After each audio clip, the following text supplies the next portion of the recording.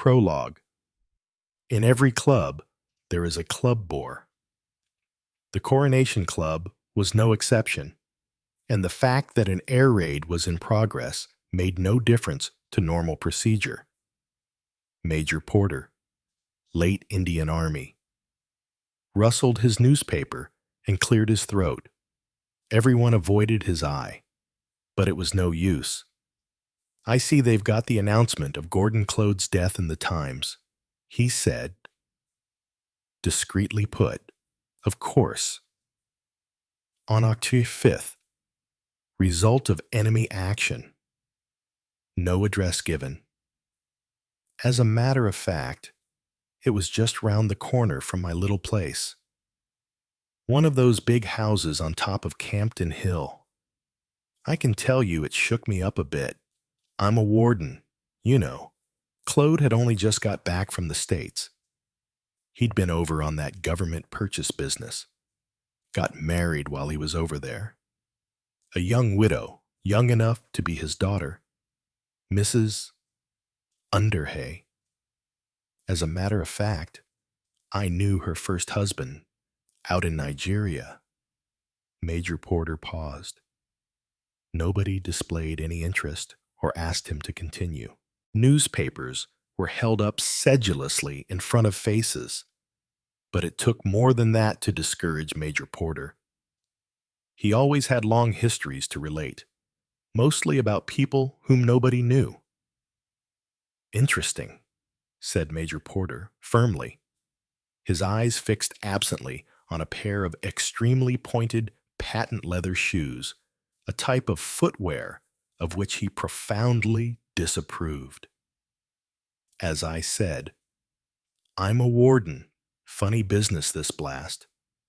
Never know what it's going to do. Blew the basement in and ripped off the roof.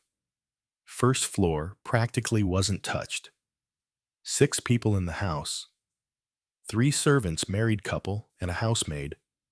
Gordon Claude, his wife and the wife's brother.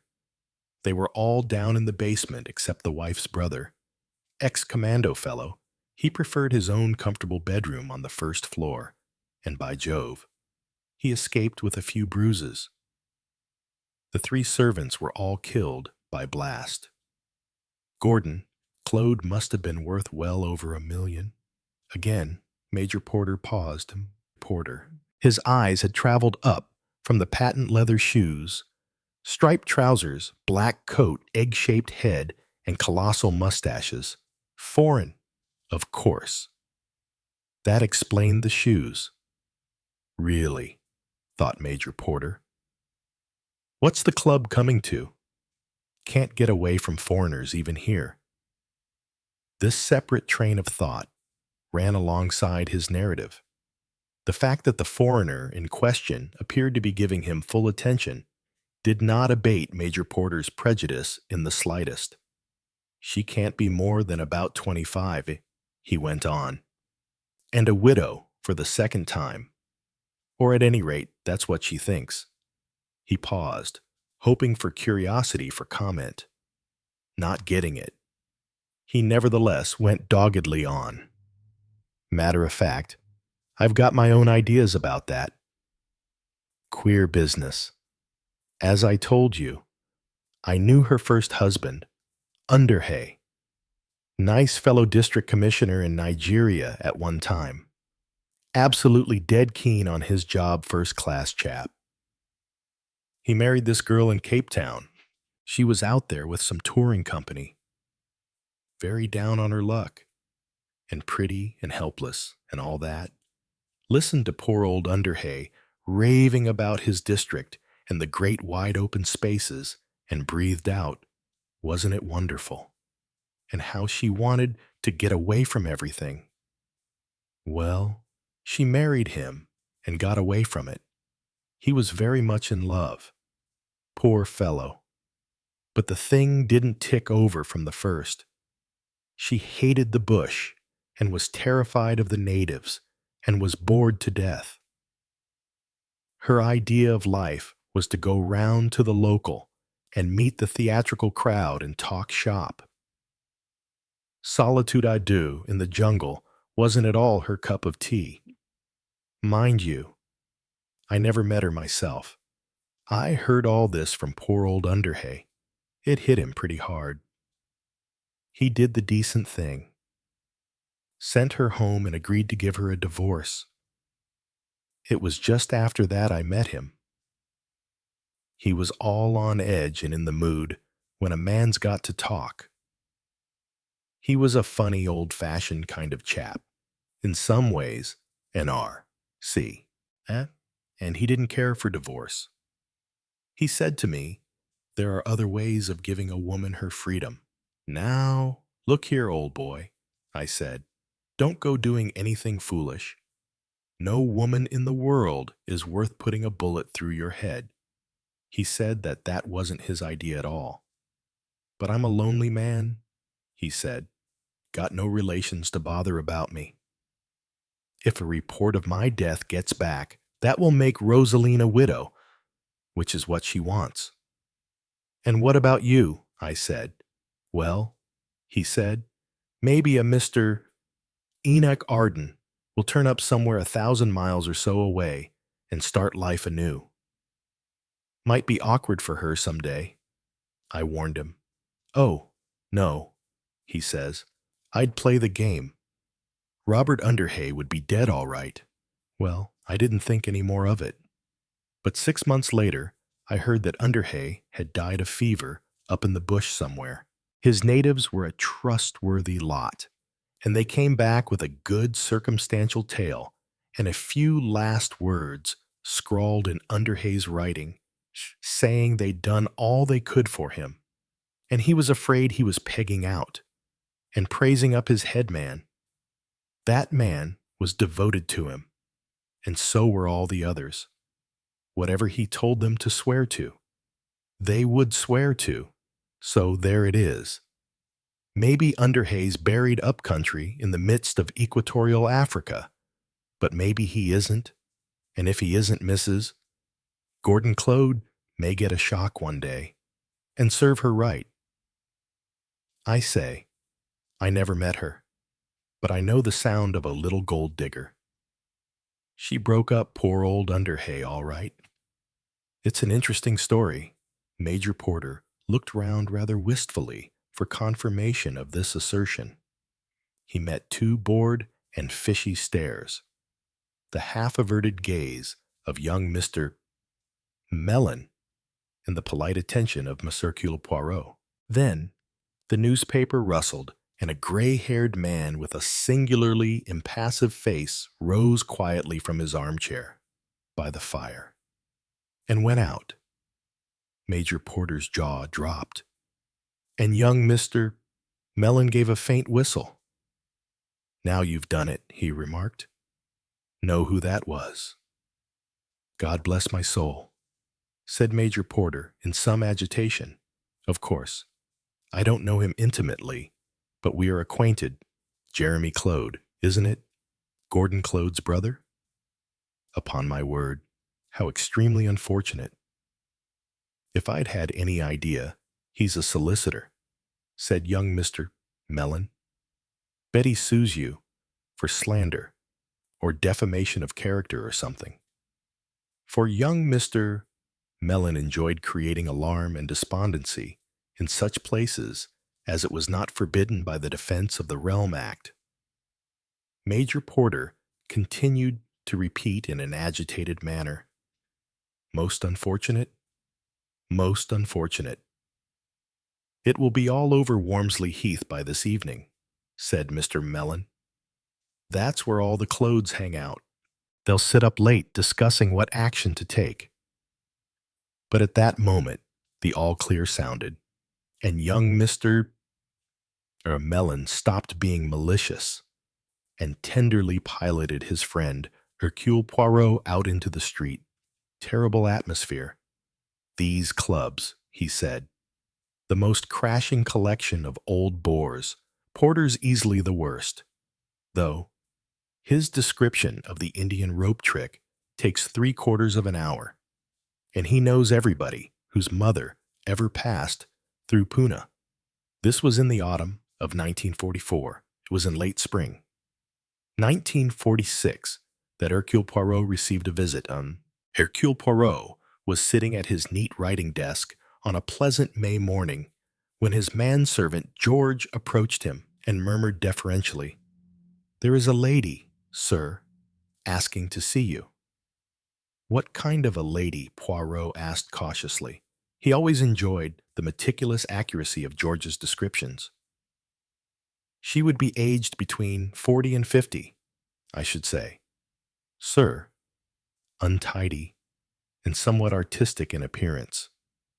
Good walking shoes, brogues, a tweed coat and skirt, but a lace blouse, some questionable Egyptian beads, and a blue chiffon scarf." Poirot shuddered slightly. "I do not think," he said, "that I wish to see her. Shall I tell her, sir, that you are indisposed?" Poirot looked at him thoughtfully. "You have already, I gather, told her that I am engaged on important business and cannot be disturbed." George coughed again. "She said, sir, that she had come up from the country specially, and did not mind how long she waited." Poirot sighed. "One should never struggle against the inevitable," he said. "If a middle-aged lady wearing sham Egyptian beads has made up her mind to see the famous Hercule Poirot, and has come up from the country to do so, nothing will deflect her. She will sit there in the hall till she gets her way. Show her in. George." George retreated, returning presently to announce formally Mrs. Claude. The figure in the worn tweeds and the floating scarf came in with a beaming face. She advanced to Poirot with an outstretched hand, all her bead necklaces swinging and clinking. Poirot," she said, "I have come to you under spirit guidance." Poirot blinked slightly.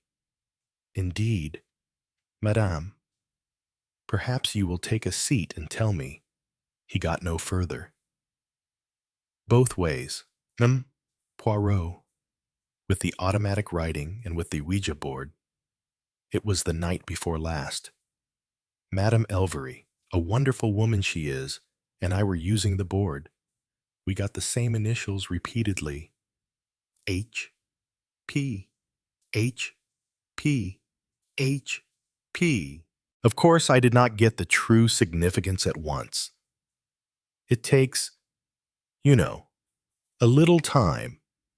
One cannot, on this earthly plane, see clearly. I racked my brains thinking of someone with those initials. I knew it must connect up with the last seance, really a most poignant one. But it was some time before I got it. And then I bought a copy of Picture Post Spirit. Guidance again. You see, because usually I buy the New Statesman. And there you were, a picture of you, and described, and on account of what you had done. It is wonderful, don't you think? Poirot, how everything has a purpose. Clearly, you are the person appointed by the guides to elucidate this matter." Poirot surveyed her thoughtfully. Strangely enough, the thing that really caught his attention was that she had remarkably shrewd, light blue eyes. They gave point, as it were, to her rambling method of approach. "And what? Mrs. Claude. Is that right?" He frowned. "By Jove, who was?" "I seem to have heard the name some time ago." She nodded vehemently. "My poor brother-in-law, Gordon. Immensely rich and often mentioned in the press. He was killed in the Blitz over a year ago. A great blow to all of us. My husband is his younger brother. He is a doctor. Dr. Lionel Claude. Of course," she added, lowering her voice, "he has no idea that I'm consulting you." He would not approve. Doctors, I find, have a very materialistic outlook. The spiritual seems to be strangely hidden from them. They pin their faith on science, but what I say is, what is science? What can it do? There seemed, to Hercule Poirot, to be no answer to the question other than a meticulous and painstaking description embracing Pasteur, Lister, Humphrey Davy's safety lamp, the convenience of electricity in the home, and several hundred other kindred items. But that, naturally, was not the answer Mrs. Lionel Claude wanted. In actual fact, her question, like so many questions, was not really a question at all. It was a mere rhetorical gesture. Hercule Poirot contented himself with inquiring in a practical manner, "In what way do you believe I can help you? Mrs. Claude, do you believe in the reality of the spirit world?" M. Poirot, "I am a good Catholic," said Poirot cautiously. Mrs. Claude waved aside the Catholic faith with a smile of pity. Blind.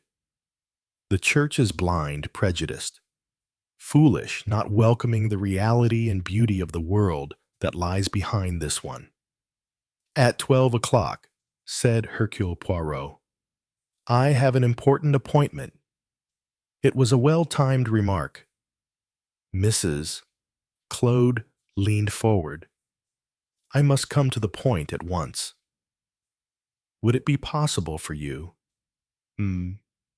Poirot, to find a missing person?" Poirot's eyebrows rose.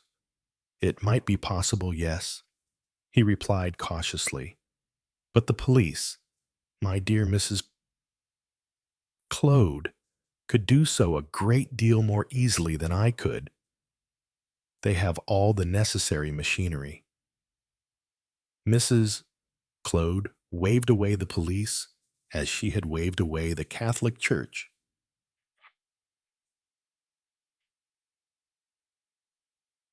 "No, M.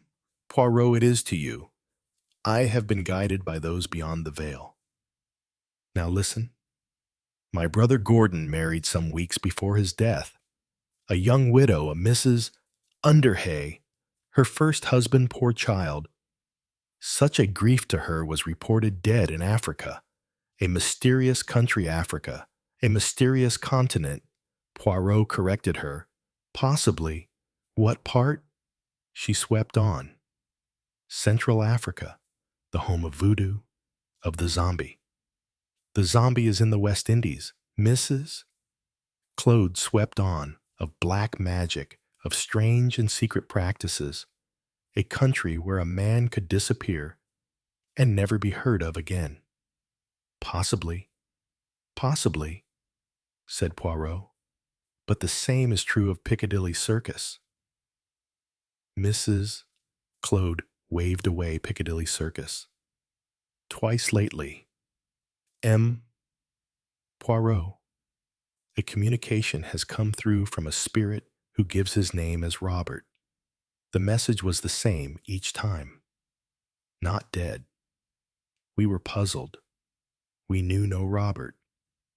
Asking for further guidance, we got this. R, you, you. Then tell R, tell R. Tell Robert, we asked. No. From Robert, R, you. What does the U stand for? Then M. Poirot. The most significant answer came. Little boy blue.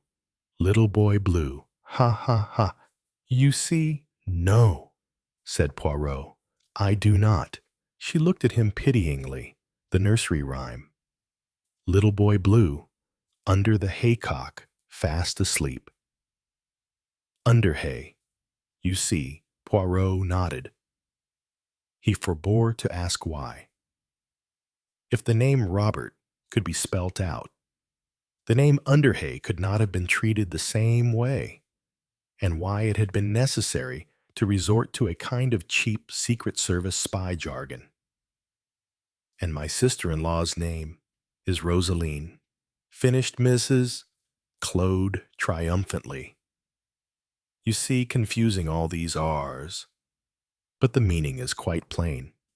Tell Rosaline that Robert Underhay is not dead. Uh-huh. And did you tell her, Mrs. Claude looked slightly taken aback. Well, no. You see, well, people are so skeptical. Rosaline, I am sure, would be so. And then, poor child, it might upset her wondering, where he was and what he was doing. Besides, projecting his voice through the ether. Quite so. A curious method, surely, of announcing his safety. Ah, Poirot, you are not an initiate. And how do we know what the circumstances are? Poor Captain Underhay, or is it Major Underhay, may be a prisoner somewhere in the dark interior of Africa. But if he could be found, Poirot, if he could be restored to his dear young Rosaline, think of her happiness. Oh, Poirot, I have been sent to you surely. Surely you will not refuse the behest of the spiritual world. Poirot looked at her reflectively. My fees, he said softly, are very expensive. I may say enormously expensive, and the task you suggest would not be easy. Oh dear, but surely it is most unfortunate. I and my husband are very badly off indeed. Actually, my own plight is worse than my dear husband knows. I bought some shares under Spirit guidance, and so far they have proved very disappointing, in fact, quite alarming.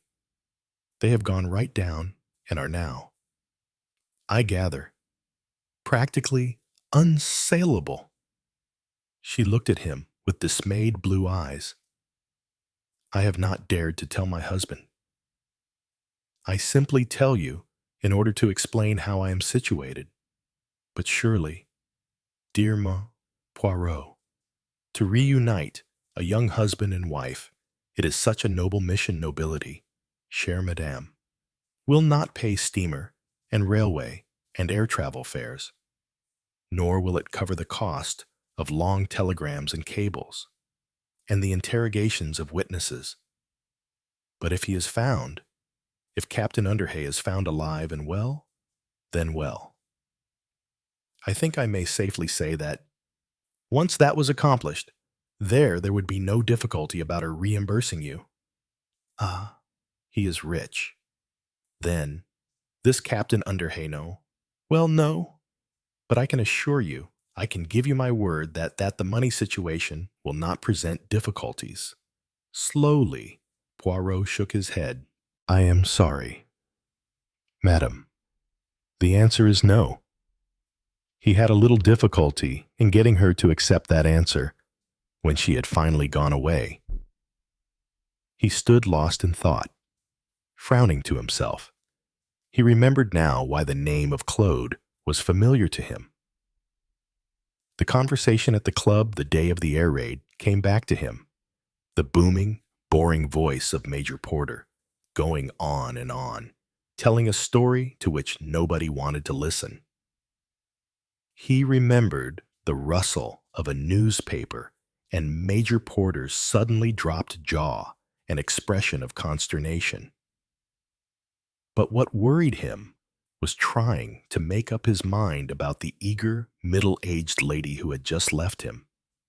The glib, spiritualistic patter, the vagueness, the floating scarves, the chains and amulets jingling round her neck, and finally, slightly at variance with all this, that sudden shrewd glint in a pair of pale blue eyes. Just why exactly did she come to me, he said to himself, and what, I wonder, has been going on in... He looked down at the card on his desk, Wormsley Vale. It was exactly 5 days later that he saw a small paragraph in an evening paper. It referred to the death of a man called Enoch Arden at Wormsley Vale, a small old-world village about 3 miles from the popular Wormsley Heath golf course. Hercule Poirot said to himself again, "I wonder what has been going on in Wormsley Vale." Book 1. 1. Wormsley Heath consists of a golf course, 2 hotels, some very expensive modern villas giving on to the golf course, a row of what were so before the war, luxury shops, and a railway station. Emerging from the railway station, a main road roars its way to London on your left. To your right, a small path across a field is signposted. Footpath to Wormsley Vale. Wormsley Vale, tucked away amongst wooded hills, is as unlike Wormsley Heath as well can be. It is in essence a microscopic old-fashioned market town now degenerated into a village. It has a main street of Georgian houses, several pubs, a few unfashionable shops, and a general air of being 150 instead of 28 miles from London. Its occupants, one and all, unite in despising the mushroom growth of Wormsley Heath. On the outskirts are some charming houses with pleasant old-world gardens. It was to one of these houses, the White House, that Lynn Marchmont returned in the early spring of 1946 when she was demobbed from the Wrens. On her 3rd morning, she looked out of her bedroom window, across the untidy lawn, to the elms in the meadow beyond, and sniffed the air happily. It was a gentle gray morning, with a smell of soft, wet earth. The kind of smell that she had been missing for the past 2 years and a half. Wonderful to be home again. Wonderful to be here in her own little bedroom, which she had thought of so often and so nostalgically while she had been overseas.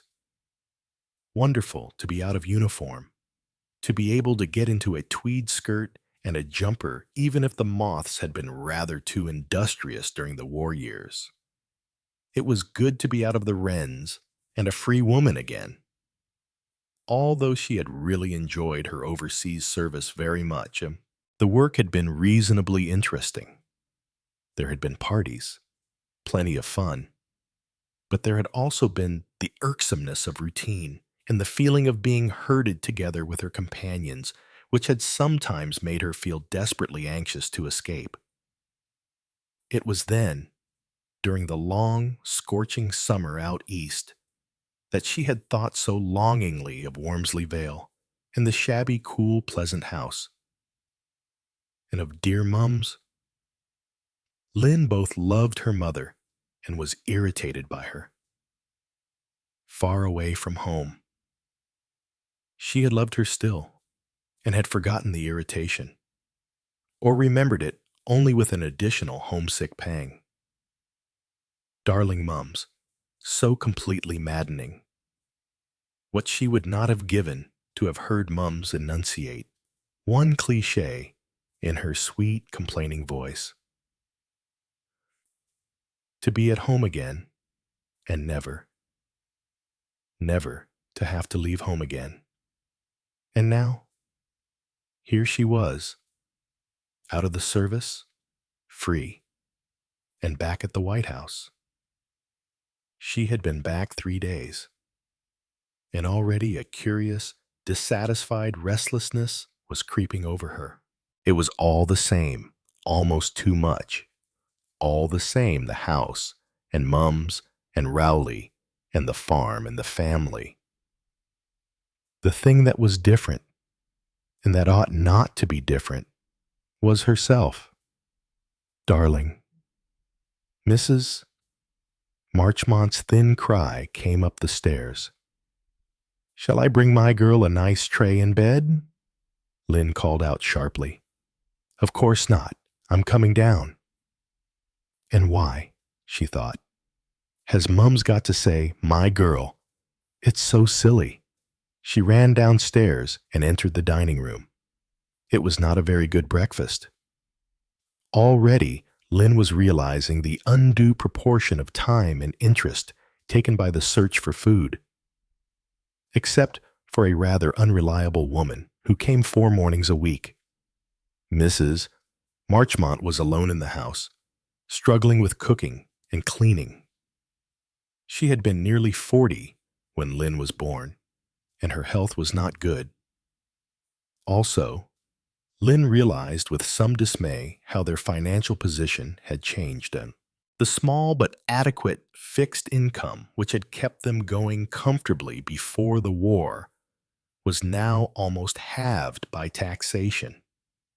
Rates, expenses, wages had all gone up. "Oh, brave new world," thought Lynn grimly. Her eyes rested lightly on the columns of the daily paper. XWAAF seeks post where initiative and drive will be appreciated. Former WRANN seeks post where organizing ability and authority are needed. Enterprise, initiative, command. Those were the commodities offered. But what was wanted? People who could cook and clean, or write decent shorthand. Plodding people who knew a routine and could give good service. Well, it didn't affect her. Her way ahead lay clear. Marriage to her cousin Rowley Clode. They had got engaged 7 years ago, just before the outbreak of war. Almost as long as she could remember. She had meant to marry Rowley. His choice of a farming life had been acquiesced in readily by her. A good life, not exciting perhaps, and with plenty of hard work. But they both loved the open air and the care of animals. Not that their prospects were quite what they had been. Uncle Gordon had always promised. Mrs. Marchmont's voice broke in plaintively. Apposite. It's been the most dreadful blow to us all, Lynn darling, as I wrote you. Gordon had only been in England 2 days. We hadn't even seen him. If only he hadn't stayed in London. If he'd come straight down here. Yes, if only. Far away. Lynn had been shocked and grieved by the news of her uncle's death, but the true significance of it was only now beginning to come home to her. For as long as she could remember, her life, all their lives, had been dominated by Gordon Clode. The rich, childless man had taken all his relatives completely under his wing.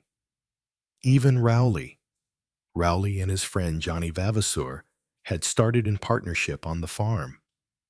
Their capital was small, but they had been full of hope and energy. And Gordon Clode had approved.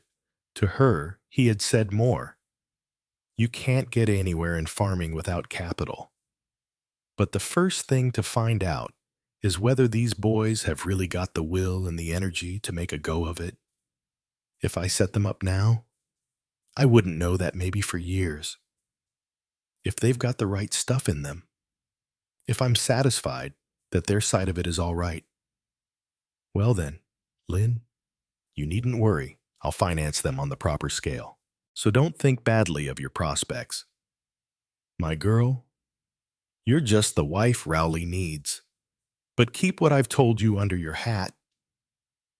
Well, she had done that. But Rowley himself had sensed his uncle's benevolent interest. It was up to him to prove to the old boy that Rowley and Johnny were a good investment for money. Yes, they had all depended on Gordon Clode. Not that any of the family had been spongers or idlers. Jeremy Claude was senior partner in a firm of solicitors. Lionel Claude was in practice as a doctor. But behind the workaday life was the comforting assurance of money in the background. There was never any need to stint or to save. The future was assured. Gordon Claude, a childless widower, would see to that. He had told them all, more than once, that that was so. His widowed sister, Adela Marchmont, had stayed on at the White House when she might, perhaps, have moved into a smaller, more labor-saving house. Lynn went to first-class schools. If the war had not come, she would have been able to take any kind of expensive training she had pleased. Checks from Uncle Gordon flowed in with comfortable regularity to provide little luxuries. Everything had been so settled, so secure. And then had come Gordon Claude's wholly unexpected marriage. Of course, darling, Adela went on. We were all flabbergasted. If there was one thing that seemed quite certain, it was that Gordon would never marry again. It wasn't, you see, as though he hadn't got plenty of family ties. Yes, thought Lynn, plenty of family. Sometimes. Possibly. Rather too much family. He was so kind always, went on Mrs. Marchmont, though perhaps just a weeny bit tyrannical on occasions. He never liked the habit of dining off a polished table, always insisted on my sticking to the old-fashioned tablecloths. In fact, he sent me the most beautiful Venetian lace ones when he was in Italy. It certainly paid to fall in with his wishes, said Lynn dryly. She added with some curiosity, How did he meet this second wife? You never told me in your letters. Oh, my dear, on some boat, or plane, or other. Coming from South America to New York. I believe, after all those years, and after all those secretaries and typists and housekeepers and everything. Lynn smiled. Ever since she could remember, Gordon Claude's secretaries, housekeepers, and office staff had been subjected to the closest scrutiny and suspicion. She asked curiously, She's good-looking, I suppose. Well, dear, said Adela, I think myself she has rather a silly face. You're not a man, Mums. Of course. Mrs. Marchmont went on. The poor girl was blitzed and had shock from blast and was really frightfully ill and all that. And it's my opinion she's never really quite recovered. She's a mass of nerves, if you know what I mean. And really, sometimes, she looks quite half-witted. I don't feel she could ever have made much of a companion for poor Gordon. Lynn smiled. She doubted whether Gordon Claude had chosen to marry a woman years younger than himself for her intellectual companionship. And then, dear, Mrs. Marchmont lowered her voice. I hate to say it, but of course she's not a lady. What an expression. Mums. What does that matter nowadays? It still matters in the country. Dear, said Adela, placidly, I simply mean that she isn't exactly one of us. Poor little devil. Really, Lynn, I don't know what you mean. We have all been most careful to be kind and polite and to welcome her amongst us for Gordon's sake. She's at Furrowbank. Then Lynn asked curiously, Yes, naturally. Where else was there for her to go when she came out of the nursing home? The doctor said she must be out of London. She's at Furrowbank with her brother. What's he like? Lynn asked. A dreadful young man, Mrs. Marchmont paused, and then added with a good deal of intensity, "Rudy." A momentary flicker of sympathy crossed Lynn's mind. "She thought I bet I'd be rude in his place," she asked. "What's his name?" "Hunter. David Hunter. Irish, I believe." Of course, they are not people one has ever heard of. She was a widow, a Mrs. Underhay. One doesn't wish to be uncharitable, but one can't help asking oneself what kind of a widow would be likely to be traveling about from South America in wartime. One can't help feeling, you know, that she was just looking for a rich husband, in which case she didn't look in vain, remarked Lynn. Mrs. Marchmont sighed. It seems so extraordinary. Gordon was such a shrewd man always. And it wasn't, I mean, that women hadn't tried. That last secretary but one, for instance. Really quite blatant. She was very efficient, I believe, but he had to get rid of her. Lynn said vaguely, "I suppose there's always a Waterloo." 62, said Mrs. Marchmont. A very dangerous age, and a war, I imagine, is unsettling. But I can't tell you what a shock it was when we got his letter from New York. What did it say? Exactly. He wrote to Frances. I really can't think why. Perhaps he imagined that owing to her upbringing, she might be more sympathetic. He said that we'd probably be surprised to hear that he was married. It had all been rather sudden, but he was sure we should all soon grow very fond of Rosaline, such a very theatrical name. Don't you think? Dear, I mean definitely rather bogus. She had had a very sad life, he said, and had gone through a lot, although she was so young. Really, it was wonderful, the plucky way she had stood up to life. Quite a well-known gambit, murmured Lynn. Oh, I know. I do agree. One has heard it so many times. But one would really think that Gordon, with all his experience still, there it is. She has the most enormous eyes, dark blue, and what they call, put in with a smutty finger.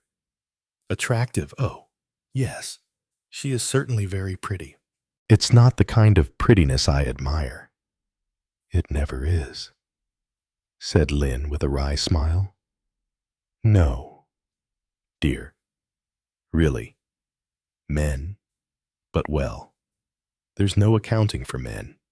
Even the most well-balanced of them do the most incredibly foolish things. Gordon's letter went on to say that we mustn't think for a moment that this would mean any loosening of old ties. He still considered us all his special responsibility. But he didn't, said Lynn. Make a will after his marriage, Mrs. Marchmont shook her head. The last will he made was in 1940. I don't know any details, but he gave us to understand at the time that we were all taken care of by it, if anything should happen to him. That will, of course, was revoked by his marriage. I suppose he would have made a new will when he got home, but there just wasn't time. He was killed practically the day after he landed in this country, and so Rosaline gets everything. Yes, the old will was invalidated by his marriage. Lynn was silent. She was not more mercenary than most, but she would not have been human if she had not resented the new state of affairs. It was not. She felt at all what Gordon Clode himself would have envisaged. The bulk of his fortune he might have left to his young wife. But certain provisions he would certainly have made for the family he had encouraged to depend upon him. Again and again He had urged them not to save, not to make provision for the future. She had heard him say to Jeremy, "You'll be a rich man when I die." To her mother, he had often said, "Don't worry, Adela, I'll always look after Lynn, you know that. And I'd hate you to leave this house. It's your home. Send all the bills for repairs to me." Rowley, he had encouraged to take up farming. Anthony, Jeremy's son, he had insisted should go into the guards, and he had always made him a handsome allowance. Lionel Claude had been encouraged to follow up certain lines of medical research that were not immediately profitable and to let his practice run down. Lynn's thoughts were broken into, dramatically, and with a trembling lip, Mrs. Marchmont produced a sheaf of bills. "And look at all these." She wailed, "What am I to do? What on earth am I to do?" Lynn. "The bank manager wrote me only this morning that I'm overdrawn. I don't see how I can be. I've been so careful, but it seems my investments just aren't producing what they used to. Increased taxation, he says. And all these yellow things. War damage insurance or something, one has to pay them, whether one wants to or not." Lynn took the bills and glanced through them. There were no records of extravagance amongst them. They were for slates replaced on the roof, the mending of fences, replacement of a worn-out kitchen boiler, a new main water pipe. They amounted to a considerable sum. Mrs. Marchmont said piteously, "I suppose I ought to move from here. But where could I go? There isn't a small house anywhere. There just isn't such a thing." "Oh, I don't want to worry you with all this, Lynn. Not just as soon as you've come home. But I don't know what to do. I really don't." Lynn looked at her mother. She was over 60. She had never been a very strong woman. During the war, she had taken in evacuees from London, had cooked and cleaned for them, had worked with the WVS, made jam, helped with school meals. She had worked 14 hours a day, in contrast to a pleasant, easy life before the war. She was now, as Lynn saw, very near a breakdown. Tired out and frightened of the future. A slow, quiet anger rose in Lynn. She said slowly, "Couldn't this Rosaline help Mrs. Marchmont?" Flushed. "We've no right to anything. Anything at all." Lynn demurred, "I think you've a moral right. Uncle Gordon always helped." Mrs. Marchmont shook her head. She said, "It wouldn't be very nice, dear, to ask favors not of someone one doesn't like very much. And anyway, that brother of hers would never let her give away a penny." And she added, heroism giving place to pure female cattiness. "If he really is her brother, that is to say." Frances Claude looked thoughtfully across the dinner table at her husband. Frances was 48. She was one of those lean greyhound women who look well in tweeds. There was a rather arrogant, ravaged beauty about her face, which had no makeup except a little carelessly applied lipstick. Jeremy Claude was a spare, gray-haired man of 63, with a dry, expressionless face. It was, this evening, even more expressionless than usual. His wife registered the fact with a swift, flashing glance. A 15-year-old girl shuffled round the table, handing the dishes. Her agonized gaze was fixed on Frances. If Frances frowned, she nearly dropped something. A look of approval set her beaming. It was noted enviously in Wormsley Vale that if anyone had servants, it would be Frances Clode. She did not bribe them with extravagant wages, and she was exacting as to performance, but her warm approval of endeavor and her infectious energy and drive made of domestic service something creative and personal.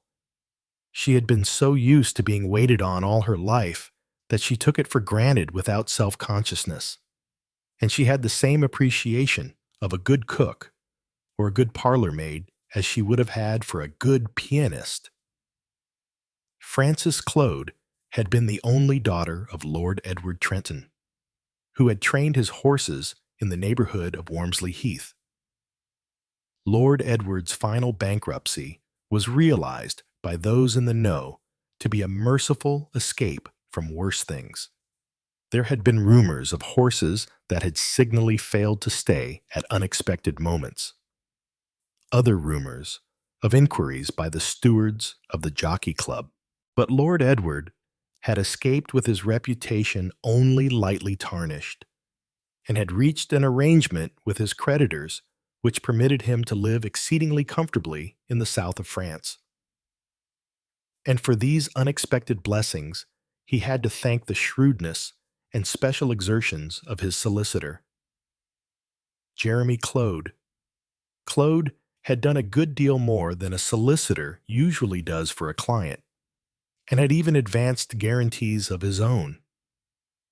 He had made it clear that he had a deep admiration for Frances Trenton, and in due course, when her father's affairs had been satisfactorily wound up, Frances became Mrs. Jeremy Clode. What she had felt about it, no one had ever known. All that could be said was that she had kept her side of the bargain admirably. She had been an efficient and loyal wife to Jeremy, a careful mother to his son, had forwarded Jeremy's interests in every way, and had never once suggested by word or deed that the match was anything but a free will impulse on her part. In response, the Clode family had an enormous respect and admiration for Frances. They were proud of her. They deferred to her judgment, but they never felt really quite intimate with her. What Jeremy Clode thought of his marriage nobody knew, because nobody ever did know what Jeremy Clode thought or felt. A dry stick was what people said about Jeremy. His reputation both as a man and a lawyer was very high. Clode, Brunskill and Clode, never touched any questionable legal business. They were not supposed to be brilliant, but were considered very sound. The firm prospered, and the Jeremy Clodes lived in a handsome Georgian house just off the marketplace, with a big, old-fashioned walled garden behind it, where the pear trees in spring showed a sea of white blossom. It was to a room overlooking the garden at the back of the house that the husband and wife went when they rose from the dinner table.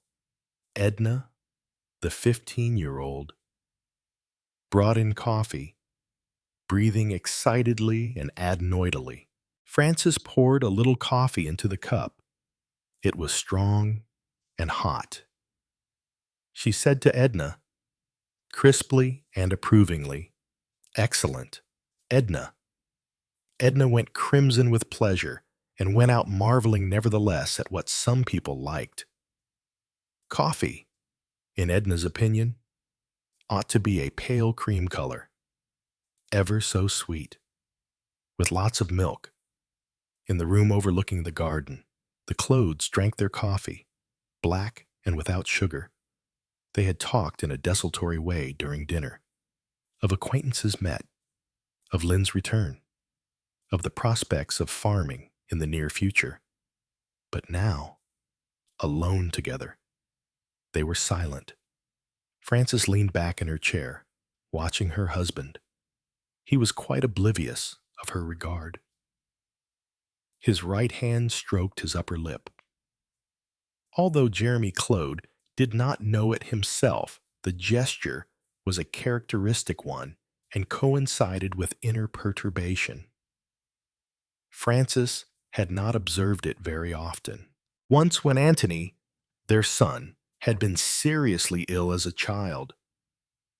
Once when waiting for a jury to consider their verdict at the outbreak of war, waiting to hear the irrevocable words over the wireless. On the eve of Antony's departure after embarkation leave, Frances thought a little while before she spoke. Their married life had been happy, but never intimate in so far as the spoken word went. She had respected Jeremy's reserves, and he hers. Even when the telegram had come announcing Antony's death on active service, they had neither of them broken down. He had opened it. Then he had looked up at her. She had said, "Is it?" He had bowed his head, then crossed and put the telegram into her outstretched hand. They had stood there quite silently for a while. Then Jeremy had said, "I wish I could help you, my dear," and she had answered, her voice steady, her tears unshed, conscious only of the terrible emptiness and aching. "It's just as bad for you." He had patted her shoulder. "Yes," he said. "Yes." Then he had moved towards the door, walking a little awry, yet stiffly.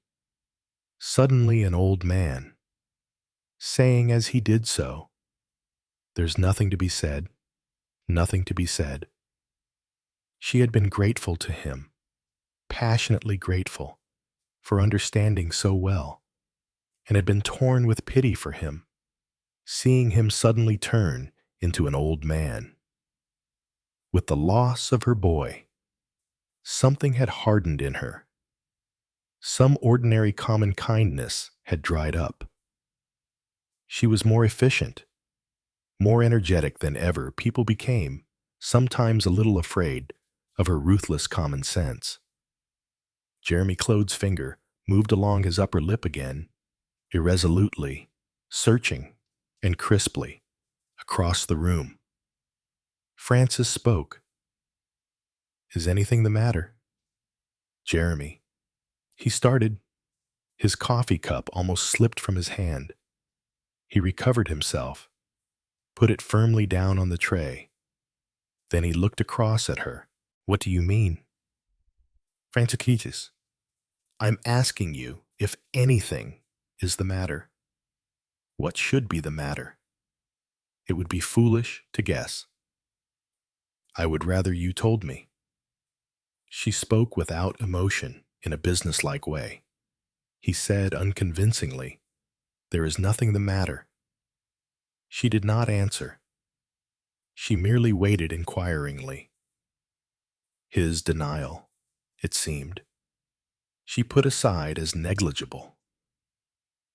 He looked at her uncertainly, and just for a moment the imperturbable mask of his gray face slipped, and she caught a glimpse of such turbulent agony that she almost exclaimed aloud.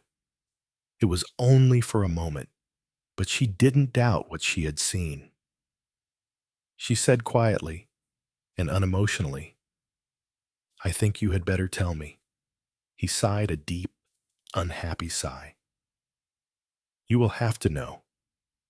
"Of course," he said, "sooner or later." And he added what was to her a very astonishing phrase. "I'm afraid you've made a bad bargain." Frances. She went right past an implication she did not understand to attack hard facts. "What is it?" she said. "Money." She did not know why she put money first. There had been no special signs of financial stringency other than were natural to the times. They were short-staffed at the office with more business than they could cope with. But that was the same everywhere, and in the last month, they had got back some of their people released from the army. It might just as easily have been illness that he was concealing. His color had been bad lately, and he had been overworked and overtired. But nevertheless, Frances' instinct went towards money, and it seemed she was right. Her husband nodded. I see. She was silent a moment, thinking. She herself did not really care about money at all, but she knew that Jeremy was quite incapable of realizing that. Money meant to him a foursquare world stability, obligations, a definite place, and status in life. Money to her was a toy, tossed into one's lap to play with. She had been born and bred in an atmosphere of financial instability. There had been wonderful times when the horses had done what was expected of them. There had been difficult times when the tradesmen wouldn't give credit, and Lord Edward had been forced to ignominious straits to avoid the bailiffs on the front doorstep. Once they had lived on dry bread for a week and sent all the servants away. They had had the bailiffs in the house for 3 weeks once when Frances was a child. She had found the bum in question very agreeable to play with and full of stories of his own little girl. If one had no money, one simply scrounged, or went abroad, or lived on one's friends and relations for a bit, or somebody tided you over with a loan. But looking across at her husband, Frances realized that in the Claude world, you didn't do that kind of thing. You didn't beg or borrow or live on other people. And conversely, you didn't expect them to beg or borrow or live off you. Frances felt terribly sorry for Jeremy and a little guilty about being so unperturbed herself. She took refuge in practicality. Shall we have to sell up everything? Is the firm going smash, Jeremy? Claude winced, and she realized she had been too matter-of-fact. My dear, she said gently, do tell me. I can't go on guessing. Claude said stiffly. We went through rather a bad crisis 2 years ago. Young Williams, you remember, absconded.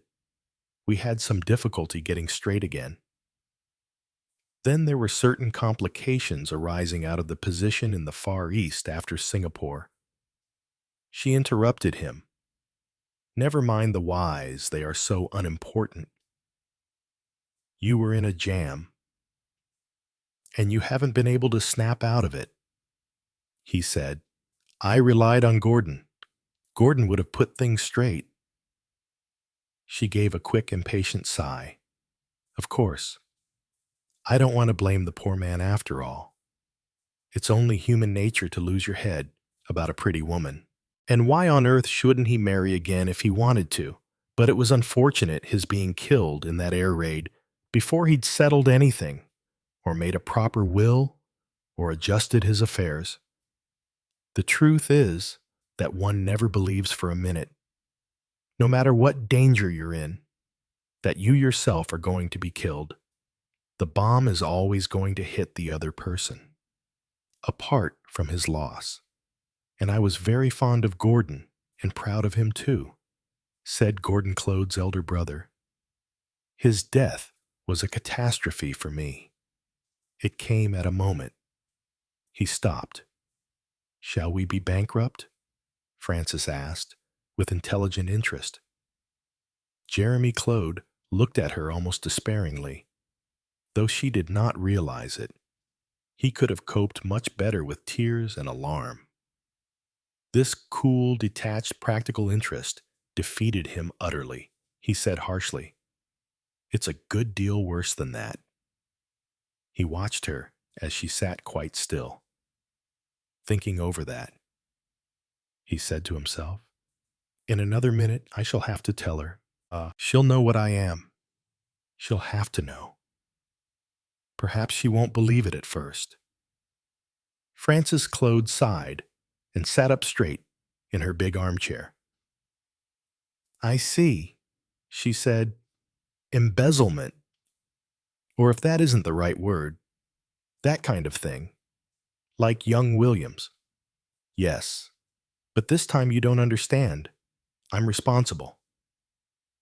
I've used trust funds that were committed to my charge.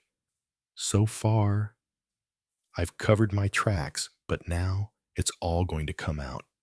Unless I can get the necessary money quickly. The shame he felt was the worst he had known in his life.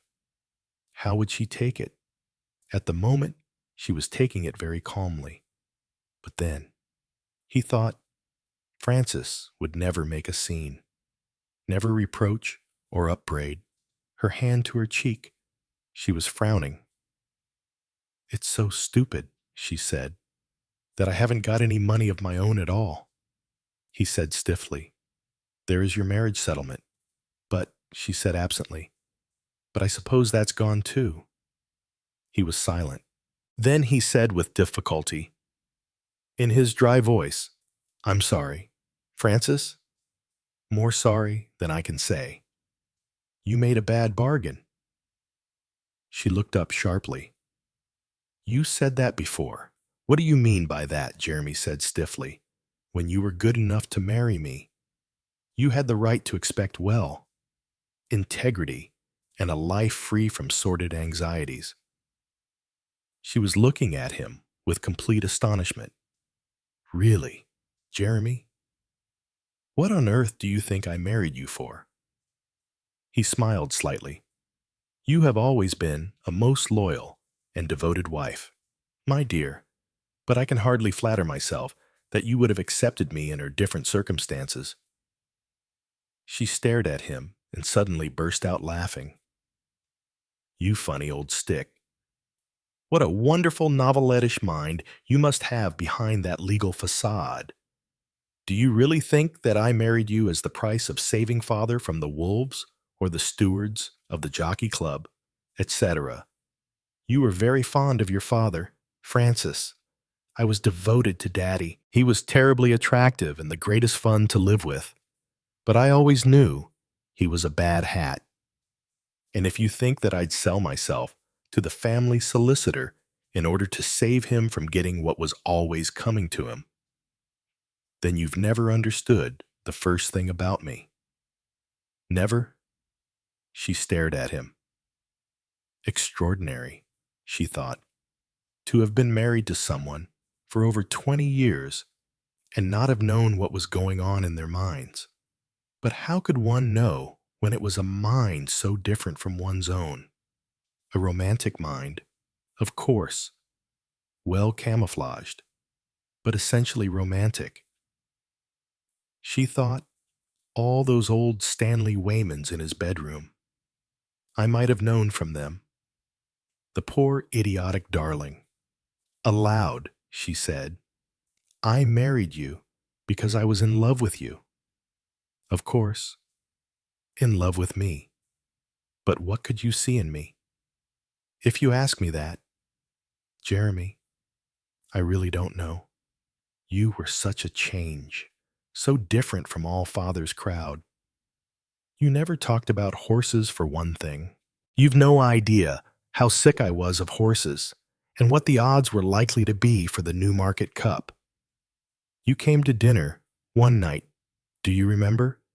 And I sat next to you and asked you what bimetallism was. And you told me, really told me. It took the whole of dinner, 6 courses we were in funds at the moment, and had a French chef. It must have been extremely boring, said Jeremy. It was fascinating. Nobody had ever treated me seriously before. And you were so polite and yet never seemed to look at me or think I was nice or good-looking or anything. It put me on my mettle. I swore I'd make you notice me, Jeremy Claude said grimly. I noticed you all right. I went home that evening and didn't sleep a wink. You had a blue dress with cornflowers. There was silence for a moment or two. Then Jeremy cleared his throat. All that is a long time ago. She came quickly to the rescue of his embarrassment, and were now a middle-aged married couple in difficulties, looking for the best way out. After what you've just told me. Francis, it makes it 1,000 times worse that this disgrace. She interrupted him. Let us please get things clear. You are being apologetic because you've fallen foul of the law.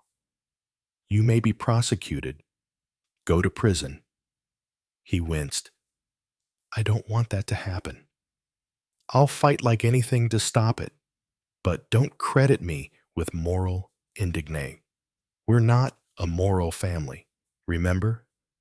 Father, in spite of his attractiveness, was a bit of a crook. And there was Charles, my cousin. They hushed it up, and he wasn't prosecuted. And they hustled him off to the colonies. And there was my cousin Gerald. He forged a check at Oxford. But he went to fight and got a posthumous for complete bravery and devotion to his men and superhuman endurance. What I'm trying to say is people are like that, not quite bad or quite good. I don't suppose I'm particularly straight myself. I have been because there hasn't been any temptation to be otherwise. But what I have got is plenty of courage, and she smiled at him. I'm loyal, my dear. He got up and came over to her. He stopped and put his lips to her hair. And now, said Lord Edward Trenton's daughter, smiling up at him, what are we going to do? Raise money. Somehow? Jeremy's face stiffened. I don't see how. A mortgage on this house. Oh, I see. She was quick. That's been done. I'm stupid. Of course you've done all the obvious things. It's a question then of a touch. Who can we touch? I suppose there's only one possibility. Gordon's widow, the dark Rosaline. Jeremy shook his head dubiously. It would have to be a large sum. And it can't come out of capital. The money's only in trust for her life. I hadn't realized that. I thought she had it absolutely. What happens when she dies? It comes to Gordon's next of kin. That is to say, it is divided between myself, Lionel, Adela, and Maurice's son, Rowley.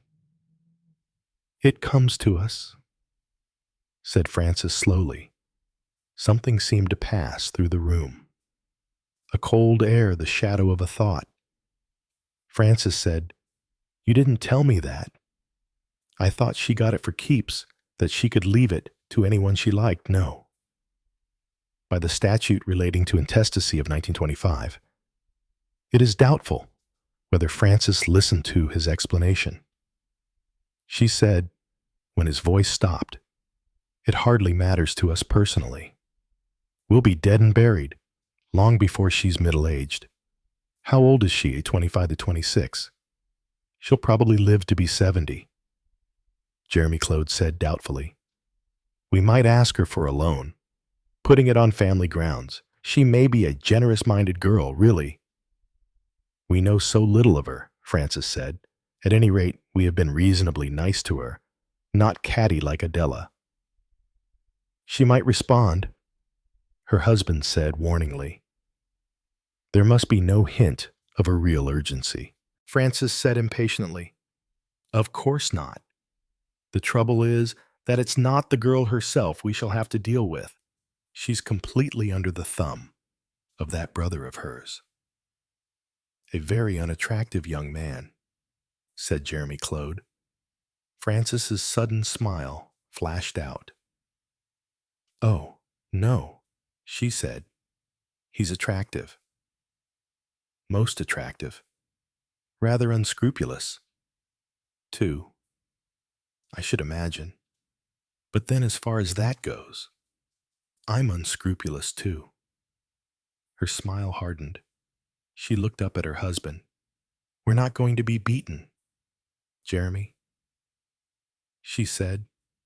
There's bound to be some way. If I have to rob a bank. 3. Money, said Lynn. Rowley Claude nodded. He was a big, square young man with a brick-red skin, thoughtful blue eyes, and very fair hair.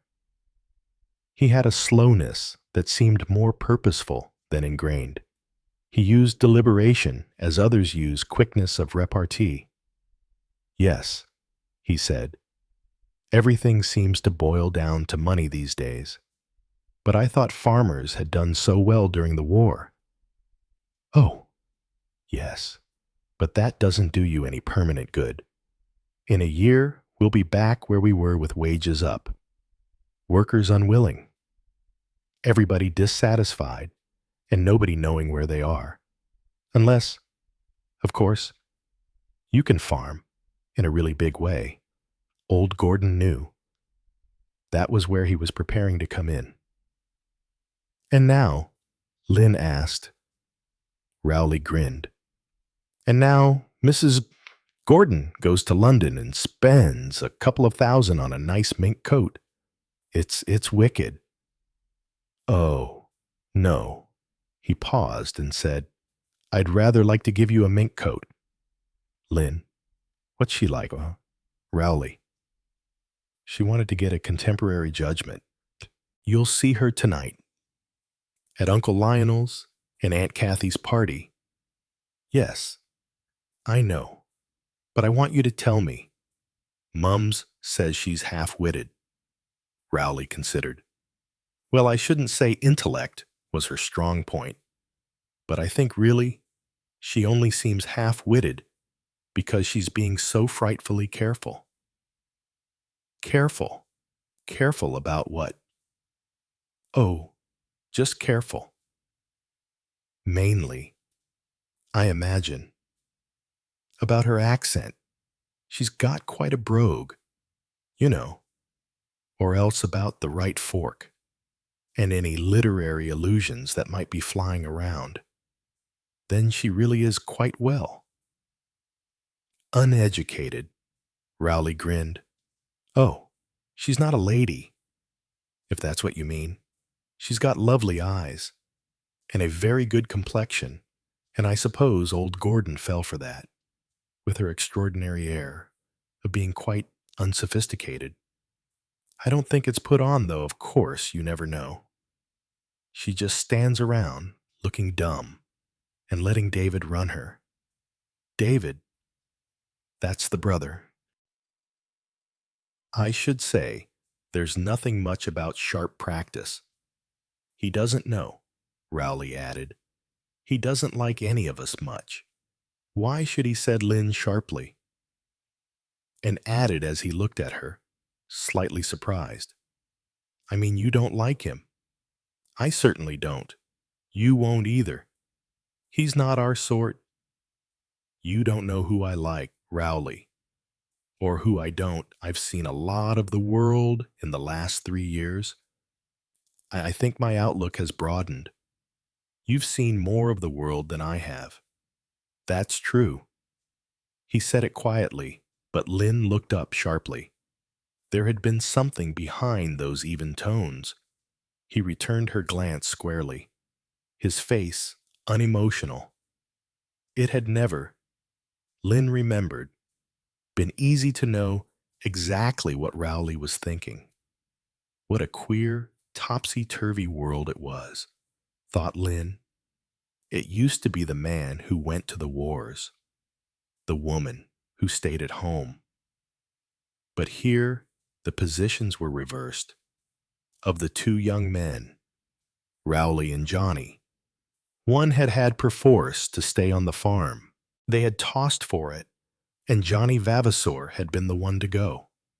He had been killed almost at once in Norway.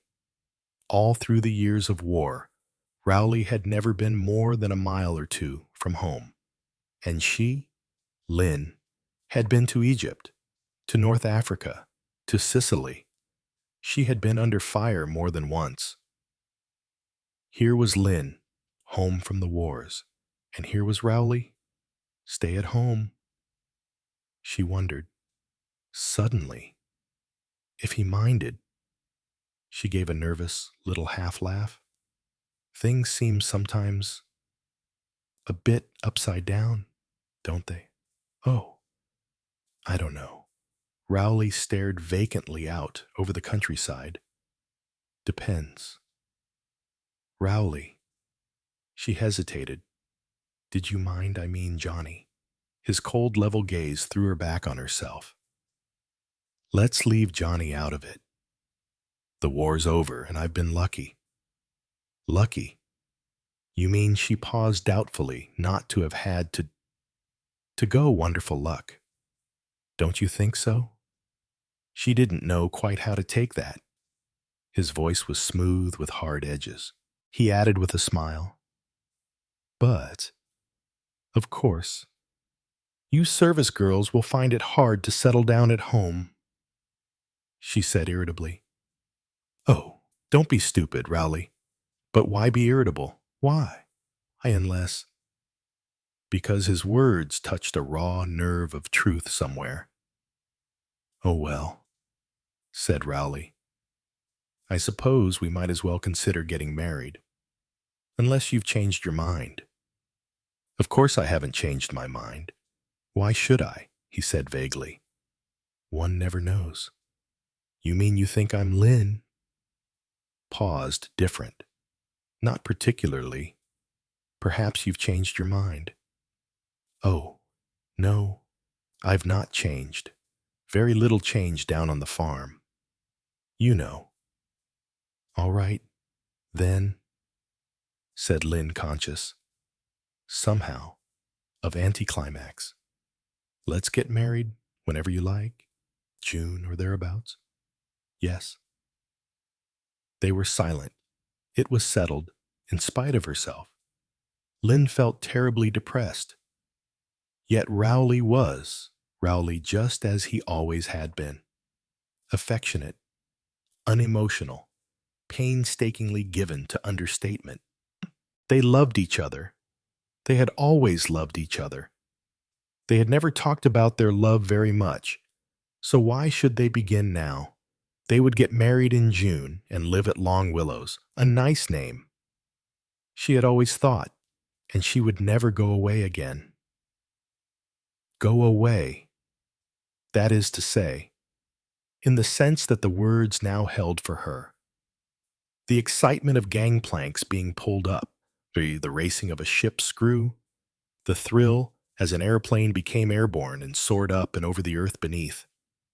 Watching a strange coastline take form and shape, the smell of hot dust, and paraffin, and garlic, the clatter and gabble of foreign tongues, strange flowers, red poinsettias rising proudly from a dusty garden, packing, unpacking where next. All that was over. The war was over. Lynn Marchmont had come home. Home is the sailor, home from the sea. But I'm not the same Lynn who went away, she thought. She looked up and saw Rowley watching her. 4. Aunt Kathy's parties were always much the same. They had a rather breathless, amateurish quality about them, characteristic of the hostess. Dr. Claude had an air of holding irritability in check with difficulty. He was invariably courteous to his guests, but they were conscious of his courtesy being an effort. In appearance, Lionel Claude was not unlike his brother Jeremy.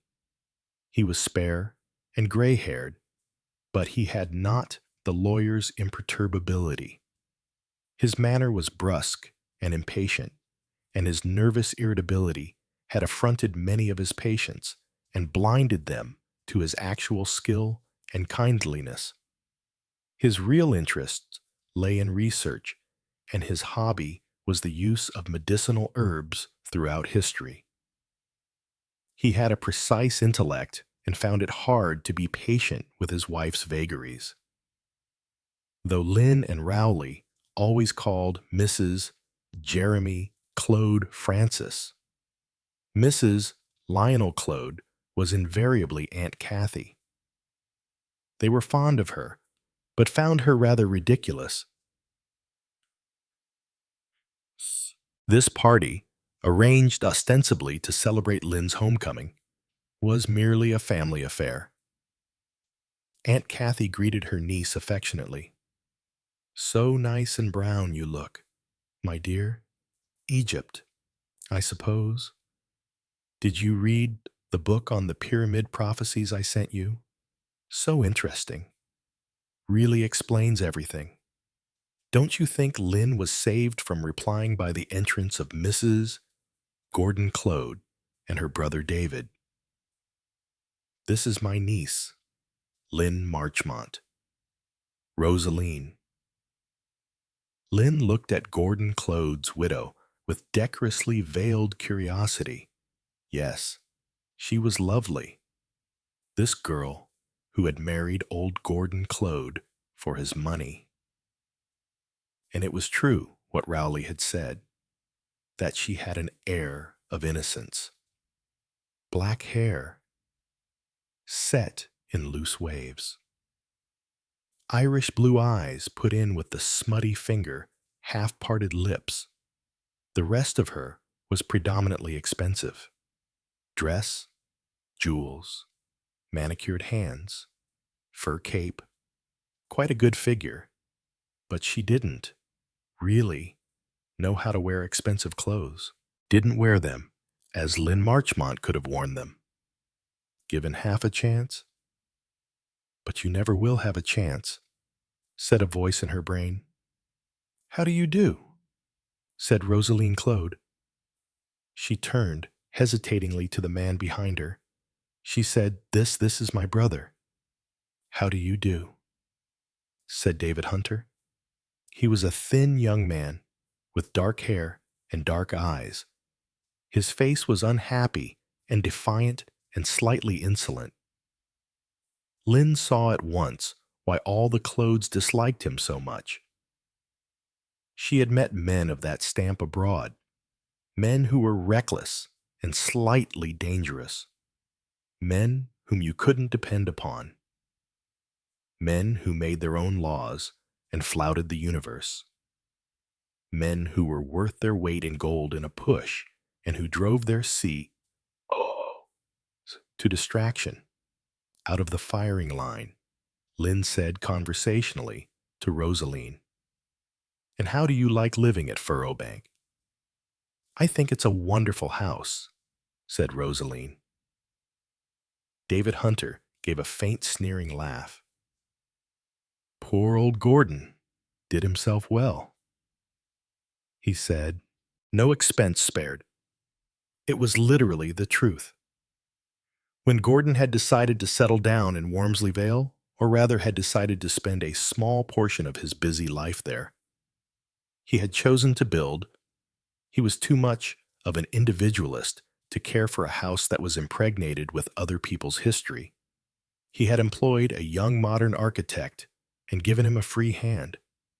Half Wormsley Vale thought Furrowbank a dreadful house, disliking its white squareness, its built-in furnishing, its sliding doors, and glass tables and chairs.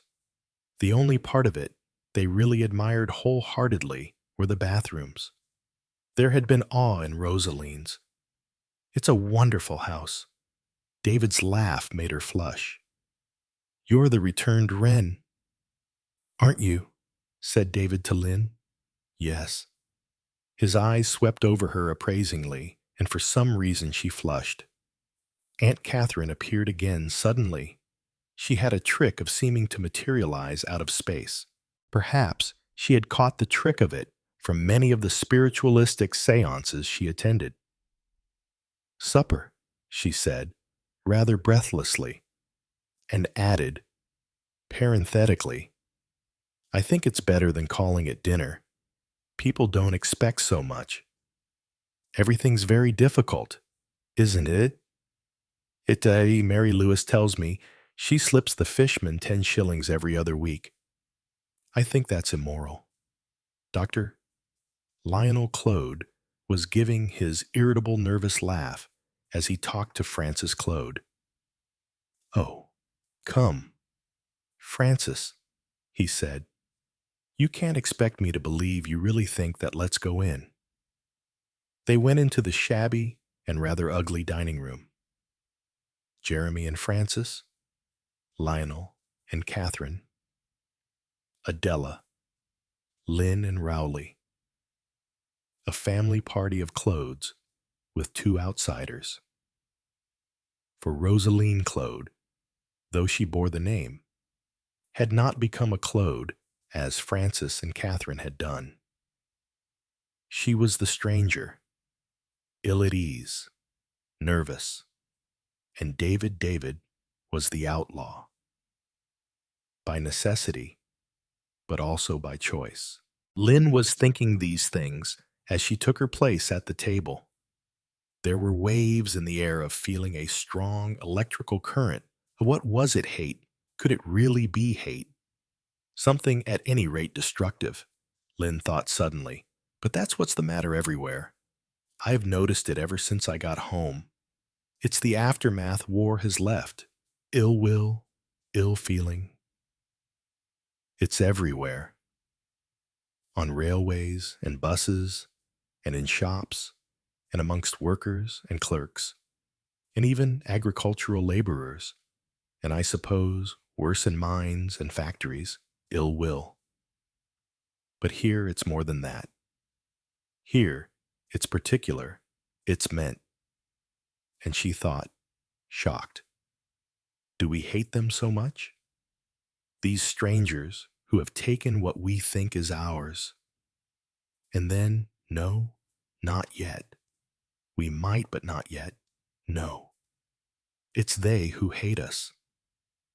It seemed to her so overwhelming a discovery that she sat silent thinking about it and forgetting to talk to David Hunter, who was sitting beside her. Presently, he said, thinking out something, his voice was quite pleasant, slightly amused, but she felt conscience-stricken. He might think that she was going out of her way to be ill-mannered. She said, I'm sorry. I was having thoughts about the state of the world. David said coolly. How extremely unoriginal. Yes, is rather. We are all so earnest nowadays, and it doesn't seem to do much good either. It is usually more practical to wish to do harm. We've thought up one or two rather practical gadgets in that line during the last few years, including that pièce de résistance, the atom bomb. That was what I was thinking about. Oh, I don't mean the atom bomb. I meant ill will, definite practical ill will. David said calmly, ill will certainly, but I rather take issue to the word practical. They were more practical about it in the Middle Ages. How do you mean black magic generally? Ill-wishing, wax figures. Spells at the turn of the moon, killing off your neighbor's cattle, killing off your neighbor himself. You don't really believe there was such a thing as black magic? Asked Lynn incredulously. Perhaps not, but at any rate, people did try hard. Nowadays, well, he shrugged his shoulders. With all the ill will in the world, you and your family can't do much about Rosaline and myself. Can you? Lynn's head went back with a jerk. Suddenly, she was enjoying herself. It's a little late in the day for that, she said politely. David Hunter laughed. He, too, sounded as though he were enjoying himself. Meaning we've got away with the booty. Yes, we're sitting pretty all right. And you get a kick out of it. Out of having a lot of money. I'll say we do. I didn't mean only the money. I meant out of us. Out of having scored off you. Well, perhaps. You'd all have been pretty smug and complacent about the old boy's cash.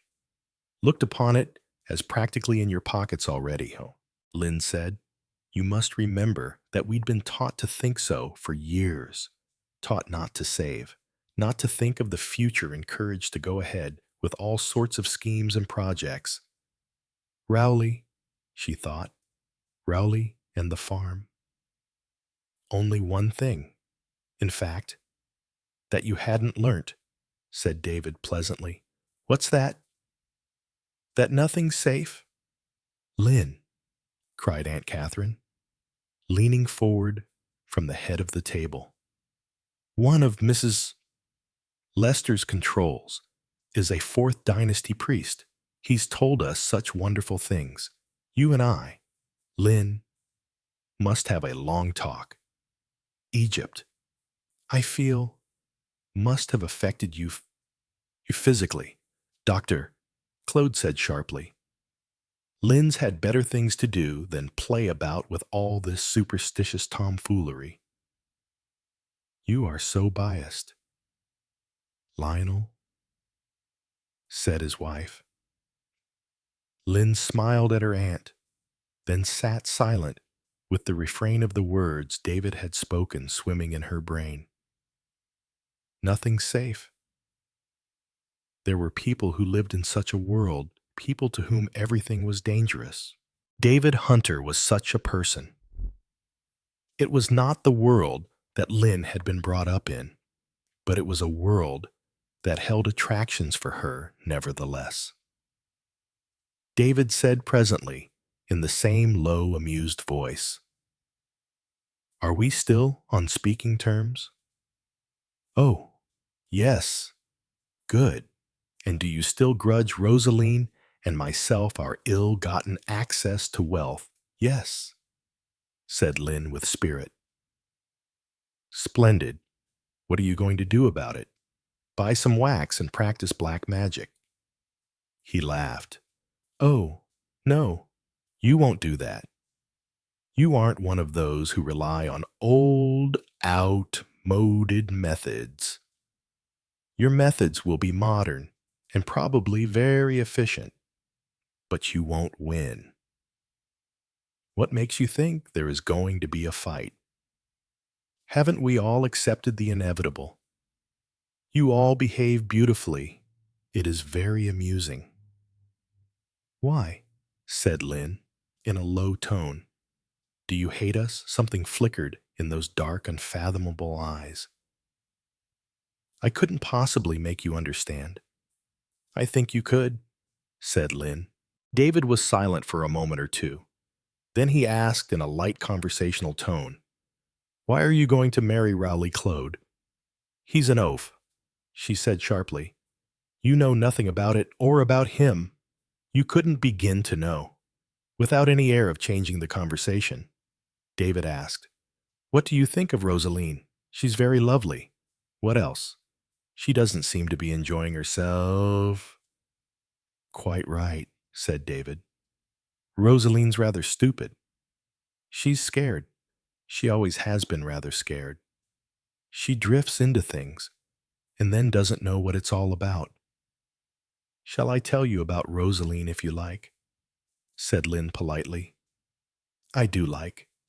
She started by being stage-struck and drifted onto the stage. She wasn't any good, of course. She got into a third-rate touring company that was going out to South Africa. She liked the sound of South Africa. The company got stranded in Cape Town. Then she drifted into marriage with a government official from Nigeria. She didn't like Nigeria, and I don't think she liked her husband much. If he'd been a hearty sort of fellow who drank and beat her, it would have been all right. But he was rather an intellectual man who kept a large library in the wilds and who liked to talk metaphysics. So, she drifted back to Cape Town again. The fellow behaved very well and gave her an adequate allowance. He might have given her a divorce, but again, he might not, for he was a Catholic. But anyway, he rather fortunately died of fever, and Rosaline got a small pension. Then the war started, and she drifted on to a boat for South America. She didn't like South America very much, so she drifted on to another boat, and there she met Gordon Claude and told him all about her sad life. So, they got married in New York and lived happily for a fortnight, and a little later He was killed by a bomb, and she was left a large house, a lot of expensive jewelry, and an immense income. It's nice that the story has such a happy ending, said Lynn. Yes, said David Hunter, possessing no intellect at all. Rosaline has always been a lucky girl, which is just as well. Gordon Claude was a strong old man. He was 62. He might easily have lived for 20 years. He might have lived even longer. That wouldn't have been much fun for Rosaline, would it? She was 24 when she married him. She's only 26 now. She looks even younger, said Lynn. David looked across the table. Rosaline Claude was crumbling her bread. She looked like a nervous child. Yes, he said thoughtfully. She does. Complete absence of thought. I suppose. Poor thing, said Lynn suddenly. David frowned. Why the pity? He said sharply, I'll look after Rosaline. I expect you will. He scowled. Anyone who tries to do down Rosaline has got me to deal with. And I know a good many ways of making war, some of them not strictly orthodox. Am I going to hear your life history now? Asked Lynn coldly. A very abridged edition, he smiled.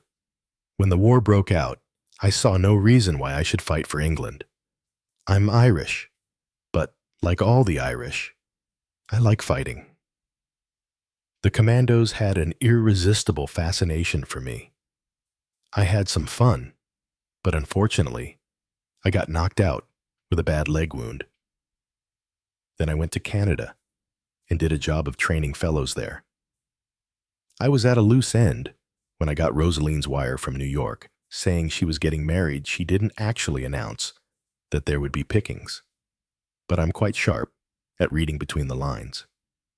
I flew there, tacked myself on to the happy pair, and came back with them to London. And now, he smiled insolently at her. Home is the sailor, home from the sea. That's you, and the hunter home from the hill. What's the matter? Nothing, said Lynn. She got up with the others. As they went into the drawing room, Rowley said to her, You seem to be getting on quite well with David Hunter. What were you talking about? Nothing particular, said Lynn. 5. David, when are we going back to London? When are we going to America? Across the breakfast table. David Hunter gave Rosaline a quick, surprised glance. There's no hurry, is there? What's wrong with this place? He gave a swift, appreciative glance round the room where they were breakfasting. Furrowbank was built on the side of a hill, and from the windows one had an unbroken panorama of sleepy English countryside. On the slope of the lawn, thousands of daffodils had been planted. They were nearly over now, but a sheet of golden bloom still remained. Crumbling the toast on her plate, Rosaline murmured, You said we'd go to America soon. As soon as it could be managed. Yes, but actually, it isn't managed so easily. There's priority. Neither you nor I have any business reasons to put forward. Things are always difficult after a war. He felt faintly irritated with himself as he spoke. The reasons he advanced, though genuine enough, had the sound of excuses. He wondered if they sounded that way to the girl who sat opposite him. And why was she suddenly so keen to go to America? Rosaline murmured. You said we'd only be here for a short time. You didn't say we were going to live here. What's wrong with Wormsley Vale and Furrowbank? Come now. Nothing? It's them, all of them. The Clodes? Yes. That's just what I get a kick out of, said David. I like seeing their smug faces eaten up with envy and malice. Don't grudge me my fun. Rosaline, she said in a low, troubled voice, I wish you didn't feel like that. I don't like it. Have some spirit, girl. We've been pushed around enough. You and I. The Clodes have lived soft, lived on Big Brother Gordon. Little fleas on a big flea. I hate their kind, I always have. She said, shocked. I don't like hating people. It's wicked. Don't you think they hate you? Have they been kind to you, friendly? She said doubtfully. They haven't been unkind. They haven't done me any harm. But they'd like to. Baby face. They'd like to. He laughed recklessly. If they weren't so careful of their own skins, you'd be found with a knife in your back one fine morning. She shivered. Don't say such dreadful things. Well, perhaps not a knife. Strychnine in the soup. She stared at him, her mouth tremulous. You're joking. He became serious again. Don't worry. Rosaline, I'll look after you. They've got me to deal with. She said, stumbling over the words. If it's true, what you say about their hating us, hating me, why don't we go to London? We'd be safe there away from them all. The country's good for you, my girl. You know it makes you ill being in London. That was when the bombs were there, the bombs. She shivered, closed her eyes. I'll never forget, never. Yes, you will. He took her gently by the shoulders, shook her slightly. Snap out of it. Rosaline, you were badly shocked, but it's over now. There are no more bombs. Don't think about it. Don't remember. The doctor said country air, and a country life for a long time to come. That's why I want to keep you away from London. Is that really why? Is it, David? I thought perhaps. What did you think? Rosaline said, slowly. I thought perhaps it was because of her. You wanted to be here. Her. You know the one I mean. The girl the other night. The one who was in the Wrens. His face was suddenly black and stern. Lynn Marchmont. She means something to you. David. Lynn Marchmont. She's Rowley's girl. Good old stay-at-home Rowley. That bovine, slow-witted, good-looking ox. I watched you talking to her the other night. Oh, for heaven's sake, Rosaline. And you've seen her since, haven't you? I met her near the farm the other morning when I was out riding. And you'll meet her again. Of course I'll always be meeting her. This is a tiny place. You can't go 2 steps without falling over a Clode. But if you think I've fallen for Lynn Marchmont, you're wrong. She's a proud, stuck-up, unpleasant girl without a civil tongue in her head. I wish old Rowley joy of her. No. Rosaline, my girl. She's not my type, she said doubtfully. Are you sure, David? Of course I'm sure. She said half timidly, I know you don't like my laying out the cards, but they come true. They do indeed. There was a girl bringing trouble and sorrow. A girl would come from over the sea. There was a dark stranger, too, coming into our lives and bringing danger with him. There was the death card. And you and your dark strangers. David laughed. What a mass of superstition you are. Don't have any dealings with a dark stranger. That's my advice to you. He strolled out of the house laughing. But when he was away from the house, his face clouded over, and he frowned to himself, murmuring, Bad luck to you, Lynn. coming home from abroad and upsetting the apple cart, for he realized that at this very moment he was deliberately making a course on which he might hope to meet the girl he had just apostrophized so savagely. Rosaline watched him stroll away across the garden and out through the small gate that gave on to a public footpath across the fields. Then she went up to her bedroom and looked you through the clothes in her wardrobe. She always enjoyed touching and feeling her new mink coat. To think she should own a coat like that, she could never quite get over the wonder of it. She was in her bedroom when the parlor maid came up to tell her that Mrs. Marchmont had called. Adela was sitting in the drawing room with her lips set tightly together and her heart beating at twice its usual speed. She had been steeling herself for several days to make an appeal to Rosaline, but true to her nature, had procrastinated.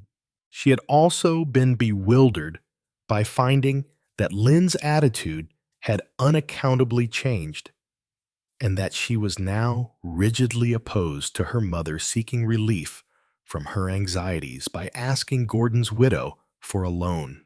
However, another letter from the bank manager that morning had driven Mrs. Marchmont into positive action. She could delay no longer. Lynn had gone out early, and Mrs. Marchmont had caught sight of David Hunter walking along the footpath so the coast was clear. She particularly wanted to get Rosaline alone, without David, rightly judging that Rosaline alone would be a far easier proposition. Nevertheless, she felt dreadfully nervous as she waited in the sunny drawing room, though she felt slightly better when Rosaline came in with what Mrs.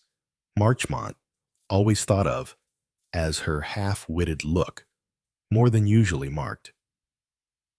I wonder, thought Adela to herself, if the blast did it, or if she was always like that. Rosaline stammered. Oh, good morning. Is there anything? Do sit down. Such a lovely morning, said Mrs. Marchmont brightly. All my early tulips are out. Are yours? The girl stared at her vacantly. I don't know. What was one to do, thought Adela, with someone who didn't talk gardening or dogs, those standbys of rural conversation aloud, she said, unable to help the tinge of acidity that crept into her tone. Of course you have so many gardeners, they attend to all that. I believe we're short-handed. Old Mullard wants 2 more men, he says, but there seems a terrible shortage still of labor. The words came out with a kind of glib, parrot-like delivery, rather like a child who repeats what it has heard a grown-up person say. Yes, she was like a child. Was that, Adela wondered, her charm? Was that what had attracted that hard-headed, shrewd businessman, Gordon Clode, and blinded him to her stupidity and her lack of breeding? After all, it couldn't only be looks.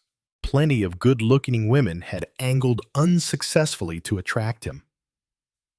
But childishness, to a man of 62, might be an attraction. Was it? Could it be? Real? Or was it a pose? A pose that had paid, and so had become second nature? Rosaline was saying. David's out, I'm afraid. And the words recalled Mrs. Marchmont to herself. David might return. Now was her chance, and she must not neglect it. The words stuck in her throat, but she got them out. I wonder if you would help me. Help you. Rosaline looked surprised, uncomprehending. Things are very difficult, you see. Gordon's death has made a great difference to us all. You silly idiot, she thought. Must you go on gaping at me like that? You know what I mean. You must know what I mean. After all, you've been poor yourself. She hated Rosaline at that moment. Hated her because Adela Marchmont, was sitting here whining for money. She thought, I can't do it. I can't do it, after all. In one brief instant, all the long hours of thought and worry and vague planning flashed again across her brain. Sell the house, but move where? There weren't any small houses on the market. Certainly not any cheap houses. Take paying guests, but you couldn't get staff. And she simply couldn't. She just couldn't deal with all the cooking and housework involved. If Lynn helped, but Lynn was going to marry Rowley. Live with Rowley and Lynn herself. No, she'd never do that. Get a job. What job? Who wanted an untrained, elderly, tired-out woman? She heard her voice, belligerent because she despised herself. I mean money, she said. Money, said Rosaline. She sounded ingenuously surprised, as though money was the last thing she expected to be mentioned. Adela went on doggedly, tumbling the words out. I'm overdrawn at the bank, and I owe bills, repairs to the house, and the rates haven't been paid yet. You see, everything's halved my income. I suppose it's taxation. Gordon, you see, used to help. With the house. He did all the repairs and the roof and painting and things like that, and an allowance as well. He paid it into the bank every quarter. He always said not to worry, and of course I never did. It was all right when he was alive. But now, she stopped. She was ashamed, but at the same time, relieved. After all, the worst was over. If the girl refused, she refused, and that was that. Rosaline was looking very uncomfortable. Oh, dear, she said, I didn't know. I never thought. Well, of course. I'll ask David. Grimly gripping the sides of her chair, Adela said, desperately, couldn't you give me a check now? Yes, I suppose I could. Rosaline, looking startled, got up, went to the desk. She hunted in various pigeonholes and finally produced a checkbook. Shall I? How much would 500 pounds? Adela broke off. 500 pounds? Rosaline wrote obediently. A load slipped off Adela's back. After all, it had been easy. She was dismayed as it occurred to her that it was less gratitude that she felt than a faint scorn for the easiness of her victory. Rosaline was surely strangely simple. The girl rose from the writing desk and came across to her. She held out the check awkwardly. The embarrassment seemed now entirely on her side. I hope this is all right. I'm really so sorry. Adela took the check. The unformed, childish hand straggled across the pink paper. Mrs. Marchmont, 500 pounds, $500. Rosaline Clode. It's very good of you, Rosaline. Thank you. Oh, please. I ought to have thought very good of you, my dear. With the check in her handbag, Adela Marchmont felt a different woman. The girl had really been very sweet about it. It would be embarrassing to prolong the interview. She said goodbye and departed. She passed David in the drive, said good morning pleasantly, and hurried on. 6. What was the Marchmont woman doing here? Demanded David as soon as he got in. Oh, David! She wanted money dreadfully badly. I'd never thought. And you gave it her, I suppose. He looked at her in half-humorous despair. "You're not to be trusted alone. Rosaline, oh, David, I couldn't refuse. After all, after all, what, how much?" In a small voice, Rosaline murmured, £500. To her relief, David laughed. A mere flea bite. Oh, David, it's a lot of money. Not to us nowadays. Rosaline, you never really seem to grasp that you're a very rich woman. All the same, if she asked 500, she'd have gone away perfectly satisfied with 250. You must learn the language of borrowing, she murmured. I'm sorry, David. My dear girl, after all, it's your money. It isn't? Not really. Now don't begin that all over again. Gordon Clode died before he had time to make a will. That's what's called the luck of the game. We win. You and I. The others lose. It doesn't seem right. Come now, my lovely sister Rosaline. Aren't you enjoying all this?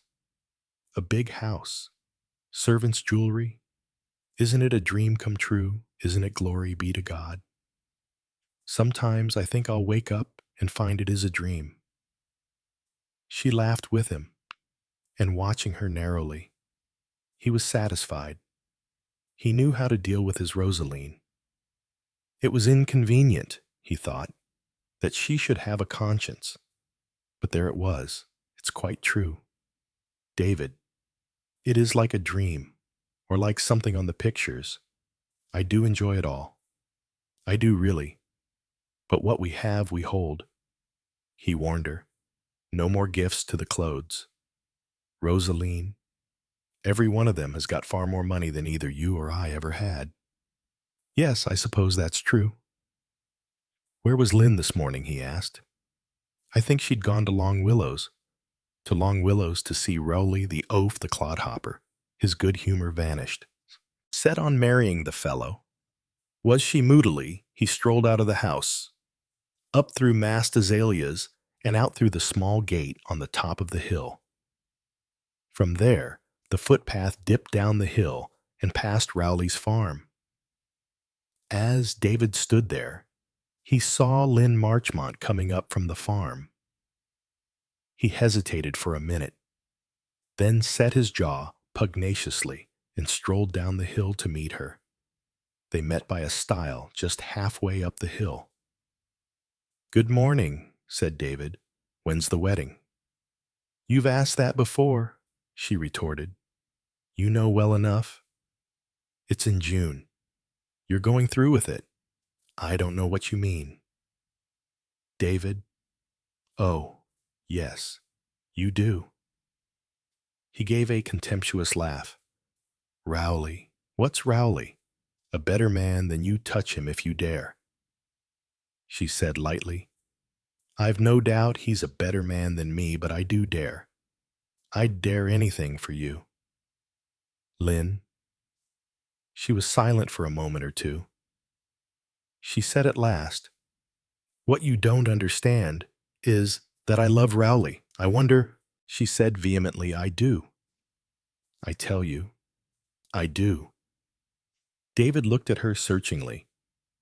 We all see pictures of ourselves as we want to be. You see yourself in love with Rowley. Settling down with Rowley, living here contented with Rowley, never wanting to get away. But that's not the real you, is it, Lynn? Oh, what is the real me? What's the real you? If it comes to that, what do you want? I'd have said. I wanted safety, peace after storm, ease after troubled seas. But I don't know. Sometimes I suspect, Lynn, that both you and I want trouble. he added moodily. I wish you'd never turned up here. I was remarkably happy until you came. Aren't you happy now? He looked at her. She felt excitement rising in her. Her breath became faster. Never had she felt so strongly David's queer, moody attraction. He shot out a hand, grasped her shoulder, swung her round. Then as suddenly, she felt his grasp slacken. He was staring over her shoulder up the hill. She twisted her head to see what it was that had caught his attention. A woman was just going through the small gate above Furrow Bank, David said sharply. Who's that? Lynn said. It looks like Frances. Frances. He frowned. What does Frances want? My dear Lynn, only those who want something drop in to see Rosaline. Your mother has already dropped in this morning. Mother Lynn drew back. She frowned. What did she want? Don't you know money? Lynn stiffened. She got it all right, said David. He was smiling now, the cool, cruel smile that fitted his face so well. They had been near a moment or two ago. Now they were miles apart, divided by a sharp antagonism. Lynn cried out, Oh, no, no, no. He mimicked her. Yes, yes, yes. I don't believe it. How much? 500 pounds. She drew her breath in sharply. David said musingly, I wonder how much Frances is going to ask for.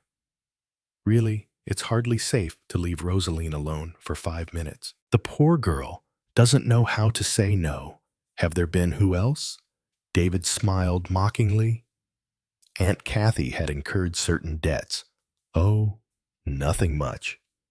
A mere 250 covered them, but she was afraid it might get to the doctor's ears since they had been occasioned by payments to mediums. He might not have been sympathetic. She didn't know. Of course, added David, that the doctor himself had applied for a loan. Lynn said in a low voice, What you must think of us. What you must think of us, then. Taking him by surprise. She turned and ran helter-skelter down the hill to the farm. He frowned as he watched her go. She had gone to Rowley, flown there as a homing pigeon flies, and the fact disturbed him more than he cared to acknowledge. He looked up the hill again and frowned. No. Frances, he said under his breath, I think not. You've chosen a bad day. And he strode purposefully up the hill. He went through the gate and down through the azaleas, crossed the lawn, and came quietly in through the window of the drawing room. Just as Frances Clode was saying, I wish I could make it all clearer. But, you see, Rosaline, it really is frightfully difficult to explain. A voice from behind her said, Is it? Frances Clode turned sharply. Unlike Adela Marchmont, she had not deliberately tried to find Rosaline alone. The sum needed was sufficiently large to make it unlikely that Rosaline would hand it over without consulting her brother. Actually, Frances would far rather have discussed the matter with David and Rosaline together than have David feel that she had tried to get money out of Rosaline during his absence from the house. She had not heard him come through the window, absorbed as she was in the presentation of a plausible case. The interruption startled her, and she realized also that David Hunter was, for some reason, in a particularly ugly mood. Oh, David, she said easily, I'm glad you've come. I've just been telling Rosaline. Gordon's death has left Jeremy in no end of a hole. and I'm wondering if she could possibly come to the rescue. It's like this. Her tongue flowed on swiftly. The large sum involved Gordon's backing promised verbally. Government restrictions, mortgages. A certain admiration stirred in the darkness of David's mind. What a damned good liar the woman was. Plausible. The whole story, but not the truth. No, he'd take his oath on that, not the truth. What, he wondered, was the truth Jeremy been getting himself into Queer Street? It must be something pretty desperate. If he was allowing Frances to come and try this stunt, she was a proud woman. 2, he said.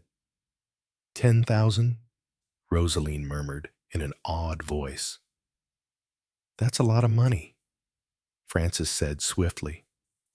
I know it is. I wouldn't come to you if it wasn't such a difficult sum to raise. But Jeremy would never have gone into the deal if it hadn't been for Gordon's backing. It's so dreadfully unfortunate that Gordon should have died so suddenly. Leaving you all out in the cold, David's voice was unpleasant. After a sheltered life under his wing, there was a faint flash in Frances's eyes as she said, You put things so picturesquely. Rosaline can't touch the capital. You know, only the income. And she pays about 19 6 in the pound income tax. Oh, I know. Taxation's dreadful these days. But it could be managed, couldn't it? We'd repay, he interrupted. It could be managed, but it won't be. Frances turned swiftly to Rosaline. Rosaline, you're such a generous. David's voice cut across her speech. What do you clothes think Rosaline is a milch cow? All of you at her hinting, asking, begging, and behind her back, sneering at her, patronizing her, hating her, wishing her dead. That's not true, Frances cried. Isn't it? I tell you, I'm sick of you all. She's sick of you all. You'll get no money out of us, so you can stop coming and whining for it. Understand? His face was black with fury. Frances stood up. Her face was wooden and expressionless. She drew on a wash-leather glove absently, yet with attention, as though it was a significant action. You make your meaning quite plain. David, she said. Rosaline murmured, I'm sorry. I'm really sorry. Frances paid no attention to her. Rosaline might not have been in the room. She took a step towards the window and paused, facing David. You have said that I resent Rosaline. That is not true. I have not resented Rosaline, but I do resent you. What do you mean? He scowled at her. Women must live. Rosaline married a very rich man, years older than herself. Why not? But you must live on your sister. Live on the fat of the land. Live softly on her. I stand between her and harpies. They stood looking at each other. He was aware of her anger, and the thought flashed across him that Frances Clode was a dangerous enemy, one who could be both unscrupulous and reckless. When she opened her mouth to speak, he even felt a moment's apprehension, but what she said was singularly noncommittal. I shall remember what you have said. David, passing him, she went out of the window. He wondered why he felt so strongly that the words had been a threat. Rosaline was crying. Oh, David, David, you oughtn't to have been saying those things to her. She's the one of them that's been the nicest to me. He said furiously, Shut up, you little fool. Do you want them to trample all over you and bleed you of every penny? But the money if it isn't rightfully mine. She quailed before his glance. I didn't mean that. David, I should hope not. Conscience, he thought, was the devil. He hadn't reckoned with the item of Rosaline's conscience. It was going to make things awkward in the future. The future. He frowned as he looked at her and let his thoughts race ahead. Rosaline's future. His own. He'd always known what he wanted. He knew now. But Rosaline. What future was there for Rosaline? As his face darkened, she cried out suddenly, shivering. "Oh, someone's walking over my grave," he said, looking at her curiously. "So you realize it may come to that." "What do you mean?" "David, I mean that 5, 6, 7 people have every intention to hurry you into your grave before you're due there." "You don't mean murder?" Her voice was horrified. "You think these people would do murder?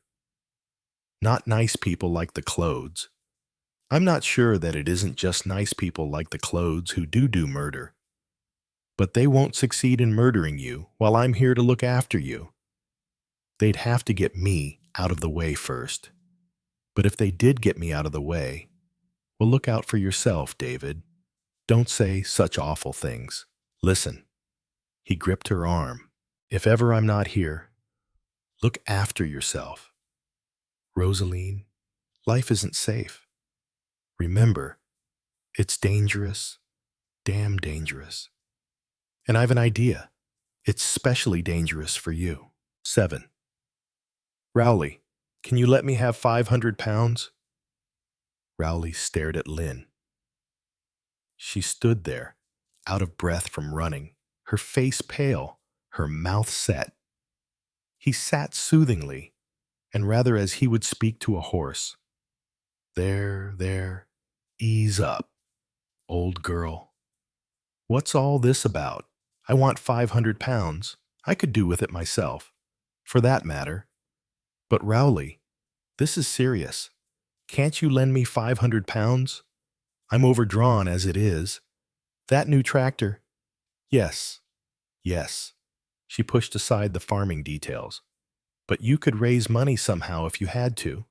Couldn't you? What do you want it for? Lynn. Are you in some kind of a hole? I want it for him. She jerked her head backwards towards the big square house on the hill. Hunter. Why on earth? It's Mum's. She's been borrowing from him. She's in a bit of a jam about money. Yes, I expect she is. Rowley sounded sympathetic. Damned hard lines on her. I wish I could help a bit, but I can't. I can't stand her borrowing money from David Hold hard. Old girl, it's Rosaline who actually has to fork out the cash. And after all, why not? Why not, you say? Why not? Rowley. I don't see why Rosaline shouldn't come to the rescue once in a while. Old Gordon put us all in a spot by pegging out without a will. If the position is put clearly to Rosaline, she must see herself that a spot of help all round is indicated.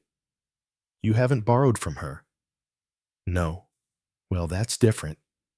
I can't very well go and ask a woman for money. Sort of thing you don't like doing. Can't you see that I don't like being beholden to David Hunter? But you're not. It isn't his money. That's just what it is. Actually, Rosaline's completely under his thumb. Oh, I dare say. But it isn't his legally, and you won't. You can't lend me some money. Now look here. Lynn, if you were in some real jam, blackmail or debts, I might be able to sell land or stock, but it would be a pretty desperate proceeding. I'm only just keeping my head above water as it is. And what with not knowing what this damn government is going to do next, hampered at every turn, snowed under with forms. Up to midnight, trying to fill them in. Sometimes it's too much for one man, Lynn said bitterly. Oh, I know. If only Johnny hadn't been killed. He shouted out, leave Johnny out of it. T, don't talk about that. She stared at him, astonished. His face was red and congested. He seemed beside himself with rage. Lynn turned away and went slowly back to the White House. Can't you give it back, Mums? Really? Lynn, darling? I went straight to the bank with it. And then I paid Arthur's and Bodgham and Nebworth. Nebworth was getting quite abusive. Oh, my dear, the relief I haven't been able to sleep for nights and nights. Really. Rosaline was most understanding and nice about it, Lynn said bitterly. And I suppose you'll go to her again and again now. I hope it won't be necessary. Dear, I shall try to be very economical. You know that. But of course everything is so expensive nowadays. And it gets worse and worse. Yes, and we shall get worse and worse. Going on cadging. Adela flushed. I don't think that's a nice way of putting it. Lynn, as I explained to Rosaline, we had always depended on Gordon. We shouldn't have. That's what's wrong. We shouldn't have. Lynn added, he's right to despise us. Who despises us? That odious David Hunter. Really, said Mrs. Marchmont with dignity. I don't see that it can matter in the least what David Hunter thinks. Fortunately, he wasn't at Furrowbank this morning. Otherwise, I dare say, he would have influenced that girl. She's completely under his thumb. Of course, Lynn shifted from one foot to the other. What did you mean? Mums, when you said that first morning, I was home. If he is her brother... Oh, that Mrs. Marchmont looked slightly embarrassed. Well, there's been a certain amount of gossip. You know, Lynn merely waited inquiringly. Mrs. Marchmont coughed. That type of young woman, the adventuress. Type, of course, poor Gordon was completely taken in. They've usually got a young man of their own in the background. Suppose she says to Gordon she's got a brother wires to him in Canada, or wherever he was. This man turns up. How is Gordon to know whether he's her brother or not? Poor Gordon, absolutely infatuated, no doubt, and believing everything she said, and so her brother comes with them to England. Poor Gordon, quite unsuspecting. Lynn said fiercely, I don't believe it. I don't believe it, Mrs. Marchmont raised her eyebrows. Really? My dear, he's not like that. And she isn't either. She's a fool, perhaps. But she's sweet, yes. She's really sweet. It's just people's foul minds. I don't believe it. I tell you. Mrs. Marchmont said with dignity, there's really no need to shout. 8. It was a week later that the 5:20 train drew into Wormsley Heath Station, and a tall, bronzed man with a knapsack got out. On the opposite platform, a cluster of golfers were waiting for the up train. The tall, bearded man with the knapsack gave up his ticket and passed out of the station. He stood uncertainly for a minute or two. Then he saw the signpost footpath to Wormsley Vale and directed his steps that way with brisk determination. At Long Willows, Rowley Clode had just finished making himself a cup of tea when a shadow falling across the kitchen table made him look up. If for just a moment He thought the girl standing just inside the door was Lynn. His disappointment turned to surprise when he saw it was Rosaline Claude.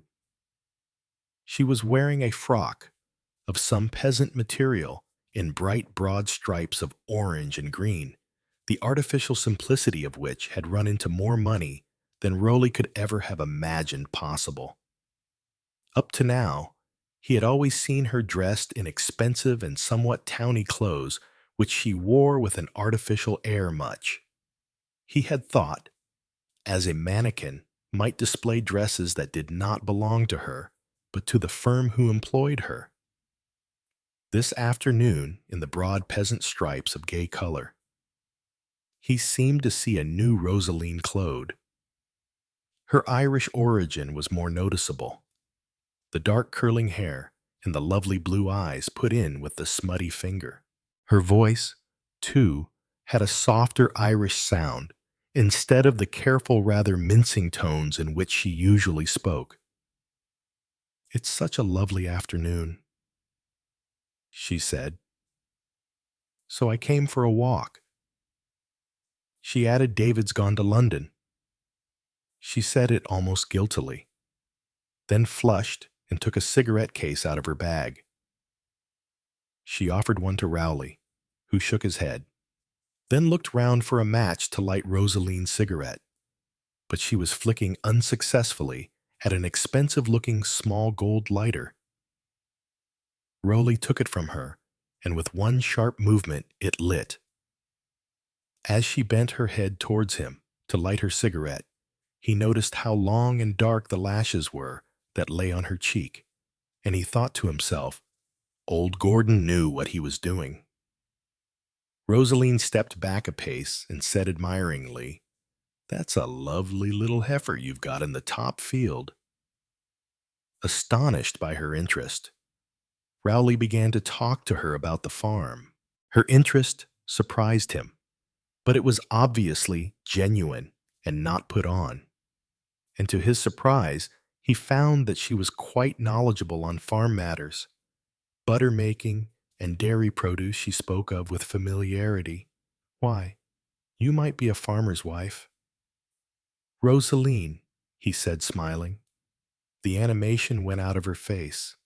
She said, "We had a farm in Ireland before I came over here." Before you went on the stage," she said wistfully, and a trifle, it seemed to him, guiltily. "It's not so very long ago. I remember it all very well." She added with a flash of spirit, "I could milk your cows for you." Rowley, now, this was quite a new Rosaline. Would David Hunter have approved these casual references to a farming past? Rowley thought not.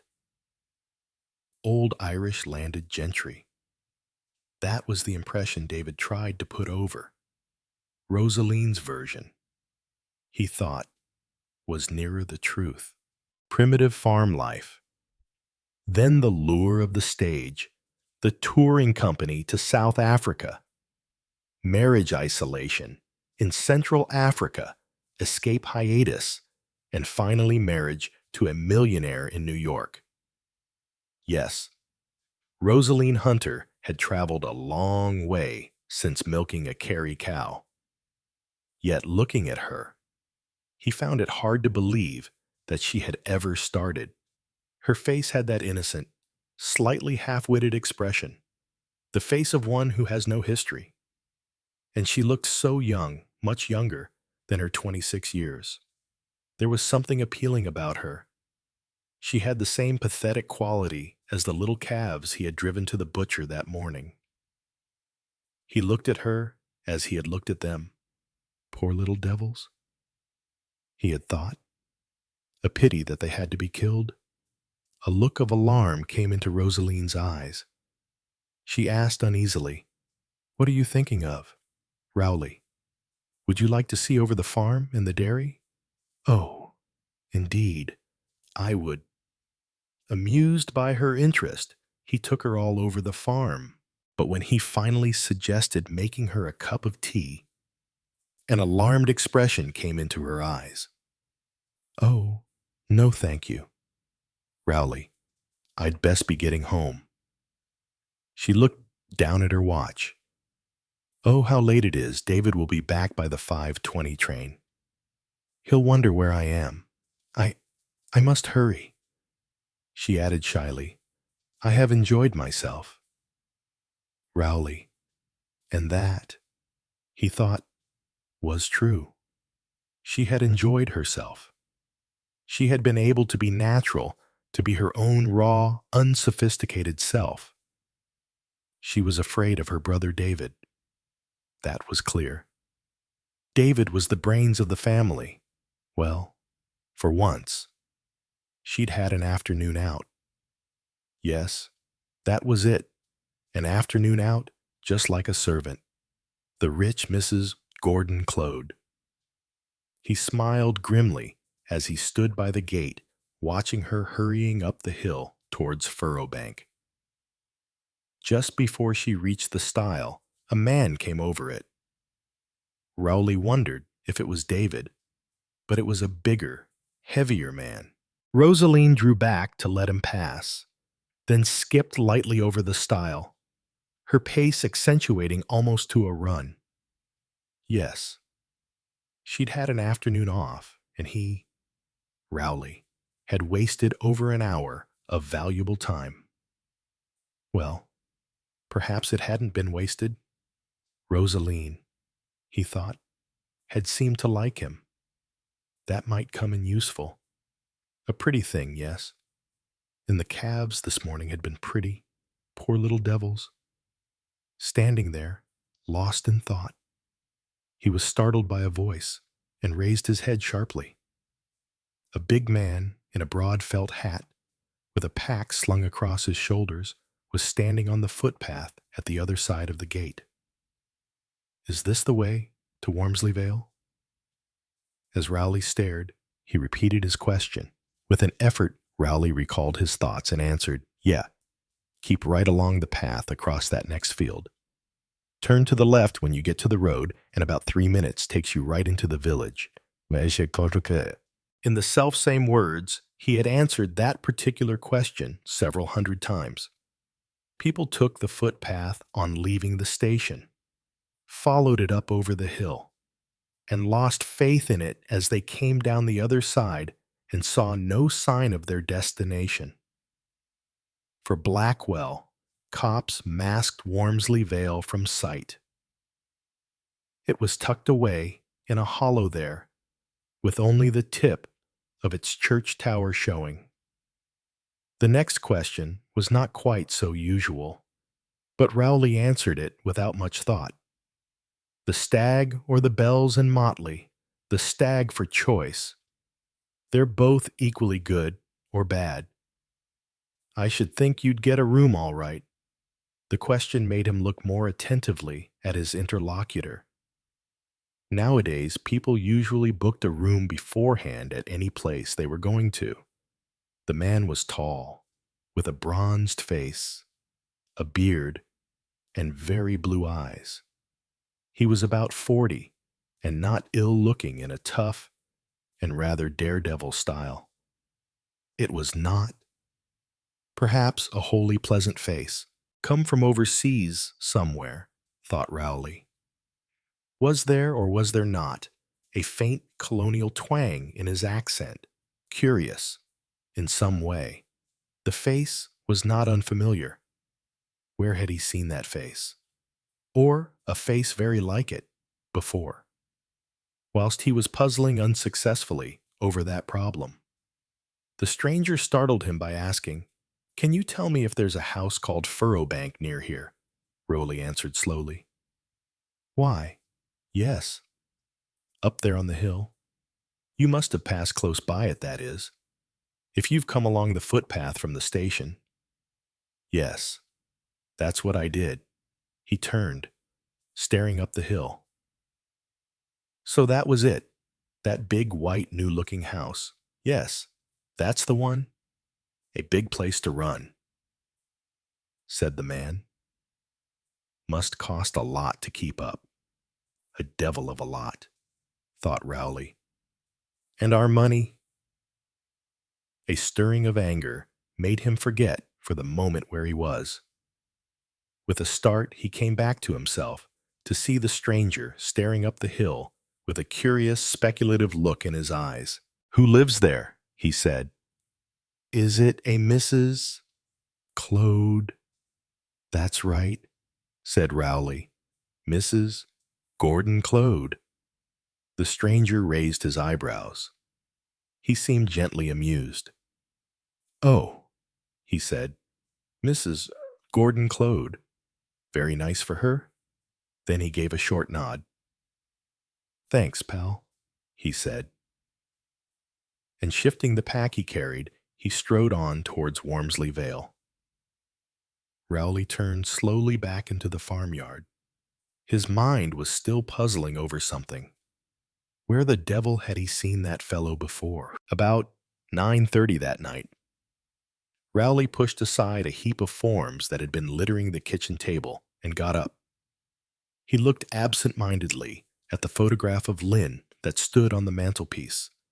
Then, frowning, he went out of the house. 10 minutes later, he pushed open the door of the Stag Saloon bar. Beatrice Lippincott, behind the bar counter, smiled welcome at him.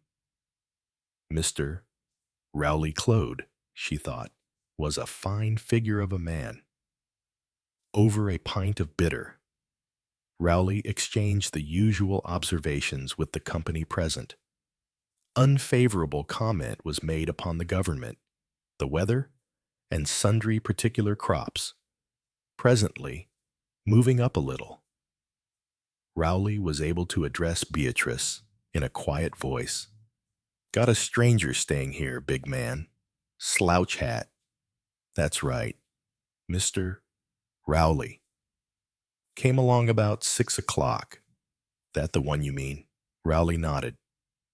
"He passed my place. Asked his way. That's right. Seems a stranger. I wondered," said Rowley, who he was. He looked at Beatrice and smiled. Beatrice smiled back. "That's easy. Mr. Rowley, if you'd like to know." She dipped under the bar and out to return with a fat leather volume wherein were registered the arrivals. She opened it at the page showing the most recent entries. The last of these ran as follows: Enoch Arden, Cape Town, British. 9. It was a fine morning. The birds were singing, and Rosaline, coming down to breakfast in her expensive peasant dress, felt happy.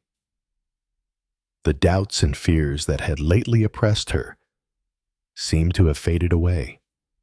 David was in a good temper, laughing and teasing her. His visit to London on the previous day had been satisfactory. Breakfast was well cooked and well served. They had just finished it when the post arrived. There were 7 or 8 letters for Rosaline, bills, charitable appeals, some local invitations, nothing of any special interest. David laid aside a couple of small bills and opened the 3rd envelope. The enclosure, like the outside of the envelope, was written in printed characters. "Dear Mr. Hunter, I think it is best to approach you, rather than your sister, Mrs. Claude, in case the contents of this letter might come as somewhat of a shock to her. Briefly, I have news of Captain Robert Underhay, which she may be glad to hear. I am staying at the Stag, and if you will call there this evening, I shall be pleased to go into the matter with you. Yours faithfully, Enoch Arden." A strangled sound came from David's throat. Rosaline looked up, smiling. Then her face changed to an expression of alarm. "David, David, what is it?" Mutely he held out the letter to her. She took it and read it. But, David, I don't understand. What does it mean? You can read, can't you? She glanced up at him timorously. David, does it mean what are we going to do? He was frowning, planning rapidly in his quick, far-seeing mind. It's all right. Rosaline, no need to be worried. I'll deal with it. But does it mean that don't worry? My dear girl, leave it to me. Listen, this is what you've got to do. Pack a bag at once and go up to London. Go to the flat and stay there until you hear from me. Understand, yes? Yes. Of course I understand. But David, just do as I say. Rosaline. He smiled at her. He was kindly, reassuring. Go and pack. I'll drive you to the station. You can catch the 10:32. Tell the porter at the flats that you don't want to see anyone. If anyone calls and asks for you, he's to say you're out of town. Give him a quid. Understand, he's not to let anyone up to see you except me. Oh. Her hands went up to her cheeks. She looked at him with scared, lovely eyes. It's all right, Rosaline, but it's tricky. You're not much hand at the tricky stuff. That's my lookout. I want you out of the way so that I've got a free hand. That's all. Can't I stay here? David. No, of course you can't. Rosaline, do have some sense. I've got to have a free hand to deal with this fellow, whoever he is. Do you think that it's, he said with emphasis. I don't think anything at the moment. The first thing is to get you out of the way. Then I can find out where we stand. Go on. There's a good girl. Don't argue. She turned and went out of the room. David frowned down at the letter in his hand. Very noncommittal, polite, well-phrased, might mean anything. It might be genuine solicitude in an awkward situation. Might be a veiled threat. He conned its phrases over and over. I have news of Captain Robert Underhay. Best to approach you. I shall be pleased to go into the matter with you. Mrs. Claude. Damn it all! He didn't like those inverted commas. Mrs. Claude. He looked at the signature. Enoch Arden. Something stirred in his mind, some poetical memory. A line of verse. When David strode into the hall of the Stag that evening, there was, as was usual, no one about. A door at the left was marked coffee room. A door on the right was marked lounge. A door farther along was marked repressively for resident guests only.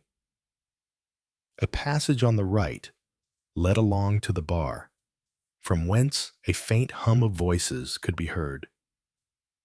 A small, glass-encased box was labeled office and had a push bell placed conveniently on the side of its sliding window. Sometimes, as David knew by experience, you had to ring 4 or 5 times before anyone condescended to come and attend to you. Except for the short period of meal times, the Hall of the Stag was as deserted as Robinson Crusoe's island.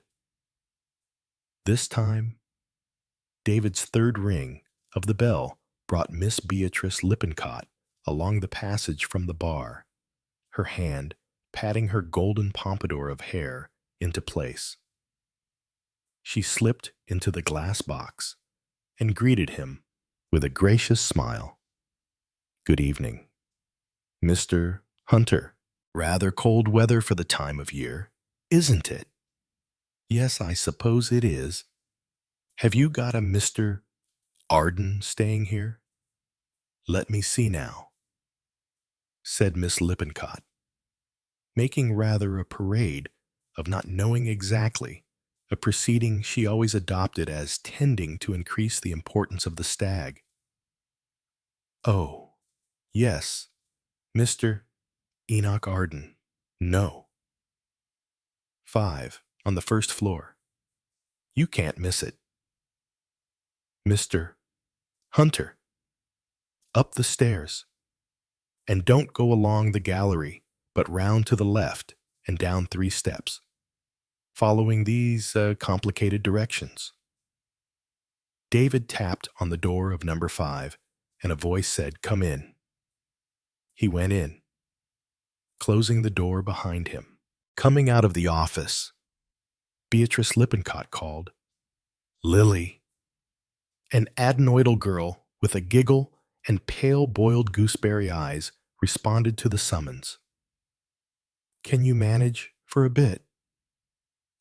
"Lily, I've got to see about some linen." Lily said, "Oh, yes." Miss Lippincott gave a giggle and added, sighing gustily, "I do think Mr. Hunter's ever so good looking. Don't you? I've seen a lot of his type in the war," said Miss Lippincott, with a world-weary air. Young pilots and such like from the fighter station never could be sure about their checks, often had such a way with them that you'd cash the things against your better judgment. But, of course, I'm funny that way. Lily, what I like is class. Give me class every time. What I say is a gentleman's a gentleman, even if he does drive a tractor. With which enigmatic pronouncement Beatrice left Lily and went up the stairs. Inside room number 5, David Hunter paused inside the door and looked at the man who had signed himself Enoch Arden, 40-ish, knocked about a bit, a suggestion of having come down in the world on the whole a difficult customer. Such was David's summing up. Apart from that, not easy to fathom. A dark horse. Arden said, "Hello, you Hunter." "Good. Sit down. What'll you have, whiskey?" He'd made himself comfortable. David noted that, a modest array of bottles, a fire burning in the grate, on this chilly spring evening. Clothes not English cut, but worn as an Englishman wears clothes. The man was the right age, too. "Thanks," David said. "I'll have a spot of whiskey." Say when. When? Not too much soda. They were a little like dogs, maneuvering for positions circling round each other, backs stiff, hackles up, ready to be friendly or ready to snarl and snap. "Cheerio," said Arden. "Cheerio." They set their glasses down, relaxed a little. Round 1 was over.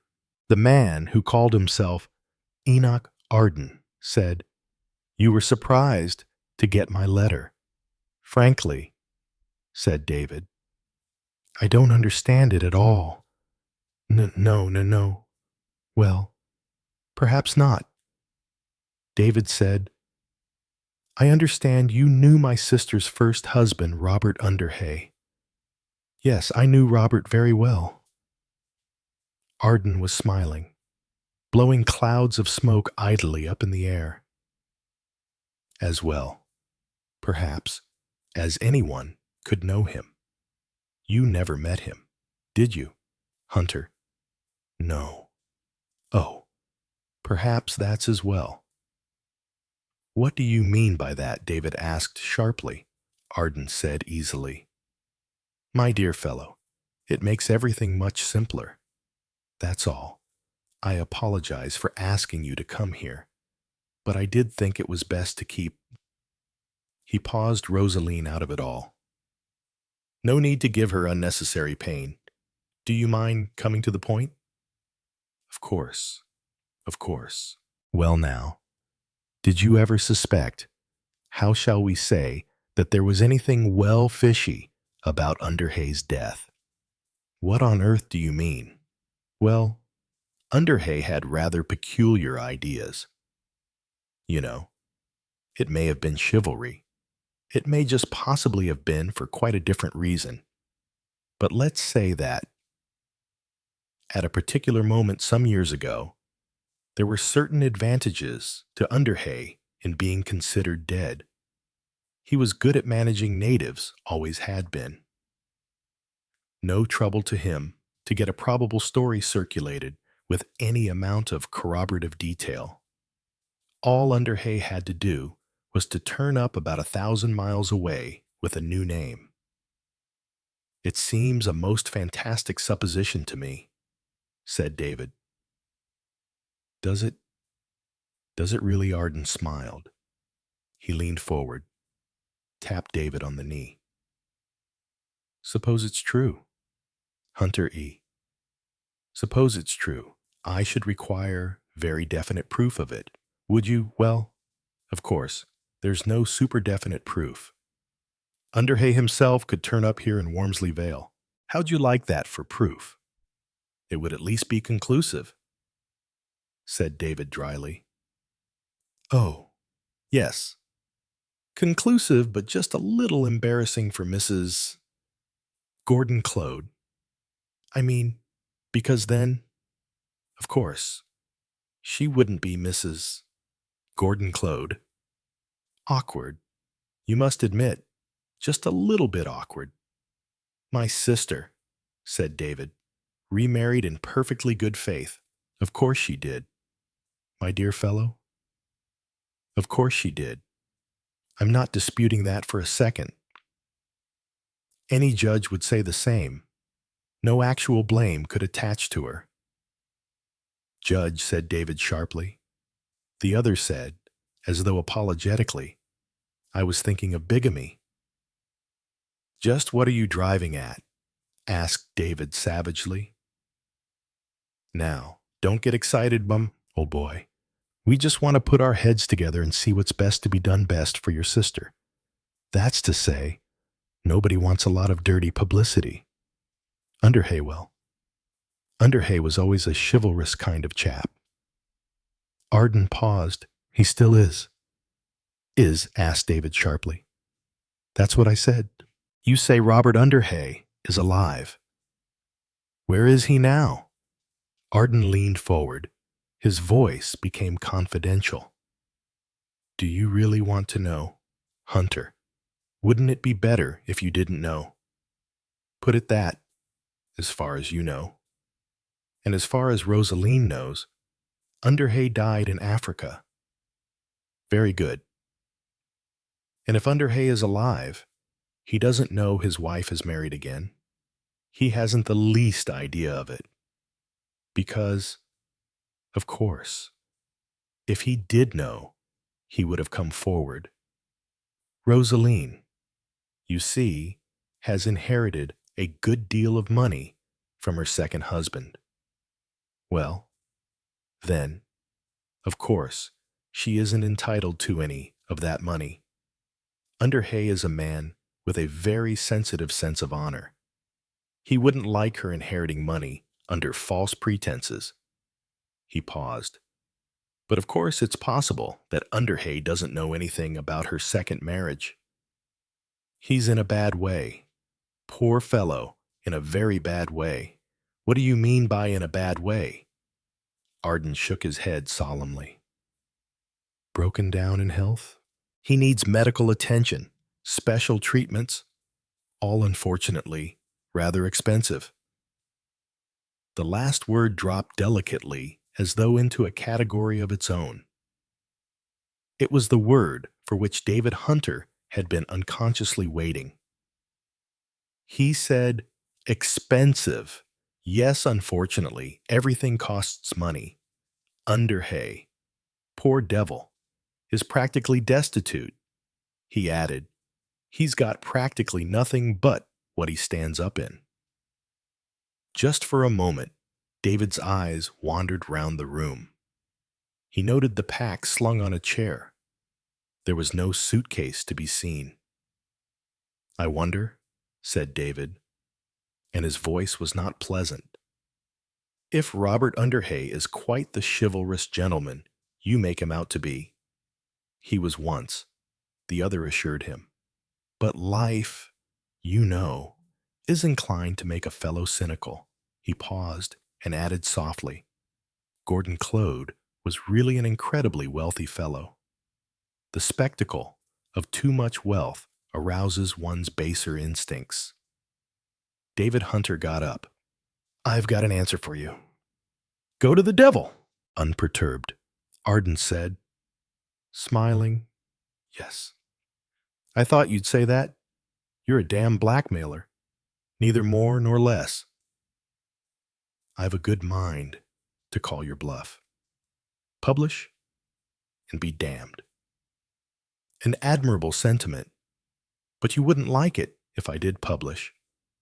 "Not that I shall. If you won't buy, I've another market." "What do you mean, the Clodes?" "Suppose I go to them." "Excuse me, but would you be interested to learn that the late Robert Underhay is very much alive?" "Why, man, they'll jump at it," David said scornfully. "You won't get anything out of them. They're broke, every one of them." But there's such a thing as a working arrangement. So much in cash on the day, it's proved that Underhay is alive. That Mrs. Gordon Claude is still Mrs. Robert Underhay, and that consequently Gordon Claude's will, made before his marriage, is good in law. For some few minutes, David sat silent. Then he asked bluntly, "How much?" The answer came as bluntly, 20,000. "Out of the question. My sister can't touch the capital. She's only got a life interest.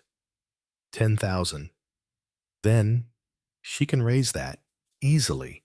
There's jewelry, isn't there?" David sat silent. Then he said unexpectedly, "All right."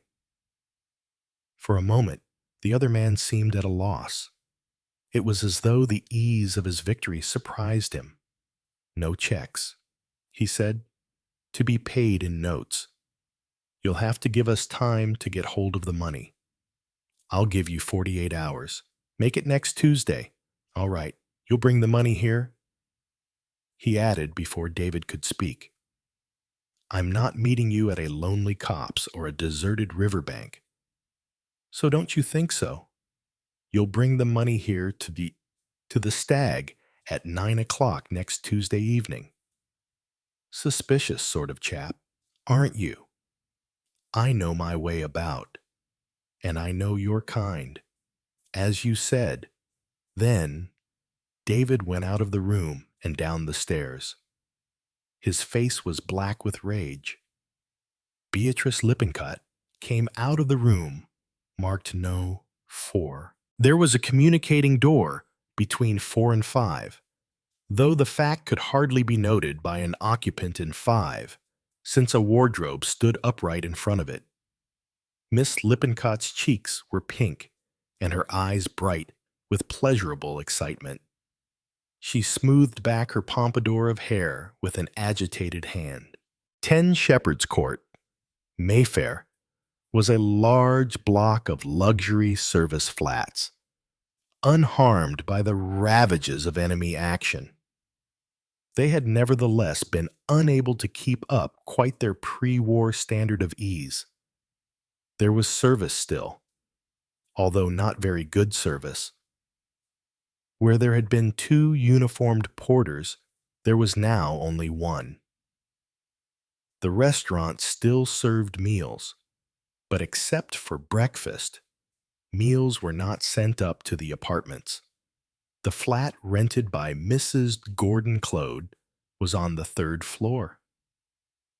It consisted of a sitting room with a built-in cocktail bar, 2 bedrooms with built-in cupboards, and a superbly appointed bathroom, gleaming with tiles and chromium. In the sitting room, David Hunter was striding up and down whilst Rosaline sat on a big square-ended settee, watching him. She looked pale and frightened. "Blackmail," he muttered. "Blackmail. My God, am I the kind of man to let myself be blackmailed?" She shook her head, bewildered, troubled. "If I knew," David was saying. "If I only knew." From Rosaline there came a small, miserable sob. He went on. "It's this working in the dark, working blindfold." He wheeled round suddenly.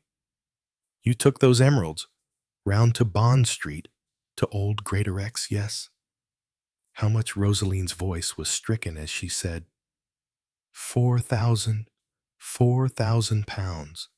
He said if I didn't sell them, they ought to be reinsured. Yes, precious stones have doubled in value. Oh well, we can raise the money.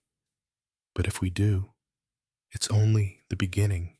It means being bled to death, bled. Rosaline bled white. She cried, "Oh, let's leave England. Let's get away. Couldn't we go to Ireland? America somewhere?"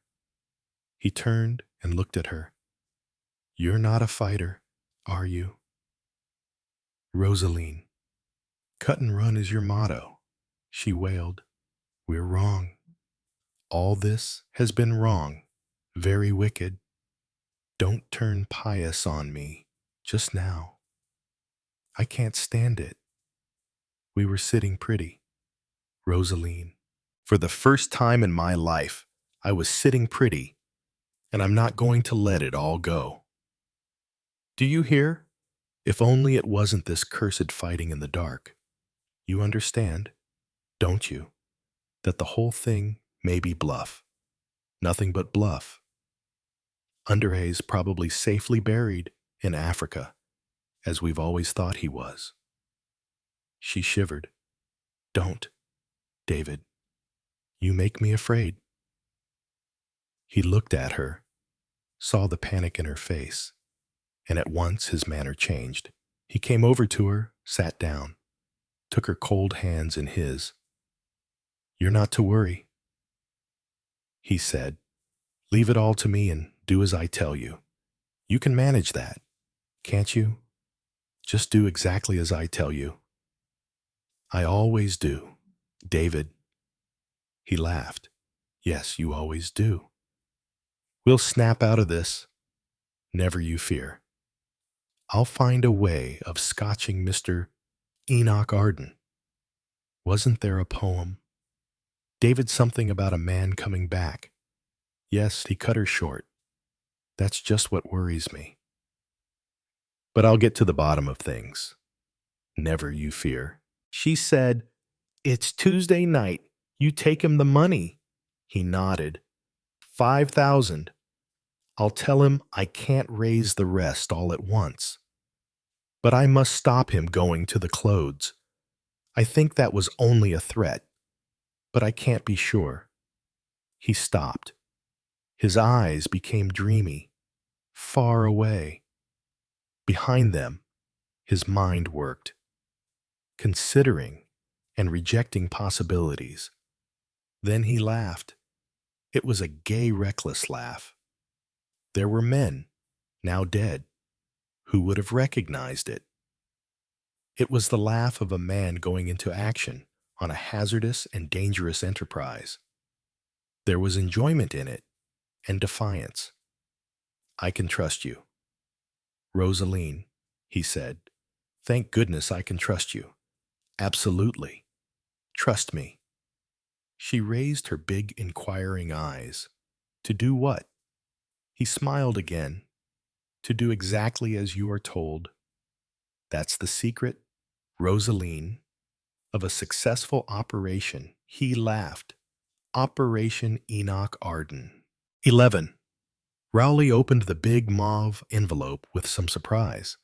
Who on earth, he wondered, could be writing to him, using that kind of stationery, and how did they manage to get it? Anyway, these fancy lines had surely gone right out during the war. Dear Mr. Rowley, he read, I hope you won't think I'm taking a liberty in writing to you this way, but if you'll excuse me, I do think there are things going on that you ought to know about. He noted the underlining with a puzzled look. Arising out of our conversation the other evening when you came in asking about a certain person, if you could call in at the Stag, I'd be very glad to tell you all about it. We've all of us felt down here. What a wicked shame it was about your uncle dying and his money going the way it did. Hoping you won't be angry with me, but I really do think you ought to know what's going on. Yours ever, Beatrice Lippincott. Rowley stared down at this missive, his mind afire with speculation. What on earth was all this about good old B? He'd known Beatrice all his life, bought tobacco from her father's shop, and passed the time of day with her behind the counter. She'd been a good-looking girl. He remembered as a child hearing rumors about her during an absence of hers from Wormsley Vale. She'd been away about a year, and everybody said she'd gone away to have an illegitimate baby. Perhaps she had. Perhaps she hadn't. But she was certainly highly respectable and refined nowadays. Plenty of back chat and giggles, but an almost painful propriety. Rowley glanced up at the clock. He'd go along to the Stag right away. To hell with all those forms. He wanted to know what it was that Beatrice was so anxious to tell him. It was a little after 8 when he pushed open the door of the saloon bar. There were the usual greetings, nods of the head, evening, sir. Rowley edged up to the bar and asked for a Guinness. Beatrice beamed upon him. Glad to see you, Mr. Rowley. Evening. Beatrice, thanks for your note. She gave him a quick glance. I'll be with you in a minute. Mr. Rowley. He nodded and drank his half-pint meditatively whilst he watched Beatrice finish serving out. She called over her shoulder, and presently the girl Lily came in to relieve her. Beatrice murmured, If you'll come with me. Mr. Rowley. She led him along a passage and in through a door marked private. Inside, it was very small and over-furnished with plush armchairs, a blaring radio, a lot of china ornaments, and a rather battered-looking Poirot doll thrown across the back of a chair. Beatrice Lippincott turned off the radio and indicated a plush armchair. I'm ever so glad you came up, Mr. Rowley. And I hope you didn't mind my writing to you, but I've been turning it over in my mind all over the weekend, and as I said, I really felt you ought to know what's going on. She was looking happy and important, clearly pleased with herself. Rowley asked with mild curiosity, What is going on? Well, Mr. Rowley, you know the gentleman who's staying here, Mr. Arden. The one you came and asked about. Yes, it was the very next evening. Mr. Hunter came along and asked for him. Mr. Hunter. Rowley sat up interestedly. Yes, Mr. Rowley. No. 5, I said. And Mr. Hunter nodded and went straight up. I was surprised, I must say, for this Mr. Arden hadn't said he knew anyone in Wormsley Vale, and I'd kind of taken it for granted he was a stranger here and didn't know anyone in the place. Very out of temper, Mr. Hunter looked as though something had happened to upset him, but of course, I didn't make anything of it then. She paused for breath. Rowley said nothing, just listened. He never hurried people. If they liked to take their time, it suited him. Beatrice continued with dignity. It was just a little later. I had occasion to go up to Gnome 4 to see to the towels and the bed linen, that's next door to no. 5. And as it happens, there's a communicating door. Not that you'd know it from note 5, because the big wardrobe there stands right across it, so that you wouldn't know there was a door. Of course, it's always kept shut, but as it happened this time, it was just a bit open, though. Who opened it? I've no idea, I'm sure. Again, Rowley said nothing, but just nodded his head. Beatrice, he thought, had opened it.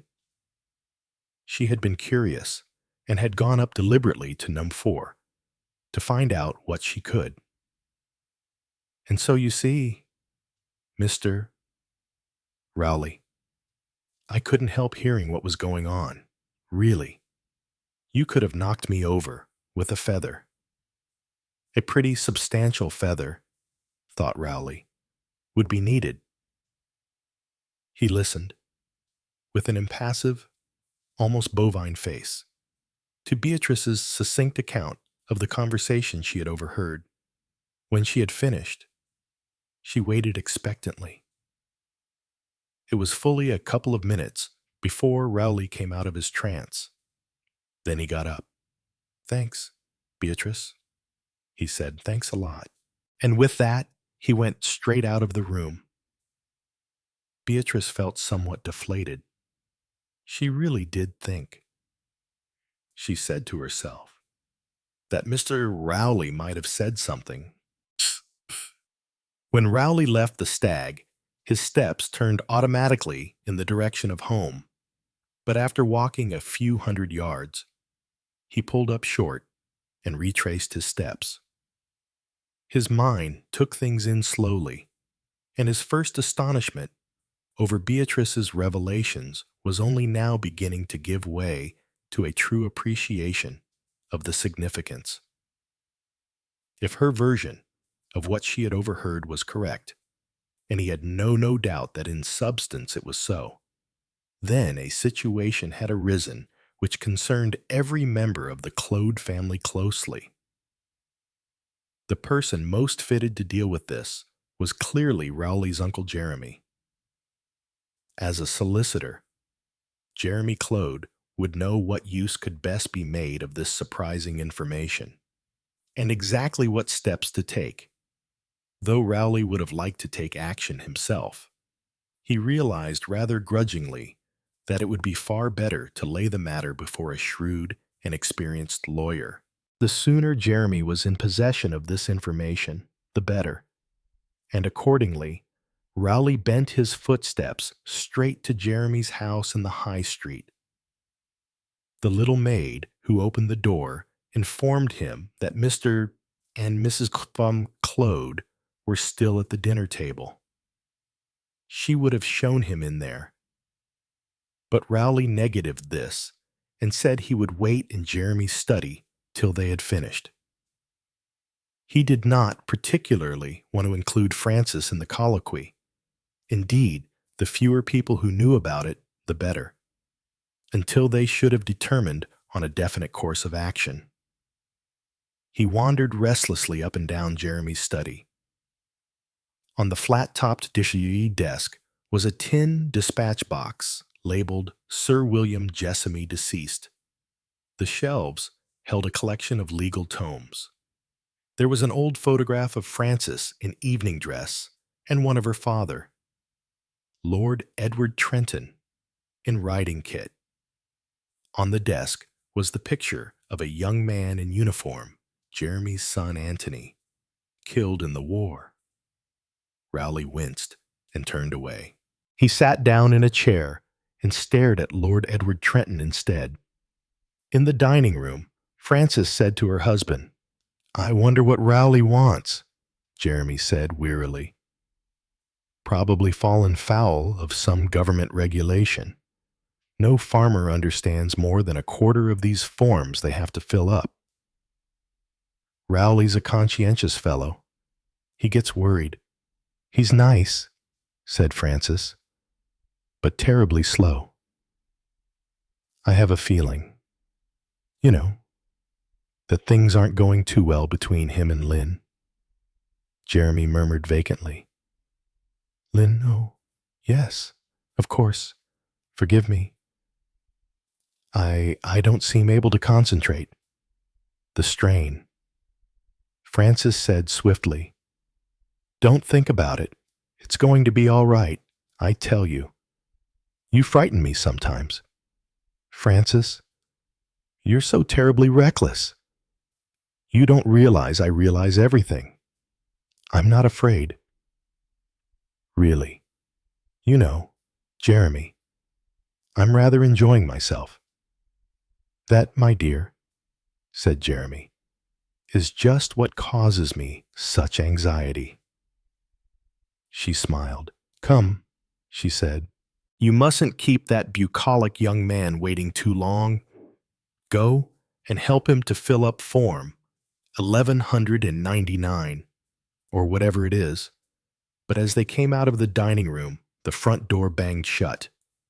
Edna came to tell them that Mr. Poirot Rowley had said he wouldn't wait, and that it was nothing that really mattered to him. 13. On that particular Tuesday afternoon, Lynn Marchmont had gone for a long walk, conscious of a growing restlessness and dissatisfaction with herself. She felt the need for thinking things out. She had not seen Rowley for some days. After their somewhat stormy parting on the morning, she had asked him to lend her £500. They had met as usual. Lynn realized that her demand had been unreasonable and that Rowley had been well within his rights in turning it down. Nevertheless, reasonableness has never been a quality that appeals to lovers. Outwardly, things were the same between her and Rowley. Inwardly, she was not so sure. The last few days she had found unbearably monotonous, yet hardly liked to acknowledge to herself that David Hunter's sudden departure to London with his sister might have something to do with their monotony. David, she admitted ruefully, was an exciting person. As for her relations, at the moment she found them all unbearably trying. Her mother was in the best of spirits and had annoyed Lynn at lunch that day by announcing that she was going to try and find a second gardener. Old Tom really can't keep up with things here. But, darling, we can't afford it, Lynn had exclaimed. Nonsense. I really think, Lynn, that Gordon would be terribly upset if he could see how the garden has gone down. He was so particular always about the border, and the grass being kept mown, and the paths in good order, and just look at it now. I feel Gordon would want it put in order again, even if we have to borrow money from his widow to do it. I told you, Lynn, Rosaline couldn't have been nicer about it. I really think she quite saw my point of view. I have a nice balance at the bank after paying all the bills, and I really think a second gardener would be an economy. Think of the extra vegetables we could grow. We could buy a lot of extra vegetables for a good deal less than another £3 a week. I think we could get someone for less than that. Dear, there are men coming out of the services now who want jobs. The paper says so, Lynn said dryly. I doubt if you'll find them in Wormsley Vale or in Wormsley Heath. But although the matter was left like that, the tendency of her mother to count on Rosaline as a regular source of support haunted Lynn. It revived the memory of David's sneering words. So, feeling disgruntled and out of temper, she set out to walk her black mood off. Her temper was not improved by a meeting with Aunt Kathy outside the post office. Aunt Kathy was in good spirits, I think. Lynn, dear, that we shall soon have good news. What on earth do you mean? Aunt Kathy, Mrs.? Claude nodded and smiled and looked wise. I've had the most astonishing communications, really astonishing. a simple happy end to all our troubles. I had one setback, but since then, I've got the message to try again. If at first you don't succeed, etc., I'm not going to betray any secrets. Lynn, dear, and the last thing I should want to do would be to raise false hopes prematurely. But I have the strongest belief that things will very soon be quite all right.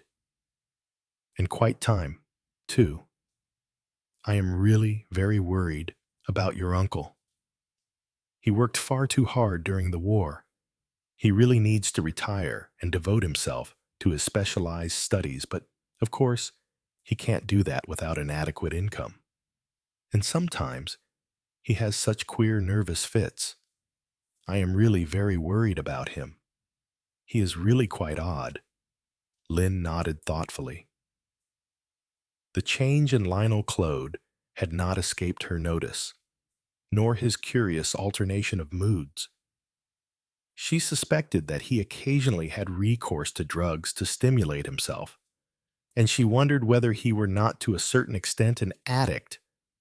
It would account for his extreme nervous irritability. She wondered how much Aunt Kathy knew or guessed, or Aunt Kathy, thought Lynn, was not such a fool as she looked. Going down the high street, she caught a glimpse of her Uncle Jeremy letting himself into his front door. He looked, Lynn thought, very much older.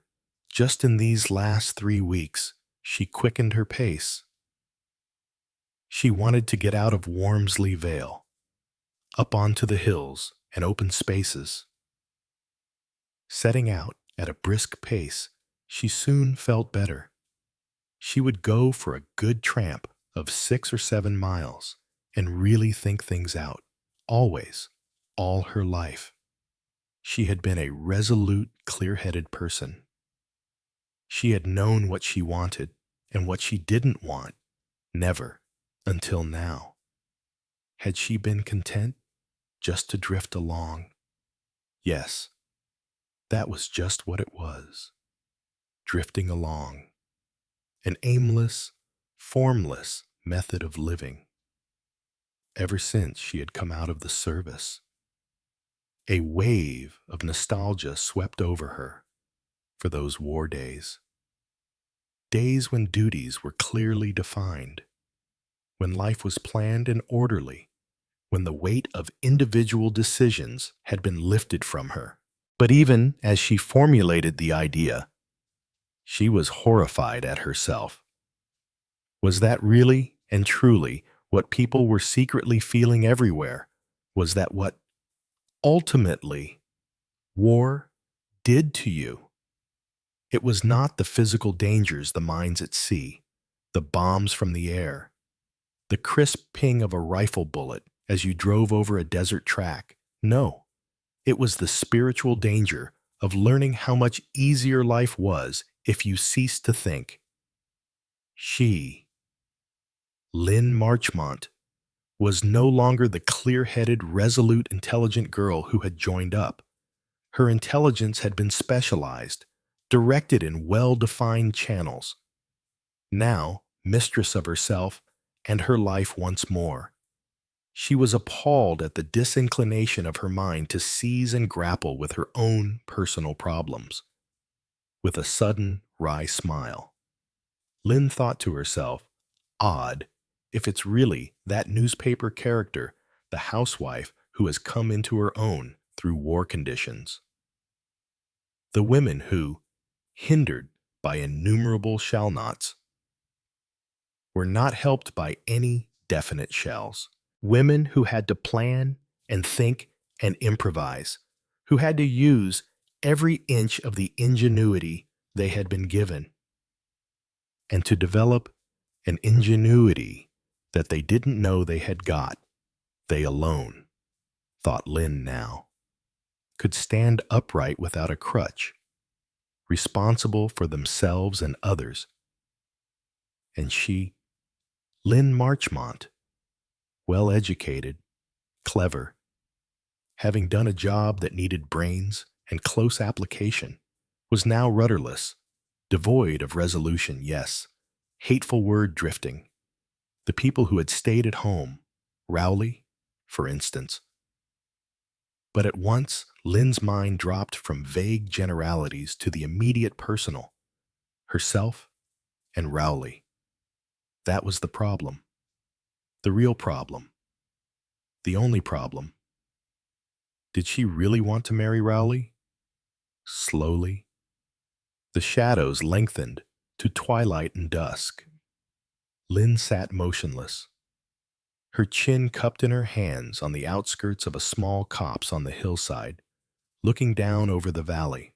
She had lost count of time, but she knew that she was strangely reluctant to go home to the White House. Below her, away to the left, was Long Willows. Long Willows. Her home if she married Rowley. And if it came back to that, if a bird flew out of the wood with a startled cry, like the cry of an angry child. A billow of smoke from a train went eddying up in the sky, forming, as it did so, a giant question mark. Shall I marry Rowley? Do I want to marry Rowley? Did I ever want to marry Rowley? Could I bear not to marry Rowley? The train puffed away up the valley. The smoke quivered and dispersed. But the question mark did not fade from Lynn's mind. She had loved Rowley before she went away. But I've come home changed, she thought. I'm not the same Lynn. A line of poetry floated into her mind. Life and the world and mine own self are changed. And Rowley hadn't changed. Yes, that was it. Rowley hadn't changed. Rowley was where she had left him 4 years ago.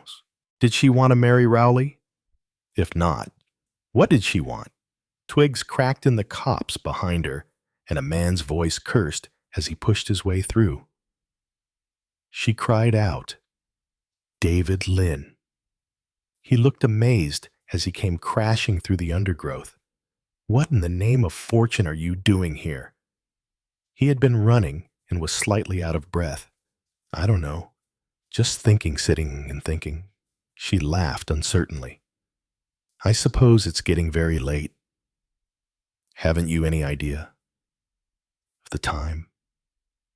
She looked down vaguely at her wristwatch. It stopped again. "I disorganize watches. More than watches." David said, "It's the electricity in you. The vitality. The life." He came up to her, and vaguely disturbed. She rose quickly to her feet. "It's getting quite dark. I must hurry home." "What time is it?" "David." 9:15. "I must run like a hare. I simply must catch the 9:20 train to London. I didn't know you had come back here. I had to get some things from Furrowbank. But I must catch this train.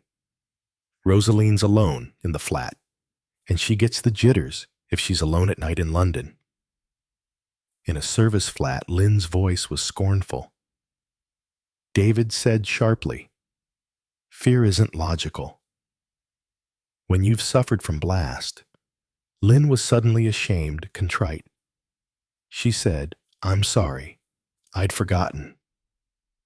With sudden bitterness, David cried out, "Yes, it's soon forgotten, all of it. Back to safety, back to tameness, back to where we were when the whole bloody show started. Creep into our rotten little holes and play safe again.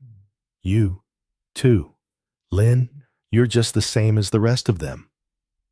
She cried, I'm not. "David, I was just thinking now. Of me." His quickness startled her. His arm was round her, holding him to her. He kissed her with hot, angry lips. "Roly Clode," he said. "That oaf. By God, Lynn, you belong to me." Then as suddenly as he had taken her, he released her. almost thrusting her away from him. I'll miss the train. He ran headlong down the hillside.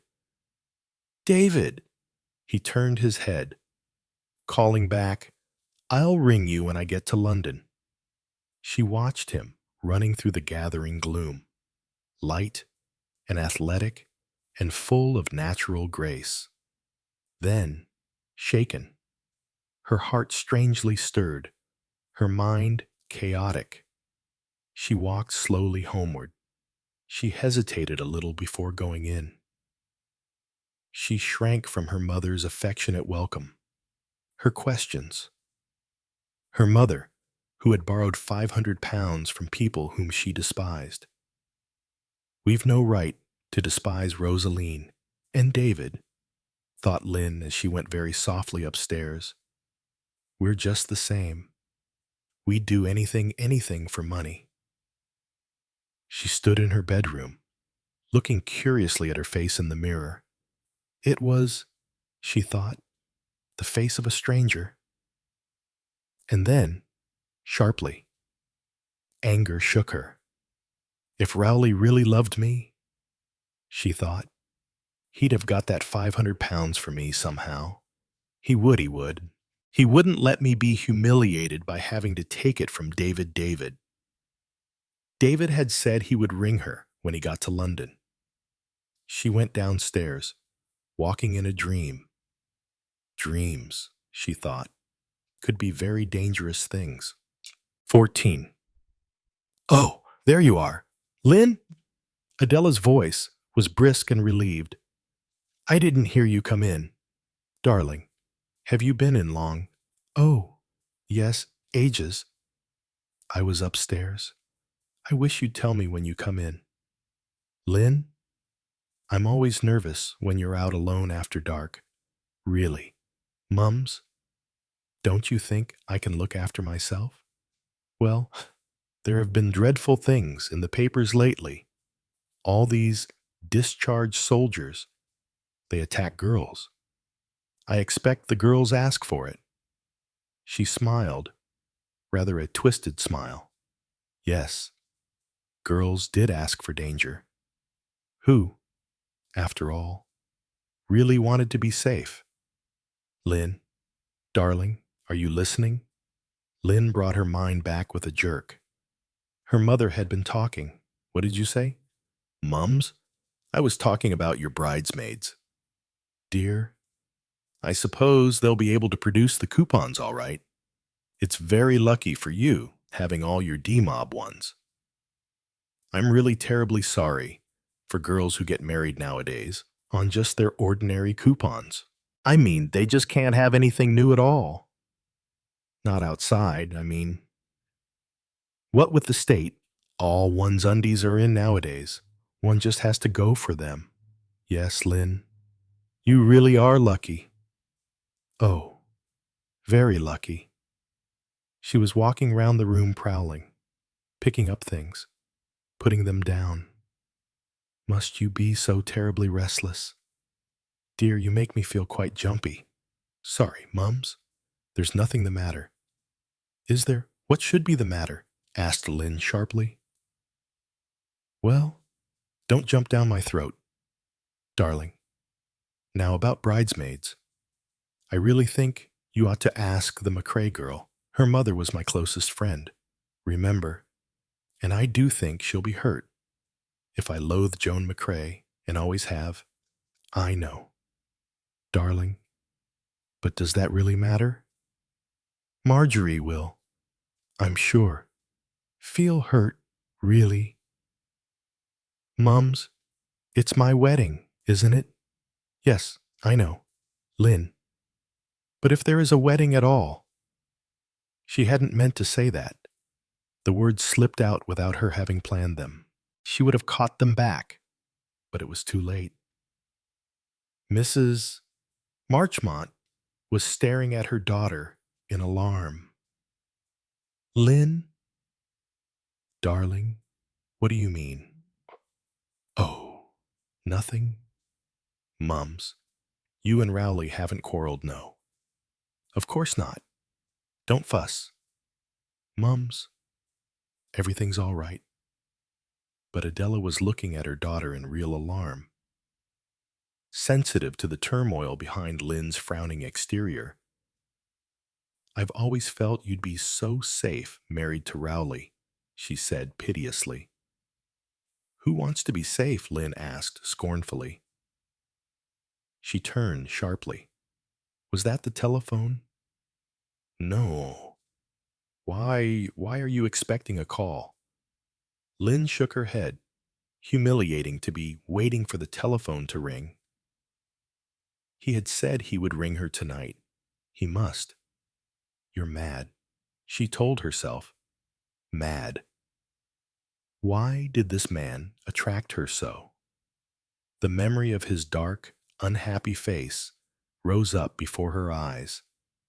She tried to banish it, tried to replace it by Rowley's broad, good-looking countenance. His slow smile, his affectionate glance. But did Rowley, she thought, really care about her? Surely if he'd really cared, he'd have understood that day when she came to him and begged for £500. He'd have understood, instead of being so maddeningly reasonable and matter-of-fact. Marry Rowley.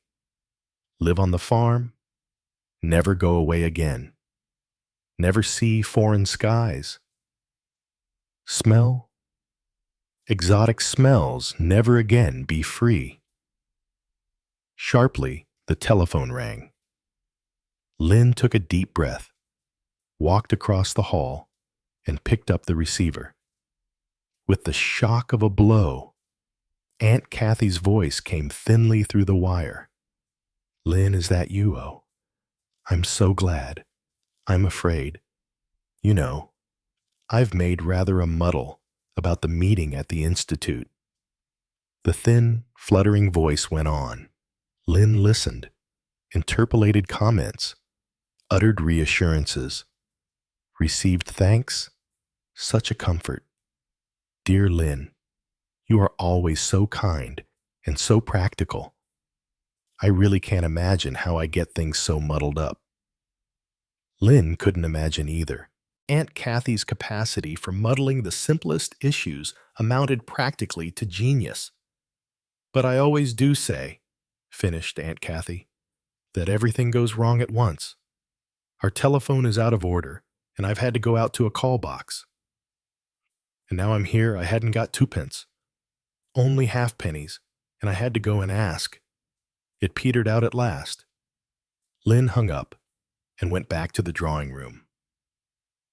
Adela Marchmont, alert, asked, "Was that?" and paused. Lynn said quickly, "Aunt Kathy, what did she want?" "Oh, just one of her usual muddles." Lynn sat down again with a book, glancing up at the clock. Yes, it had been too early. She couldn't expect her call yet. At 5 minutes past 11, the telephone rang again. She went slowly out to it. This time, she wouldn't expect it was probably Aunt Kathy again. But no, Wormsley Fell, 34. Can Miss Lynn Marchmont take a personal call from London? Her heart missed a beat. This is Miss Lynn Marchmont speaking. Hold on, please. She waited confused. Noises, then silence. The telephone service was getting worse and worse. She waited. Finally, she depressed the receiver angrily.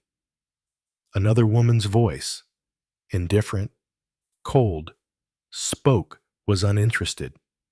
Hang up, please. You'll be called later. She hung up, went back towards the drawing room. The bell rang again. As she had her hand on the door, she hurried back to the telephone. Hello, a man's voice said, Wormsley Vale 34. Personal call from London for Miss Lynn Marchmont. Speaking. Just a minute, please. Then, faintly, speak up. London, You're through. And then, suddenly, David's voice. Lynn, is that you, David? I had to speak to you. Yes. Look here, Lynn. I think I'd better clear out. What do you mean, clear out of England altogether? Oh, it's easy enough.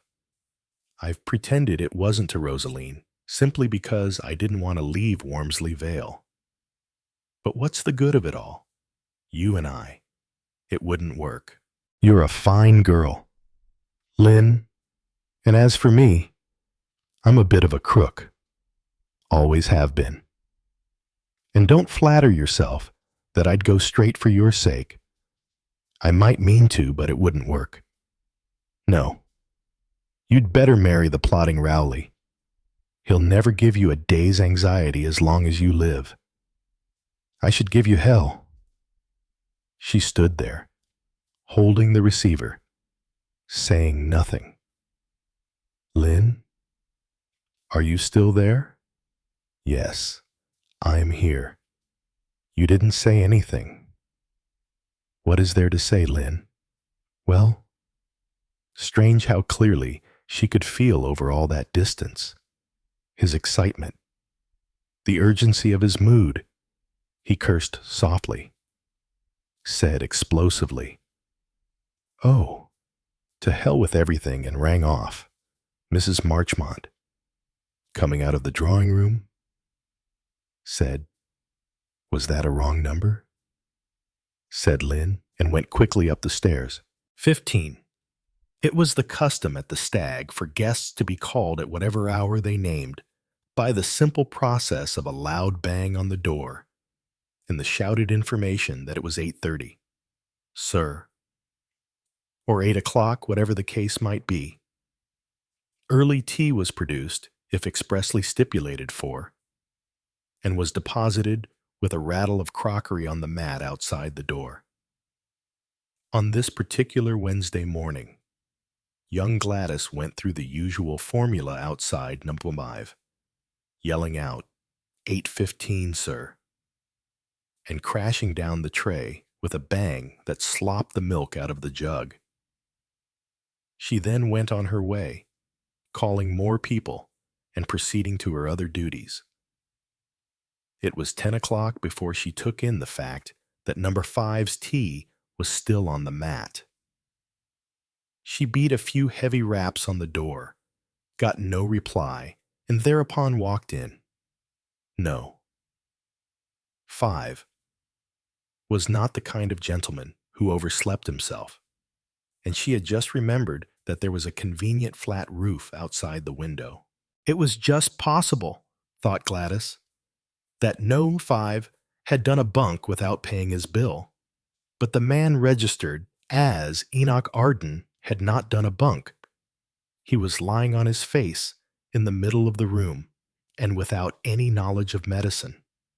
Gladys had no doubt whatever that he was dead. Gladys threw back her head and screamed, then rushed out of the room and down the stairs, still screaming. Ow! Miss Lippincott! Miss Lippincott! Beatrice Lippincott was in her private room, having a cut hand bandaged by Dr. Lionel Claude. The latter dropped the bandage and turned irritably as the girl burst in. Ow! Miss! The doctor snapped. What is it? What is it? What's the matter? Gladys asked Beatrice. It's the gentleman in number 5, miss. He's lying there on the floor, dead. The doctor stared at the girl, and then at Miss Lippincott. The latter stared at Gladys, and then at the doctor. Finally, Dr. Claude said uncertainly, Nonsense. Dead as a doornail, said Gladys, and added with a certain relish, His head's bashed in. The doctor looked towards Miss Lippincott. Perhaps I'd better... Yes, please, Dr. Claude. But really, I hardly think it seems so impossible. They trooped upstairs. Gladys leading the way. Doctor. Claude took one look, knelt down, and bent over the recumbent figure. He looked up at Beatrice. His manner had changed. It was abrupt, authoritative. "You'd better telephone through to the police station," he said. Beatrice Lippincott went out. Gladys followed her. Gladys said in an awed whisper, "Ow, Miss, do you think it's murder?" Beatrice smoothed back her golden pompadour with an agitated hand. "You hold your tongue." "Gladys," she said sharply, "saying a thing's murder before you know it's murder is libel, and you might be had up in court for it. It'll do the stag no good to have a lot of gossip going about." She added, "As a gracious concession, you can go and make yourself a nice cup of tea. I dare say you need it." "Yes, indeed, miss, I do. My insides fair turning over. I'll bring you along a cup, too," to which Beatrice did not say no. 16.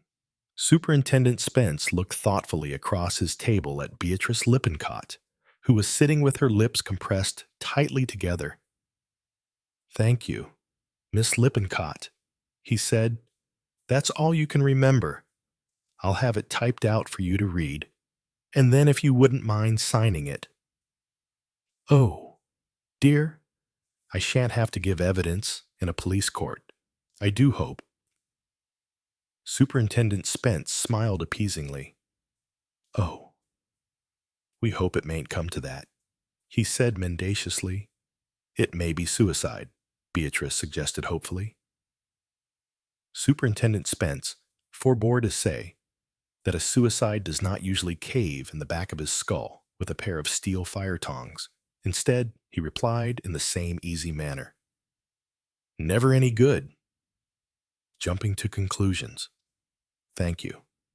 Miss Lippincott, very good of you to come forward with this statement so promptly."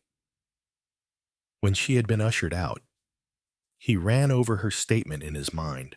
He knew all about Beatrice Lippincott, had a very good idea of how far her accuracy was to be depended upon. So much for a conversation genuinely overhead and remembered. A little extra embroidery for excitement's sake. A little extra still, because murder had been done in bedroom number 5. But take extras away, and what remained was ugly and suggestive. Superintendent Spence looked at the table in front of him. There was a wristwatch with a smashed glass, a small gold lighter with initials on it, a lipstick in a gilt holder, and a pair of heavy steel fire tongs, the heavy head of which was stained a rusty brown. Sergeant Graves looked in and said that Mr. Rowley Claude was waiting. Spence nodded, and the sergeant showed Rowley in. Just as he knew all about Beatrice Lippincott, so the superintendent knew all about Rowley Claude. If Rowley had come to the police station, it was because Rowley had got something to say, and that something would be solid, reliable, and unimaginative. It would, in fact, be worth hearing. At the same time, Rowley being a deliberate type of a person, it would take some time to say, and you couldn't hurry the Rowley Claude type. If you did, they became rattled, repeated themselves, and generally took twice as long. "Good morning, Mr. Claude, pleased to see you. Can you throw any light on this problem of ours?" The man who was killed at the Stag. Rather to Spence's surprise, Rowley began with a question. He asked abruptly, "Have you identified the fellow?" "No," said Spence slowly. "I wouldn't say we had." He signed the register. Enoch Arden. There's nothing in his possession to show he was Enoch Arden. Rowley frowned. Isn't that rather odd? It was exceedingly odd, but Superintendent Spence did not propose to discuss with Rowley Claude just how odd he thought it was. Instead, he said pleasantly, "Come now, Mr. Claude. I'm the one who asks the questions. You went to see the dead man last night. Why? You know Beatrice Lippincott, superintendent at the Stag. Yes, of course. And, said the superintendent, taking what he hoped would be a shortcut, I've heard her story.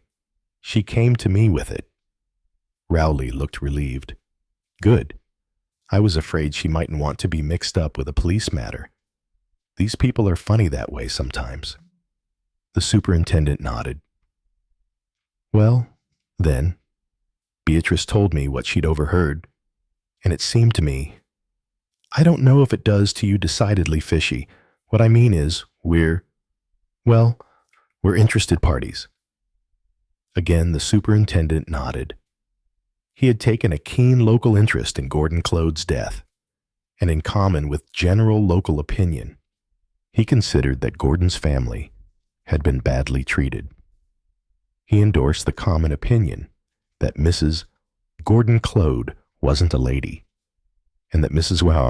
Gordon Claude's brother, was one of those young firebrand commandos who, though they had had their uses in time of war, were to be looked at askance in peacetime.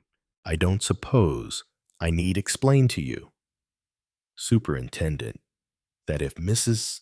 Gordon's first husband is still alive, it will make a big difference to us as a family. This story of Beatrice's was the first intimation worry I had that such a state of affairs might exist. I'd never dreamed of such a thing. Thought she was definitely a widow. And I may say it shook me up a lot. Took me a bit of time to realize it. As you might say, you know, I had to let it soak in. Spence nodded again. He could see Rowley slowly ruminating the matter, turning it over and over in his mind. First of all, I thought I'd better get my uncle onto it, the lawyer one. Mr. Jeremy Claude. Yes. So I went along there. Must have been some time after 8. They were still at dinner, and I sat down in old Jeremy's study to wait for him. And I went on turning things over in my mind. Yes. And finally, I came to the conclusion that I'd do a bit more myself before getting my uncle onto it. Lawyers, superintendent, are all the same. I've found very slow, very cautious, and have to be absolutely sure of their facts before they'll move in a matter. The information I'd got had come to me in a rather hole-and-corner manner, and I wondered if old Jeremy might hem and haw a bit about acting on it. I decided I'd go along to the Stag and see this Johnny for myself. And you did so. Yeah, I went right back to the Stag. At what time was this, Rowley pondered? Let me see. I must have got to Jeremy's about 20 past 8 or thereabouts 5 minutes, well. I wouldn't like to say exactly. Spence, after 8:30, perhaps about 20 to 9, yes. Mr. Claude. I knew where the bloke was. B had mentioned the number of his room, so I went right up and knocked at the door, and he said, "Come in," and I went in. Rowley paused. Somehow, I don't think I handled the business very well. I thought when I went in that I was the one who was on top, but the fellow must have been rather a clever fellow. I couldn't pin him down to anything definite. I thought he'd be frightened when I hinted he'd been doing a spot of blackmail, but it just seemed to amuse him. He asked me damn cheek if I was in the market too. You can't play your dirty game with me. I said, I've nothing to hide. And he said rather nastily that that wasn't his meaning. The point was, he said, that he'd got something to sell, and was I a buyer? What do you mean? I said. He said, how much will you or the family generally pay me for the definite proof that Robert Underhay, reported dead in Africa, is really alive and kicking? I asked him why the devil we should pay anything at all, and he laughed and said, because I've got a client coming this evening who certainly will pay a very substantial sum for proof positive that Robert Underhay is dead. Then I'm afraid I rather lost my temper and told him that my family weren't used to doing that kind of dirty business. If Underhay was really alive, I said, the fact ought to be quite easy to establish. Upon that, I was just stalking out when he laughed and said in what was really rather a queer tone, I don't think you'll prove it without my cooperation.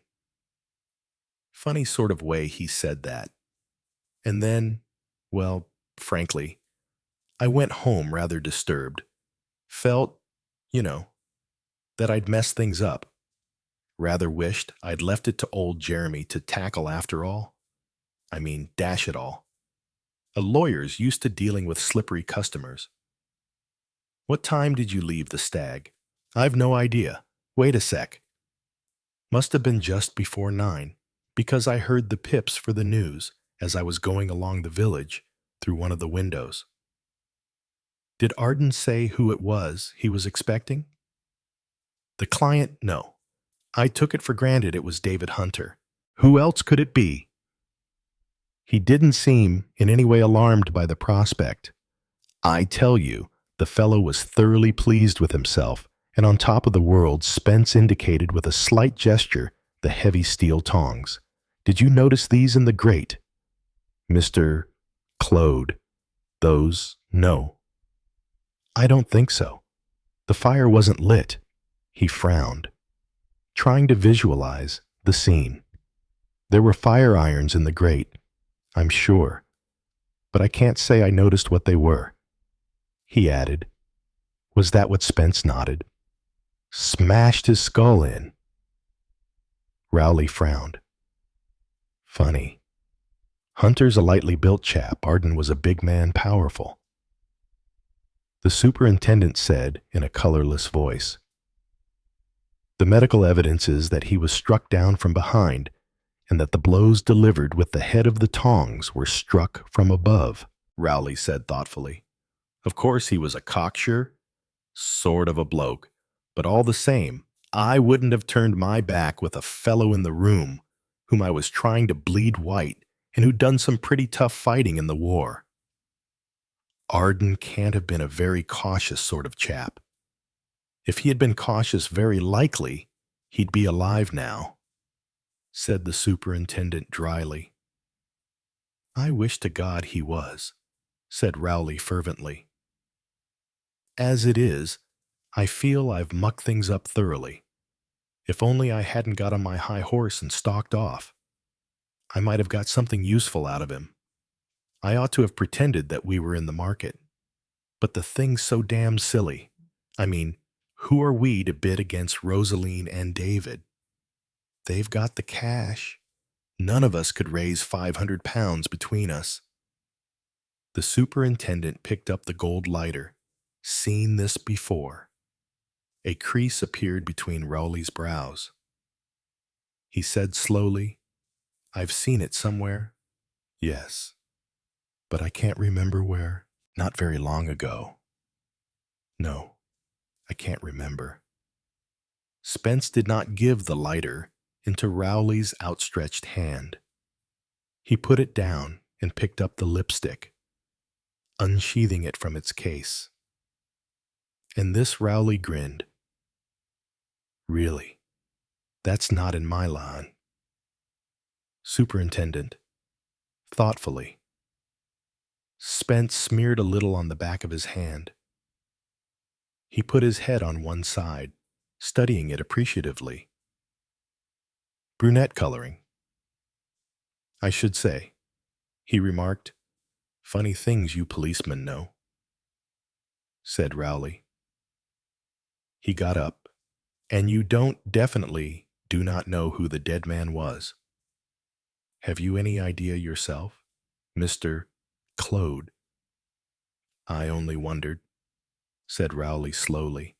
I mean, this fellow was our only clue to Underhay. Now that he's dead, well, looking for Underhay is going to be like looking for a needle in a haystack. There'll be publicity, Mr. Claude, said Spence. Remember that in due course a lot of this will appear in the press. If Underhay is alive and comes to read about it, well, he may come forward. Yes, said Rowley doubtfully. He may. But you don't think so? I think, said Rowley Claude, that round one has gone to David Hunter. I wonder, said Spence.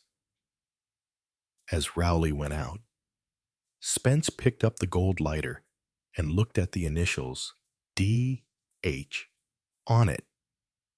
Expensive bit of work, he said to Sergeant Graves. Not mass-produced, quite easily identified. Greatorex or one of those Bond Street places. Have it seen to yes. Sir?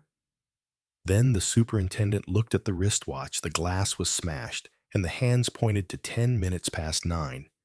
He looked at the sergeant. Got the report on this? Graves, yes. Sir. Mainspring's broken. And the mechanism of the hands, quite all right. Sir, what, in your opinion? Graves? Does the watch tell us? Graves murmured warily. Seems as though it might give us the time the crime was committed. Ah, said Spence. When you've been as long in the force as I have, you'll be a little suspicious of anything so convenient as a smashed watch. It can be genuine, but it's a well-known hoary old trick. Turn the hands of a watch to a time that suits you, smash it, and out with some virtuous alibi. But you don't catch an old bird that way. I'm keeping a very open mind on the subject of the time this crime was committed. Medical evidence is between 8 p.m. and 11 p.m. Sergeant Graves cleared his throat. Edwards, second gardener at Furrowbank, says he saw David Hunter coming out of a side door there about 7:30. The maids didn't know he was down here. They thought he was up in London with Mrs. Gordon. Shows he was in the neighborhood all right. Yes, said Spence. I'll be interested to hear Hunter's own account of his doings. Seems like a clear case. Sir, said Graves, looking at the initials on the lighter. Said the superintendent. There's still this to account for. He indicated the lipstick. It had rolled under the chest of drawers. Sir, might have been there some time. I've checked up, said Spence. The last time a woman occupied that room was 3 weeks ago. I know service isn't up to much nowadays, but I still think they run a mop under the furniture once in 3 weeks. The stag is kept pretty clean and tidy on the whole. There's been no suggestion of a woman being mixed up with Arden. I know, said the superintendent. That's why that lipstick is what I call the unknown quantity. Sergeant Graves refrained from saying cherchez la femme. He had a very good French accent, and he knew better than to irritate Superintendent Spence by drawing attention to it. Sergeant Graves was a tactful young man, 17. Superintendent Spence looked up at Shepherd's Court, Mayfair, before stepping inside its agreeable portal. Situated modestly in the vicinity of Shepherd Market, it was discreet, expensive, and inconspicuous. Inside, Spence's feet sunk into soft pile carpet. There was a velvet-covered settee and a jardiniere full of flowering plants. A small automatic lift faced him, with a flight of stairs at one side of it. On the right of the hall was a door marked Office. Spence pushed it open and went through. He found himself in a small room with a counter, behind which was a table and a typewriter, and 2 chairs. One was drawn up to the table. The other, a more decorative one, was set at an angle to the window. There was no one visible. Spying a bell inset on the mahogany counter, Spence pressed it. When nothing happened, he pressed it again. A minute or so later, a door in the far wall was opened and a resplendent person in uniform appeared. His appearance was that of a foreign general or possibly field marshal. But his speech was of London, an uneducated London at that. "Yes, sir, Mrs. Gordon Claude. 3rd floor, sir. Shall I ring through first?" "She's here. Is she?" said Spence. "I had an idea she might be in the country." "No, sir. She's been here since Saturday last." "And Mr. David Hunter?" "Mr. Hunter's been here, too." "He's not been away." "No, sir." "Was he here last night?" "Now then," said the field marshal, suddenly becoming aggressive. "What's all this about? Want to know everyone's life history." Silently Spence displayed his warrant card. The field marshal was immediately deflated and became cooperative. "Sorry, I'm sure," he said. "Couldn't tell. Could I? Now then, was Mr. Hunter here last night?" "Yes, sir." "He was, at least to the best of my belief he was. That is, he didn't say he was going away." "Would you know if he was away?" "Well, generally speaking." "No, I don't suppose I should." Gentlemen and ladies usually say, if they're not going to be here, leave word about letters or what they want said. If anyone rings up, do telephone calls go through this office? No, most of the flats have their own lines. 1 or 2 prefer not to have a telephone, and then we send up word on the house phone, and the people come down and speak from the box in the hall. But Mrs. Claude's flat has its own phone. "Yes, sir. And as far as you know, they were both here last night." "That's right. What about meals?" "There's a restaurant, but Mrs. Claude and Mr. Hunter don't very often use it. They usually go out to dinner." "Breakfast?" "That's served in the flats. Can you find out if breakfast was served this morning to them?" "Yes, sir. I can find out from room service." Spence nodded. "I'm going up now. Let me know about that when I come down." "Very good, sir." Spence entered the lift and pressed the button for the 3rd floor. Better. There were only 2 flats on each landing. Spence pushed the bell of number 9.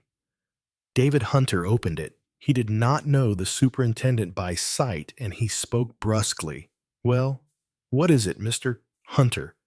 "Yes." "Superintendent Spence of the Osher County Police. Can I have a word with you?" "I apologize." "Superintendent," he grinned. "I thought you were a tout. Come in." He led the way into a modern and charming room. Rosaline Claude was standing by the window and turned at their entrance. "Superintendent Spence." "Rosaline," said Hunter. "Sit down." "Superintendent, have a drink?" "No. Thank you." "Mr. Hunter? Rosaline had inclined her head slightly.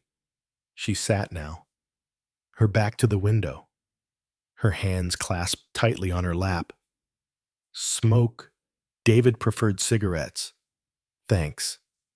Spence took a cigarette, waited, watched David slide a hand into a pocket, slide it out, frown, look round and pick up a box of matches. He struck one and lit the superintendent's cigarette. Thank you, sir. Well, said David, easily, as he lit his own cigarette. What's wrong at Wormsley Vale? Has our cook been dealing in the black market? She provides us with wonderful food, and I've always wondered if there was some sinister story behind it. It's rather more serious than that, said the superintendent. A man died at the Stag Inn last night. Perhaps you saw it in the papers. David shook his head. No, I didn't notice it. What about him? He didn't only die. He was killed. His head was stove in, as a matter of fact. A half-choked exclamation came from Rosaline. David said quickly, Please. Superintendent, don't enlarge on any details. My sister is delicate. She can't help it. But if you mention blood and horrors, she'll probably faint. Oh, I'm sorry, said the superintendent, but there wasn't any blood to speak of. It was murder right enough. Though, he paused. David's eyebrows went up. He said gently, You interest me. Where do we come in? We hoped you might be able to tell us something about this man. Mr. Hunter. You called to see him on Saturday evening last. His name, or the name he was registered under, was Enoch Arden. Yes, of course. I remember now. David spoke quietly, without embarrassment. Well, Mr. Hunter. Well, Superintendent, I'm afraid I can't help you. I know next to nothing about the man. Was his name really Enoch Arden? I should very much doubt it. Why did you go to see him? Just one of the usual hard luck stories. He mentioned certain places, war experiences, people. David shrugged his shoulders. Just a touch. I'm afraid the whole thing rather bogus. Did you give him any money? Sir, there was a fractional pause, and then David said, Just a $5 for luck. He'd been in the war all right. He mentioned certain names that you knew. Yes. Was one of those names Captain Robert Underhay? Now at last he got his effect. David stiffened, but behind him. Rosaline gave a little frightened gasp. What makes you think that? Superintendent David asked at last. His eyes were cautious, probing. Information received, said the superintendent stolidly. There was a short silence. The superintendent was aware of David's eyes, studying him, sizing him up, striving to know. He himself waited quietly. Any idea who Robert Underhay was? Superintendent David asked. Suppose you tell me. Sir, Robert Underhay was my sister's first husband. He died in Africa some years ago. Quite sure of that. Mr.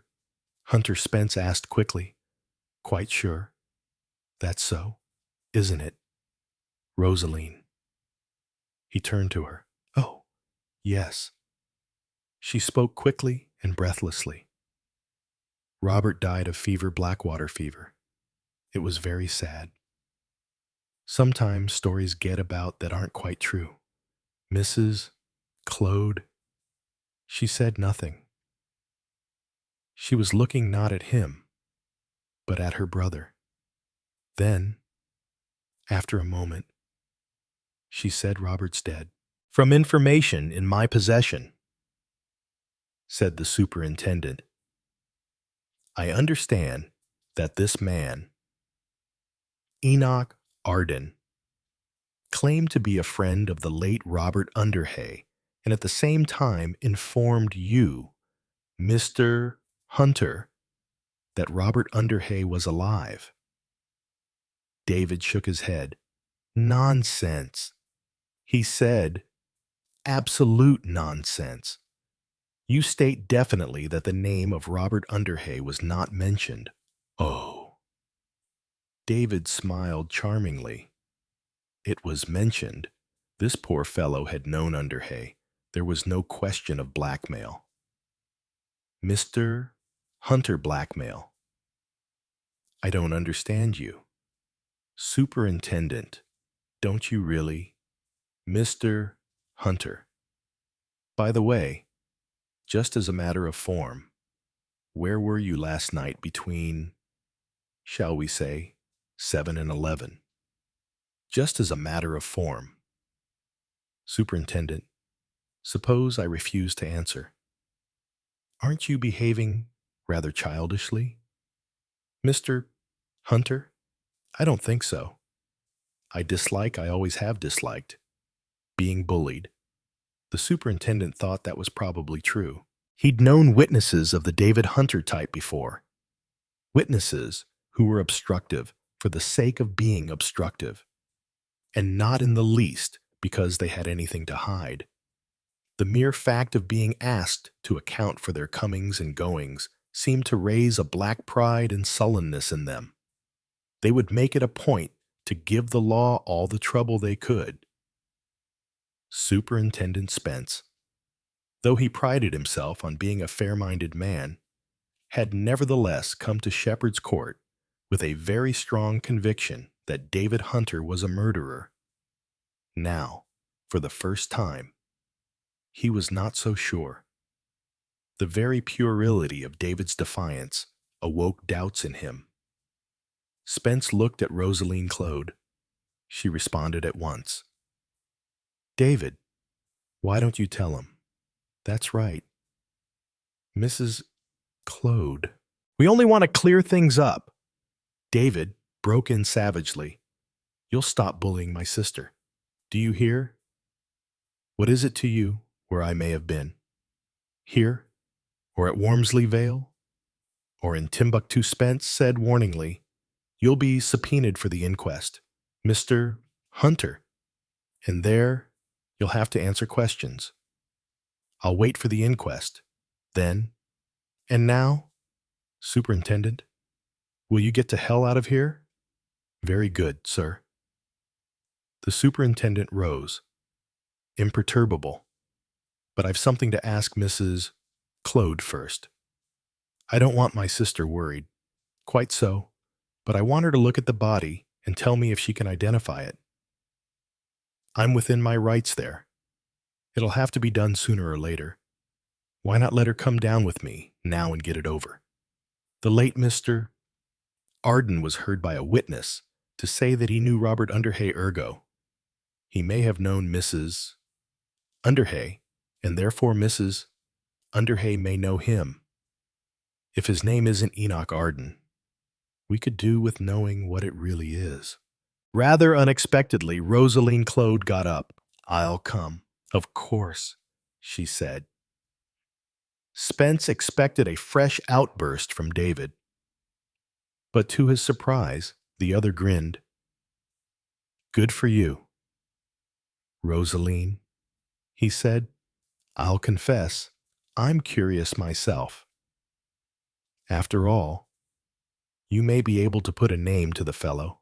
Spence said to her, You didn't see him yourself in Wormsley Vale. She shook her head. I've been in London since Saturday last, and Arden arrived on Friday night, yes. Rosaline asked, Do you want me to come now? She asked the question with something of the submissiveness of a little girl. In spite of himself, the superintendent was favorably impressed. There was a docility, a willingness about her which he had not expected. That would be very nice of you. Mrs. Claude, he said. The sooner we can get certain facts definitely established, the better. I haven't got a police car here. I'm afraid. David crossed to the telephone. I'll ring up the Daimler hire. It's beyond the legal limit, but I expect you can square that. Superintendent, I think that can be arranged. Mr. Hunter. He got up. I'll be waiting for you downstairs. He went down in the lift and pushed open the office door once more. The field marshal was awaiting him. Well, both beds slept in last night. Sir, baths and towels used. Breakfast was served to them in the flat at 9:30, and you don't know what time Mr. Hunter came in yesterday evening. I can't tell you anything further. I'm afraid. Sir, well, that was that, Spence thought. He wondered if there was anything behind David's refusal to speak, except pure childlike defiance. He must realize that a charge of murder was hovering over him. Surely he must see that the sooner he told his story, the better. Never a good thing to antagonize the police. But antagonizing the police, he thought ruefully, was just what David Hunter would enjoy doing. They talked very little on the way down. When they arrived at the mortuary, Rosaline Claude was very pale. Her hands were shaking. David looked concerned for her.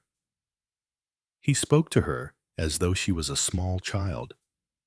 It'll be only a minute or two, Mavourneen. It's nothing at all.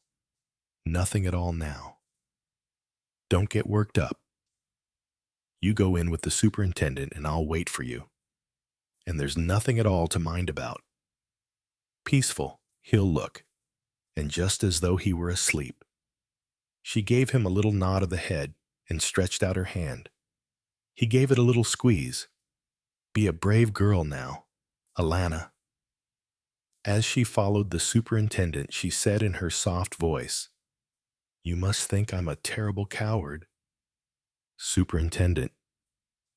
But when they've been all dead in the house, all dead but you, that awful night in London, he said gently, I understand. Mrs. Claude, I know you went through a bad experience in the Blitz when your husband was killed. Really, it will be only a minute or two. At a sign from Spence, the sheet was turned back. Rosaline Claude stood, looking down at the man who had called himself Enoch Arden. Spence, unobtrusively standing to one side, was actually watching her closely.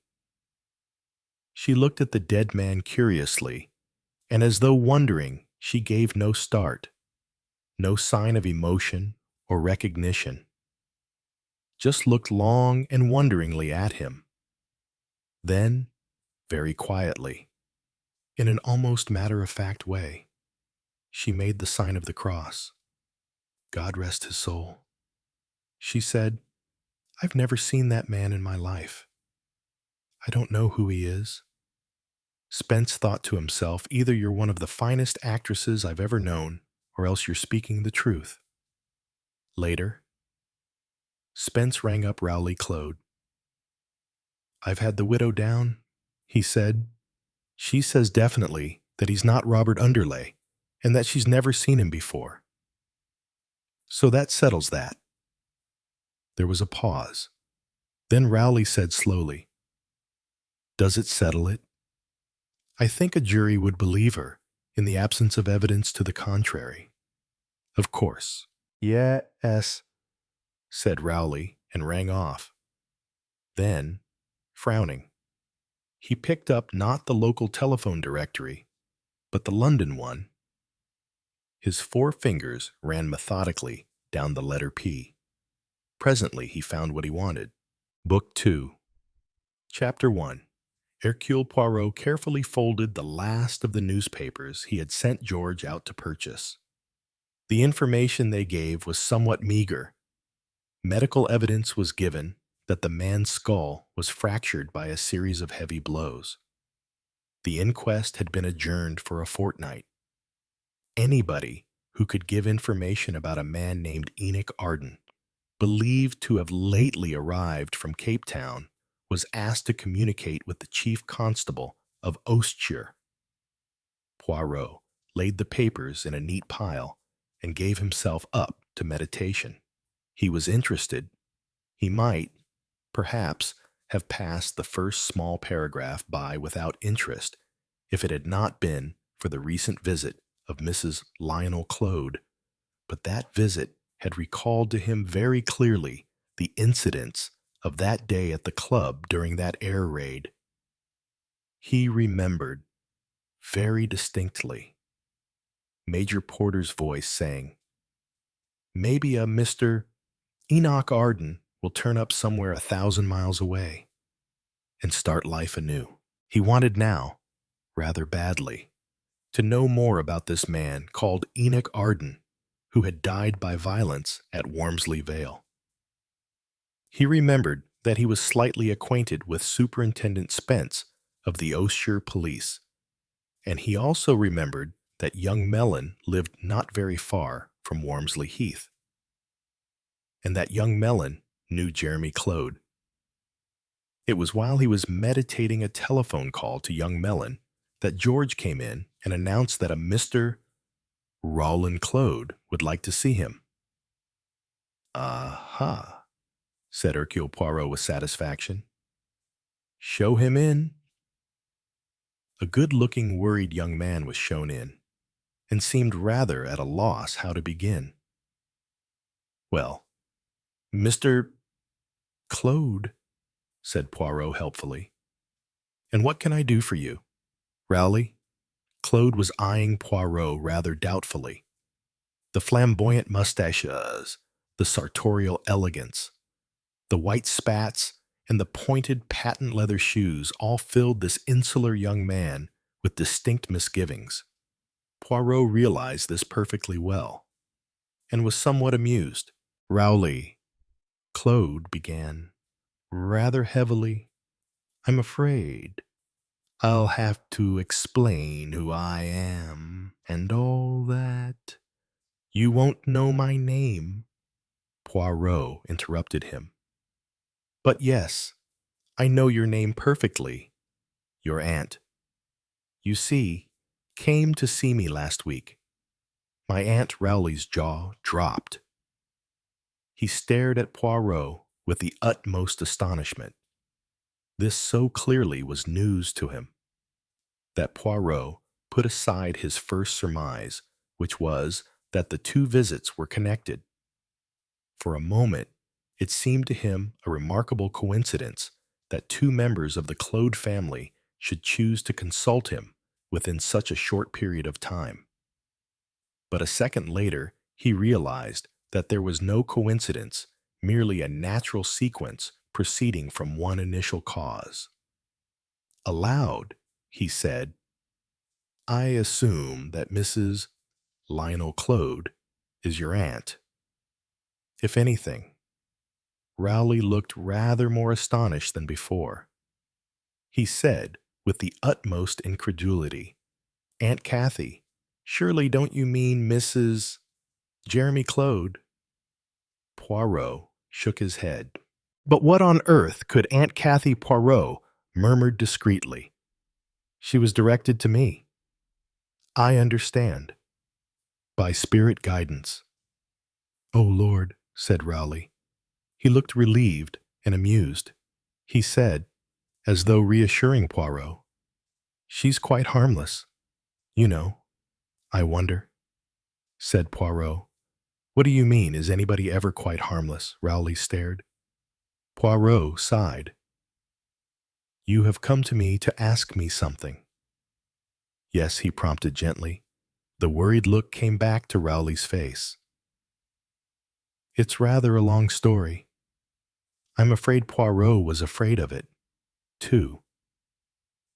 He had a very shrewd idea that Rowley Claude was not the sort of person to come to the point quickly. He leaned back and half closed his eyes as Rowley began. "My uncle, you see, was Gordon Claude." "I know all about Gordon Claude," said Poirot, helpfully. "Good. Then I needn't explain. He married a few weeks before his death, a young widow called Underhay. Since his death, she has been living at Wormsley Vale, she and a brother of hers. We all understood that her first husband had died of fever in Africa. But now, it seems as though that mightn't be so. Ah. Poirot sat up. And what has led you to that surmise? Rowley described the advent of Mr. Enoch Arden in Wormsley Vale. Perhaps you have seen in the papers. Yes, I have seen. Poirot was again helpful. Rowley went on. He described his first impression of the man Arden, his visit to the stag, the letter he had received from Beatrice Lippincott, and finally the conversation that Beatrice had overheard. Of course. Rowley said, one can't be sure just what she did here. She may have exaggerated it all a bit, or even got it wrong. Has she told her story to the police? Rowley nodded. I told her she'd better. I don't quite see. Pardon me while you come to me. Mr. Claude, do you want me to investigate this murder? For it is murder. I assume, Lord. No, said Rowley. I don't want anything of that kind. That's a police job. He was bumped off all right. No. What I'm after is this. I want you to find out who the fellow was. Poirot's eyes narrowed. Who do you think he was? Mr. Claude. Well, I mean, Enoch Arden isn't a name. Dash it all. It's a quotation. Tennyson. I went and mugged it up. Fellow who comes back and finds out his wife has married another fellow. So you think, said Poirot quietly, that Enoch Arden was Robert Underhay himself, Rowley said slowly. Well, he might have been, about the right age and appearance and all that. Of course, I've gone over it all with Beatrice again and again. She can't naturally remember exactly what they both said. The chap said Robert Underhay had come down in the world and was in bad health and needed money. Well, he might have been talking about himself, mightn't he? He seems to have said something about it wouldn't suit David Hunter's book if Underhay turned up in Wormsley Vale, sounding a bit as though he was there under an assumed name. What evidence of identification was there at the inquest? Rowley shook his head. Nothing definite. Only the stag people saying he was the man who'd come there and registered as Enoch Arden. What about his papers? He hadn't any. What Poirot sat up in surprise. No papers of any kind. Nothing at all. Some spare socks, and a shirt, and a toothbrush, etc. But no papers. No passport. No letters. Not even a ration card. Nothing at all. That, said Poirot, is very interesting. Yes, very interesting. Rowley went on David Hunter. That's Rosaline Claude's brother. Had called to see him the evening after he arrived. His story to the police is that he'd had a letter from the chap saying he had been a friend of Robert Underhay's and was down and out. At his sister's request, he went to the stag and saw the fellow and gave him a $5. That's his story. And you bet he means to stick to it. Of course, the police are keeping dark about what Beatrice heard. David Hunter says he had no previous acquaintance with the man. That's what he says. Anyway, I gather Hunter never met Underhay. And what about Rosaline Claude? The police asked her to look at the body in case she knew the man. She told them that he was a complete stranger to her. Eh bien, said Poirot. Then that answers your question. Does it, said Rowley bluntly. I think not. If the dead man is Underhay, then Rosaline was never my uncle's wife, and she's not entitled to a penny of his money. Do you think she would recognize him under those circumstances? You don't trust her. I don't trust either of them. Surely there are plenty of people who could say for certain that the dead man is or is not Underhay. It doesn't seem to be so easy. That's what I want you to do. Find someone who knows Underhay. Apparently he has no living relations in this country, and he was always an unsociable, lonely sort of chap. I suppose there must be old servants, friends, someone, but the war's broken up everything and shifted people round. I wouldn't know how to begin to tackle the job anyway. I haven't the time. I'm a farmer, and I'm short-handed. Why me? Said Hercule Poirot. Rowley looked embarrassed. A faint twinkle came into Poirot's eye. Spirit guidance, he murmured. Good Lord. No, said Rowley, horrified. Matter of fact. He hesitated. I heard a fellow I know talk about you said you were a wizard at these sort of things. I don't know about your fees expensive. I expect we're rather a stony broke lot, but I dare say we could cough it up amongst the lot of us. That is, if you'll take it on, Hercule Poirot said slowly. Yes, I think perhaps I can help you. His memory, a very precise and definite memory, went back. The club bore, the rustling newspapers, the monotonous voice. The name, he had heard the name, it would come back to him presently. If not, he could always ask Mellon. No, he had got it. Porter, Major Porter. Hercule Poirot rose to his feet. Will you come back here this afternoon, Mr. Claude? Well, I don't know.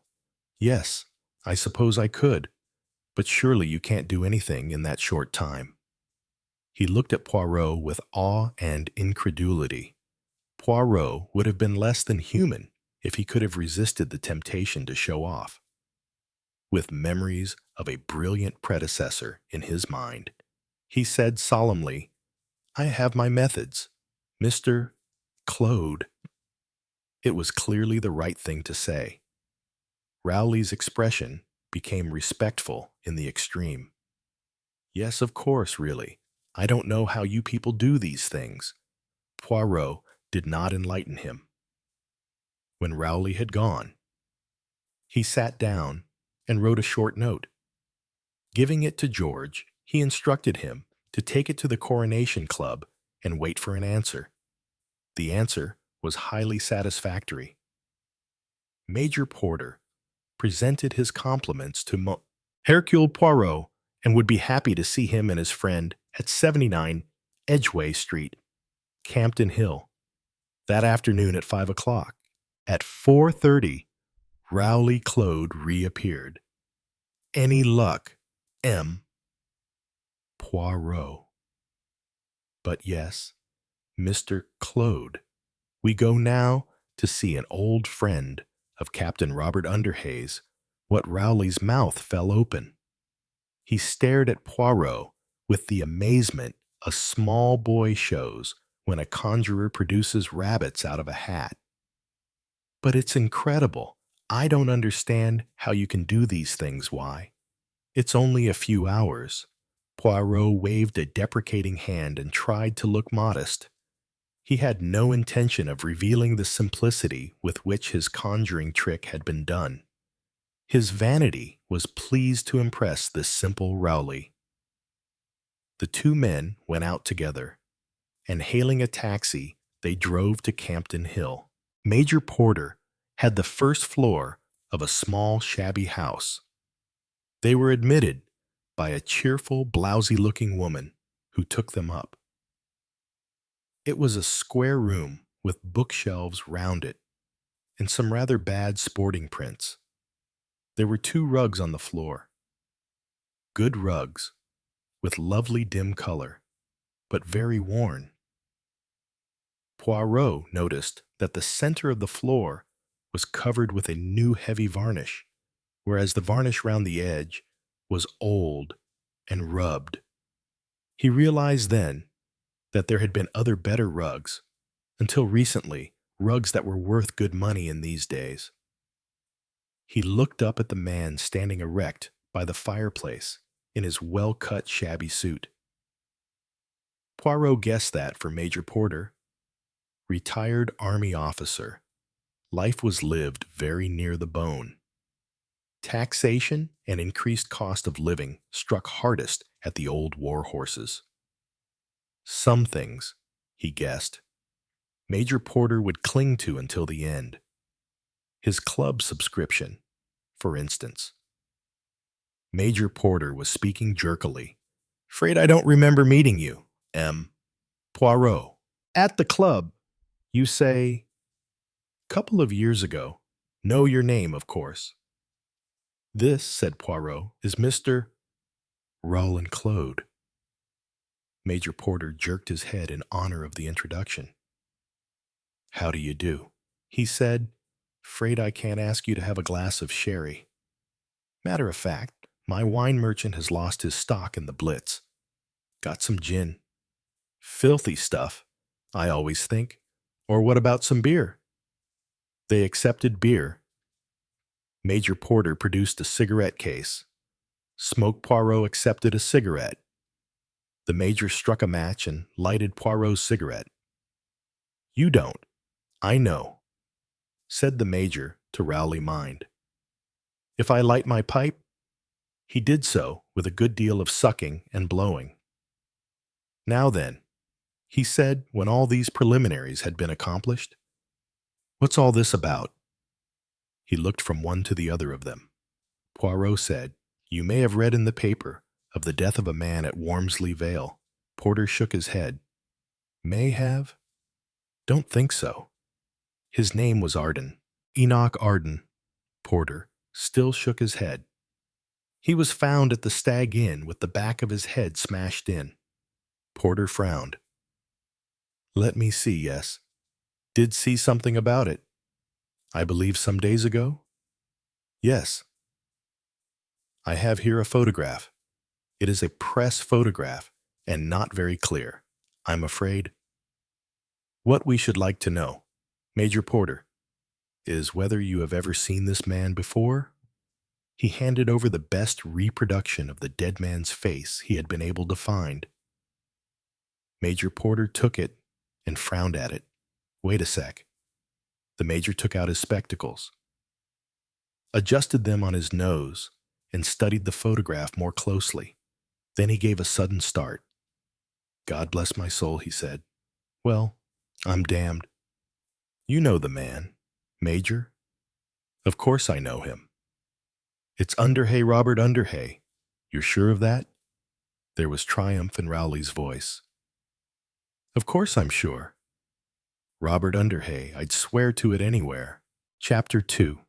The telephone rang, and Lynn went to answer it. Rowley's voice spoke. Lynn Rowley. Her voice sounded depressed. He said, "What are you up to? I never see you these days." "Oh, well, it's all chores, you know. Running around with a basket, waiting for fish, and queuing up for a bit of quite disgusting cake. All that sort of thing. Home life. I want to see you. I've got something to tell you." "What sort of thing?" He gave a chuckle. "Good news. Meet me by Roland Copse. We're plowing up there." "Good news." Lynn put the receiver down. What to Rowley Claude would be good news? Finance. Had he sold that young bull at a better price than he had hoped to get? She thought, it must be more than that. As she walked up the field to Roland Copse, Rowley left the tractor and came to meet her. "Hello, Lynn."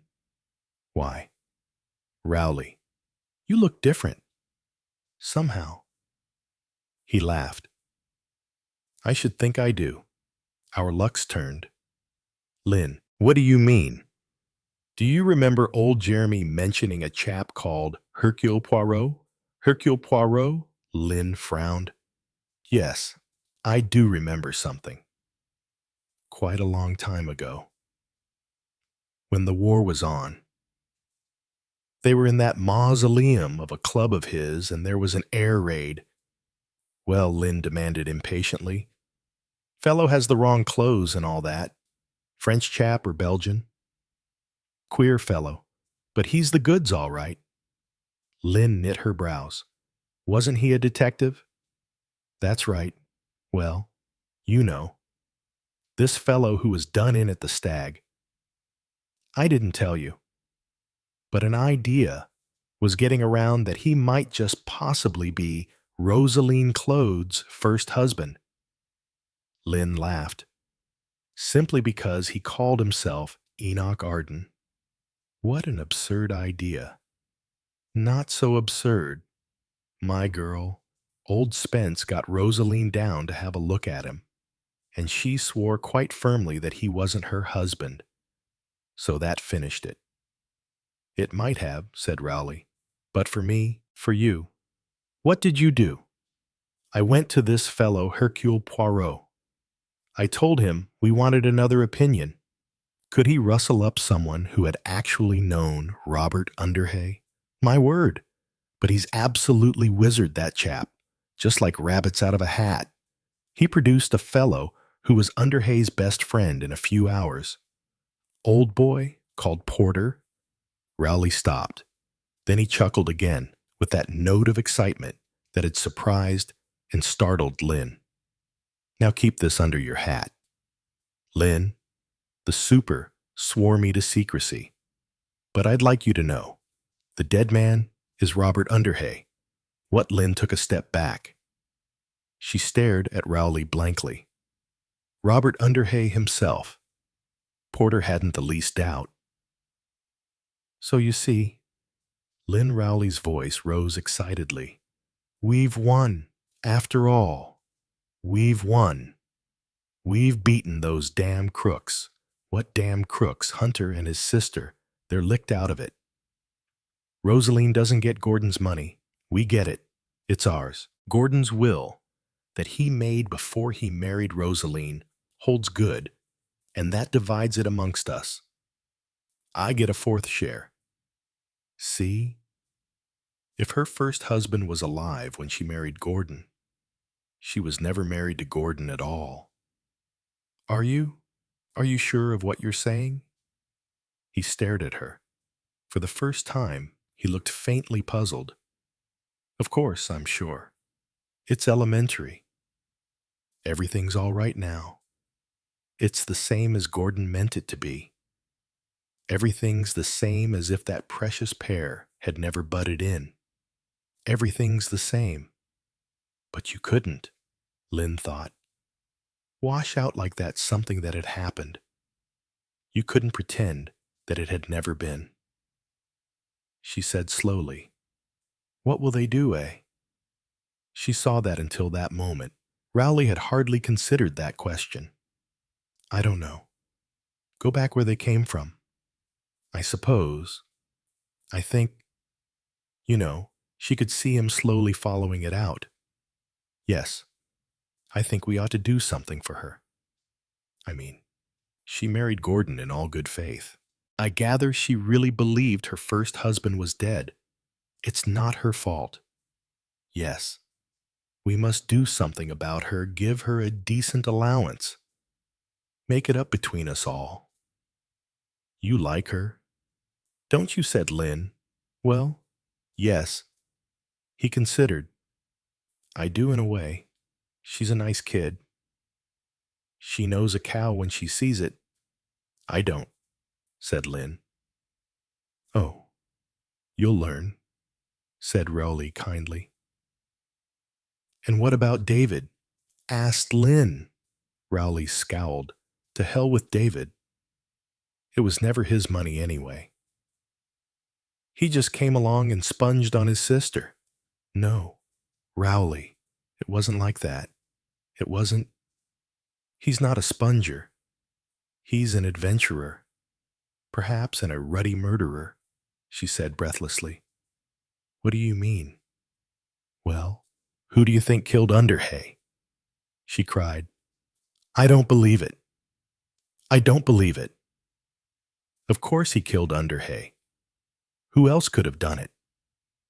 He was down here that day. Came down by the 5:30. I was meeting some stuff at the station and caught sight of him in the distance, Lynn said sharply. He went back to London that evening. After having killed Underhay, said Rowley triumphantly. You oughtn't to say things like that, Rowley. What time was Underhay killed? Well, I don't know exactly. Rowley slowed up, considered. Don't suppose we shall know until the inquest tomorrow. Sometime between 9 and 10, I imagine. David caught the 9:20 train back to London. Look here. Lynn, how do you know I met him? He was running for it. How do you know he ever caught it? Caught it because he telephoned me from London later. Rowley scowled angrily. What the hell should he telephone you for? Look here, Lynn, I'm damned if Oh, what does it matter? Rowley. Anyway, it shows he caught that train. Plenty of time to have killed Underhay and then run for the train. Not if he was killed after 9 o'clock. Well, he may have been killed just before 9, but his voice was a little doubtful. Lynn half closed her eyes. Was that the truth of it? When, breathless, swearing, David had emerged from the cops. Had it been a murderer, fresh from his crime, who had taken her in his arms? She remembered his curious excitement, the recklessness of his mood. Was that the way that murder would affect him? It might. She had to admit it. Were David and murder so far removed from each other? Would he kill a man who had never done him any harm, a ghost from the past? A man whose only crime was to stand between Rosaline and a big inheritance between David and the enjoyment of Rosaline's money. She murmured, Why should he kill Underhay, my God? Lynn, can you ask? I've just told you, Underhay's being alive means that we get Gordon's money. Anyway, Underhay was blackmailing him. Ah, that fell more into the pattern. David might kill a blackmailer, in fact. Wasn't it just the way he would deal with a blackmailer? Yes. It all fell into pattern. David's haste, his excitement, his fierce, almost angry, lovemaking, and later, his renouncement of her. I'd better clear out. Yes, it fitted. From a long way away. She heard Rowley's voice asking, What's the matter? Lynn, are you feeling all right? Yes, of course. Well, for heaven's sake, don't look so glum. He turned, looking down the hillside to Long Willows. Thank goodness. We can have the place smartened up a bit. Now get some labor-saving gadgets put in, make it right for you. I don't want you to pig it. Lynn. That was to be her home, that house. Her home with Rowley. And one morning at 8 o'clock, David would swing by the neck until he was dead. Chapter 3. With a pale, determined face and watchful eyes, David had his hands on Rosaline's shoulders. It will be all right. I'm telling you, it will be all right. But you must keep your head and do exactly as I tell you. And if they take you away, you said that you did say that they might take you away. It's a possibility. Yes. But it won't be for long. Not if you keep your head. I'll do what you tell me. David, there's the girl. All you have to do, Rosaline, is to stick to your story. Hold to it that the dead man is not your husband. Robert Underhay. They'll trap me into saying things I don't mean. No, they won't. It's all right. I tell you, no, it's wrong. It's been wrong all along. Taking money that doesn't belong to us. I lie awake nights thinking of it. David, taking what doesn't belong to us. God is punishing us for our wickedness. He looked at her, frowning. She was cracking, yes. Definitely she was cracking. There had always been that religious streak. Her conscience had never been quite stilled. Now, unless he was extremely lucky, she'd break down completely. Well, there was only one thing to be done. Listen, Rosaline, he said gently. Do you want me to be hanged? Her eyes widened in horror. Oh, David, you wouldn't, they couldn't. There's only one person who can hang me. That's you. If you once admit, by look or sign or word, that the dead man might be Underhay, you put the rope round my neck. Do you understand that? Yes, that had got home. She gazed at him with wide, horrified eyes. I'm so stupid, David. No, you're not. In any case, you haven't got to be clever. You'll have to swear solemnly that the dead man is not your husband. You can do that. She nodded. Look stupid if you like. Look as if you don't understand quite what they're asking you. That will do no harm. But stand firm on the points I've gone over with you. Gaythorne will look after you. He's a very able criminal lawyer. That's why I've got him. He'll be at the inquest, and he'll protect you from any heckling. But even to him, stick to your story. For God's sake, don't try to be clever or think you can help me by some line of your own. I'll do it. David, I'll do exactly what you tell me. Good girl. When it's all over, we'll go away to the south of France to America. In the meantime, take care of your health. Don't lie awake at nights fretting and working yourself up. Take those sleeping things Dr.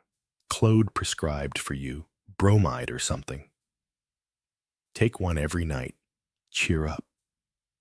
And remember, there's a good time coming. Now, he looked at his watch. It's time to go to the inquest. It's called for 11. He looked round the long, beautiful drawing room. Beauty, comfort, wealth. He'd enjoyed it all. A fine house, furrow bank. Perhaps this was goodbye. He'd got himself into a jam that was certain. But even now he didn't regret. And for the future, well, he'd go on taking chances. And we must take the current when it serves or lose our ventures. He looked at Rosaline. She was watching him with large, appealing eyes, and intuitively he knew what she wanted. I didn't kill him, Rosaline, he said gently. I swear it to you by every saint in your calendar. Chapter 4. The inquest was held in the Corn Market. The coroner, Mr.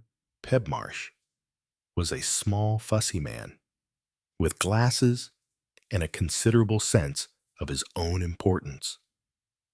Beside him sat the large bulk of Superintendent Spence.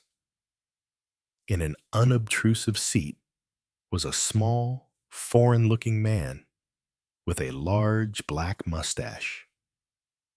The Claude family, the Jeremy Claudes, the Lionel Claudes, Rowley Claude, Mrs. Marchmont and Lynn. They were all there. Major Porter sat by himself, fidgeting and ill at ease.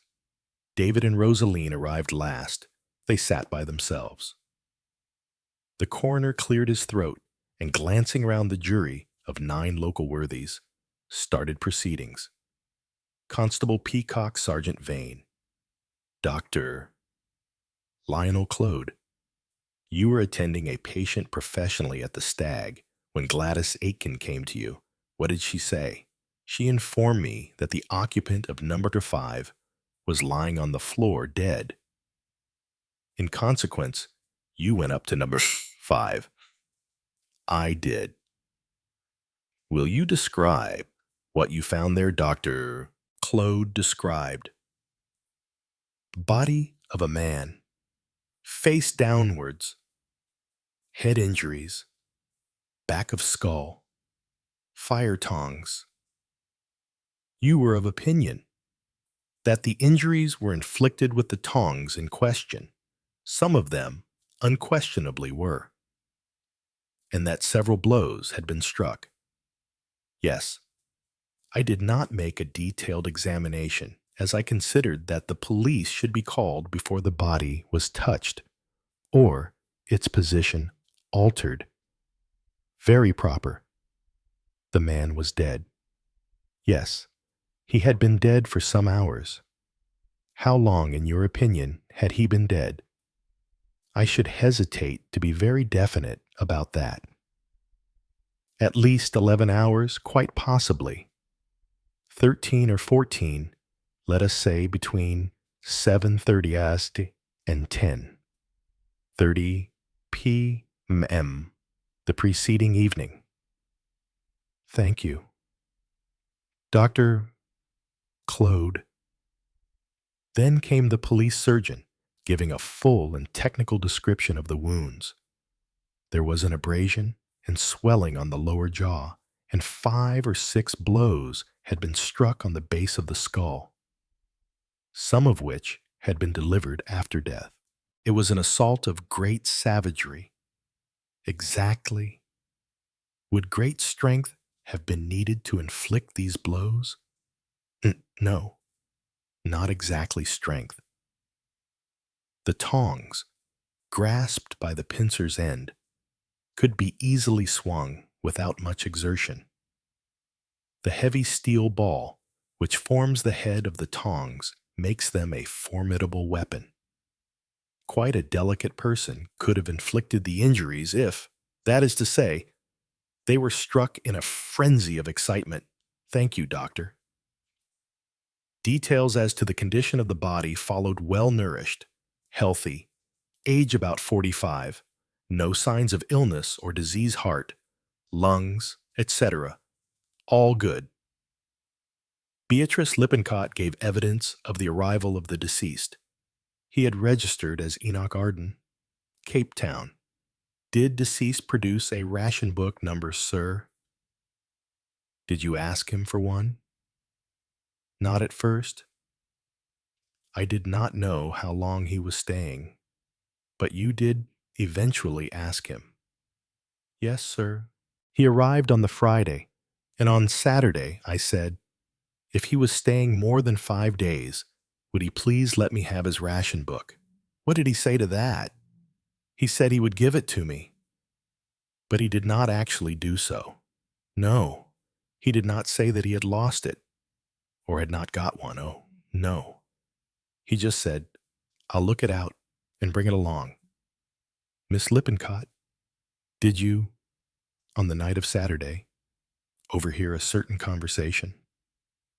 With a good deal of elaborate explanation as to the necessity she was under of visiting Note 4, Beatrice Lippincott told her tale. The coroner guided her astutely. Thank you. Did you mention this conversation you had overheard to anybody? Yes, I told Mr. Rowley Claude. Why did you tell Mr. Claude? I thought he ought to know. Beatrice flushed. A tall, thin man, Mr. Gaythorne, rose and asked permission to put a question. In the course of the conversation between the deceased and Mr. David Hunter, did the deceased at any time mentioned definitely that he himself was Robert Underhay. No, he didn't. In fact, he spoke of Robert Underhay as though Robert Underhay was quite another person. Yes, he did. Thank you, Mr. Coroner. That was all I wanted to get clear. Beatrice Lippincott stood down, and Rowley Clode was called. He confirmed that Beatrice had repeated the story to him, and then gave his account of his interview with the deceased. His last words to you were, "I don't think you'll prove that without my cooperation." That being the fact that Robert Underhay was still alive. That's what he said. Yes. And he laughed. He laughed. Did he? What did you take those words to mean? Well, I just thought he was trying to get me to make him an offer. But afterwards, I got thinking, yes, Mr. Clode. But what you thought afterwards is hardly relevant. Shall we put it that as a result of that interview, you set about trying to find some person who was acquainted with the late Robert Underhay? And that, with certain help, you were successful. Rowley nodded. That's right. What time was it when you left the deceased? As nearly as I can tell, it was 5 minutes to 9. What made you fix on that time? As I went along the street, I heard the 9 o'clock chimes through an open window. Did the deceased mention at what time he was expecting this client? He said, at any minute. He did not mention any name, no. David Hunter. There was just a faint, soft buzz as the inhabitants of Wormsley Vale craned their necks to look at the tall, thin, bitter-looking young man who stood defiantly facing the coroner. The preliminaries went rapidly. The coroner continued. You went to see the deceased on Saturday evening. Yes. I received a letter from him asking for assistance and stating he had known my sister's first husband in Africa. You have got that letter? No. I don't keep letters. You have heard the account given by Beatrice Lippincott of your conversation with the deceased. Is that a true account? Quite untrue. The deceased spoke of knowing my late brother-in-law, complained of his own bad luck, and of having come down in the world, and begged for some financial assistance, which, as is usual, he was quite confident of being able to repay. Did he tell you that Robert Underhay was still alive? David smiled. Certainly not. He said, if Robert were still alive, I know he would help me. That is quite different from what Beatrice Lippincott tells us. Eavesdroppers, said David, usually hear only a portion of what goes on and frequently get the whole thing wrong, owing to supplying the missing details from their own fertile imaginations. Beatrice flounced angrily and exclaimed, Well, I never. The coroner said repressively, Silence, please. Now, Mr. Hunter, did you visit the deceased again on the night of Tuesday? I did not. You have heard Mr. Rowley Clode say that the deceased expected a visitor.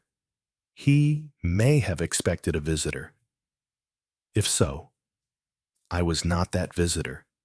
I'd given him a $5 before. I thought that was quite enough for him. There was no proof that he'd ever known Robert Underhay. My sister, since she inherited a large income from her husband, has been the target of every begging letter writer and every sponger in the neighborhood. Quietly, he let his eyes pass over the assembled Clodes. Mr. Hunter, will you tell us where you were on the evening of Tuesday? Find out, said David. Mr. Hunter. The coroner rapped the table. That is a most foolish and ill-advised thing to say. Why should I tell you where I was and what I was doing? Time enough for that when you accuse me of murdering the man. If you persist in that attitude, It may come to that sooner than you think. Do you recognize this? Mr. Hunter, leaning forward. David took the gold cigarette lighter into his hand. His face was puzzled. Handing it back, he said slowly, "Yes, it's mine. When did you have it last? I missed it." He paused. "Yes, Mr. Hunter." The coroner's voice was suave. Gaythorne fidgeted, seemed about to speak, but David was too quick for him. "I had it last Friday morning. I don't remember seeing it since." Mr. Gaythorne rose. "With your permission, Mr. Coroner, you visited the deceased Saturday evening. Might you not have left the lighter there?" "Then I might have, I suppose," David said slowly. "I certainly don't remember seeing it after Friday," he added. "Where was it found?" The coroner said, "We shall go into that later. You can stand down now. Mr. Hunter." David moved slowly back to his seat. He bent his head and whispered to Rosaline Claude, "Major Porter?" Hemming and hawing a little, Major Porter took the stand. He stood there, an erect, soldierly figure, as though on parade. Only the way he moistened his lips showed the intense nervousness from which he was suffering. "You are George Douglas Porter, late Major of the Royal African Rifles?" "Yes. How well did you know Robert Underhay?" In a parade ground voice, Major Porter barked out places and dates. "You have viewed the body of the deceased?" "Yes." "Can you identify that body?" "Yes. It is the body of Robert Underhay." A buzz of excitement went round the court. "You state that positively and without the least doubt I do. There is no possibility of your being mistaken." "None?" "Thank you, Major Porter." Mrs. Gordon Claude. Rosaline rose. She passed Major Porter. He looked at her with some curiosity. She did not even glance at him. "Mrs. Claude, you were taken by the police to see the body of the deceased." She shivered. "Yes, you stated definitely that it was the body of a man, completely unknown to you." "Yes." "In view of the statement just made by Major Porter, would you like to withdraw or amend your own statement?" "No." "You still assert definitely that the body was not that of your husband, Robert Underhay?" "It was not my husband's body. It was a man I had never seen in my life." "Come now, Mrs. Claude, Major Porter has definitely recognized it as the body of his friend Robert Underhay." Rosaline said expressionlessly, "Major Porter is mistaken. You are not under oath in this court, Mrs. Claude, but it is likely that you will be under oath in another court shortly. Are you prepared then to swear that the body is not that of Robert Underhay, but of an unknown stranger?" "I am prepared to swear that it is not the body of my husband, but of a man quite unknown to me." Her voice was clear and unfaltering. Her eyes met the coroner unshrinkingly. He murmured, "You can stand down." Then, removing his pince-nez, he addressed the jury. They were there to discover how this man came to his death. As to that, there could be little question. There could be no idea of accident or suicide, nor could there be any suggestion of manslaughter. There remained only one verdict: willful murder. As to the identity of the dead man, that was not clearly established. They had heard one witness, a man of upright character and probity whose word could be relied upon, say that the body was that of a former friend of his, Robert Underhay. On the other hand, Robert Underhay's death from fever in Africa had been established, apparently, to the satisfaction of the local authorities, and no question had then been raised. In contradiction of Major Porter's statement, Robert Underhay's widow, now Mrs. Gordon Clode, stated positively that the body was not that of Robert Underhay. These were diametrically opposite statements. Passing from the question of identity, they would have to decide if there was any evidence to show whose hand had murdered the deceased. They might think that the evidence pointed to a certain person, but a good deal of evidence was needed before a case could be made out evidence and motive and opportunity. The person must have been seen by someone in the vicinity of the crime at the appropriate time. If there was not such evidence, the best verdict was that of willful murder without sufficient evidence to show by whose hand. Such a verdict would leave the police free to pursue the necessary inquiries. He then dismissed them to consider their verdict.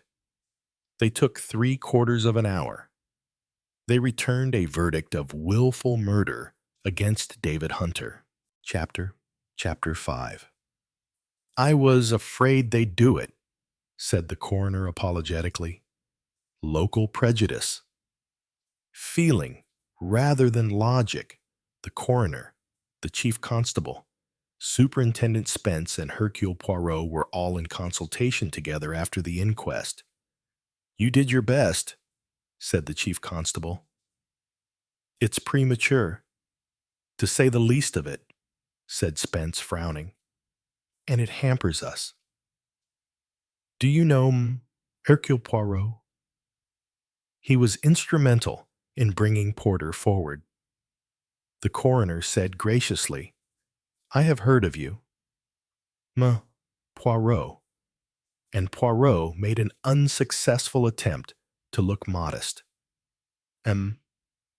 Poirot's interested in the case," said Spence with a grin. "Truly, that is so," said Poirot. "I was in it, as you might say, before there was a case." And in answer to their interested glances, he told of the queer little scene in the club when he had first heard a mention of Robert Underhay's name. "That's an additional point in Porter's evidence when the case comes to trial," said the chief constable thoughtfully. "Underhay actually planned a pretended death and spoke of using the name of Enoch Arden." The chief constable murmured, "Ah, but will that be admissible as evidence? Words spoken by a man who is now dead." "It may not be admissible as evidence," said Poirot thoughtfully. "But it raises a very interesting and suggestive line of thought." "What we want," said Spence, "is not suggestion, but a few concrete facts. Someone who actually saw David Hunter at the Stag or near it on Tuesday evening." "It ought to be easy," said the chief constable, frowning. "If it was abroad in my country, it would be easy enough," said Poirot. "There would be a little cafe where someone takes the evening coffee, but in provincial England—" He threw up his hands. The superintendent nodded. "Some of the folks are in the pubs, and will stay in the pubs till closing time, and the rest of the population are inside their houses listening to the 9 o'clock news. If you ever go along the main street here, between 8:30 and 10, it's completely deserted. Not a soul." "He counted on that," suggested the chief constable. "Maybe," said Spence. His expression was not a happy one. Presently, the chief constable and the coroner departed. Spence and Poirot were left together. "You do not like the case?" "No," asked Poirot sympathetically. "That young man worries me," said Spence. "He's the kind that you never know where you are with them. When they're most innocent of a business, they act as though the hockey were guilty. And when they're guilty, why, You'd take your oath. They were angels of light. You think he is guilty? Asked Poirot. Don't you? Spence countered. Poirot spread out his hands. I should be interested to know, he said, just exactly how much you have against him. You don't mean legally. You mean in the way of probability. Poirot nodded. There's the lighter, said Spence. Where did you find it? Under the body. Fingerprints on it. None. Ah, said Poirot. Yes, said Spence. I don't like that too much myself. Then the dead man's watch has stopped at 9:10. That fits in with the medical evidence quite nicely, and with Rowley Clode's evidence that Underhay was expecting his client at any minute, presumably that client was almost due. Poirot nodded. Yes, it is all very neat. And the thing you can't get away from, to my mind, Poirot, is that he's the only person, he and his sister, that is to say, who has the ghost or shadow of a motive. Either David Hunter killed Underhay, or else Underhay was killed by some outsider who followed him here for some reason that we know nothing about, and that seems wildly improbable. Oh, I agree. I agree.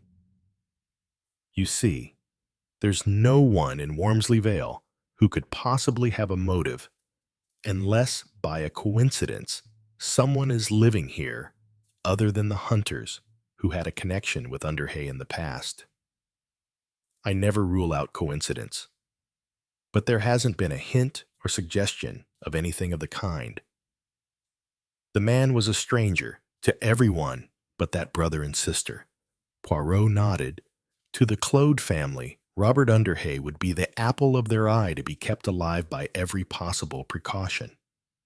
Robert Underhay, alive and kicking, means the certainty of a large fortune divided amongst them. Again, mon ami, I agree with you enthusiastically. Robert Underhay, alive and kicking, is what the Clode family needs. So back we come.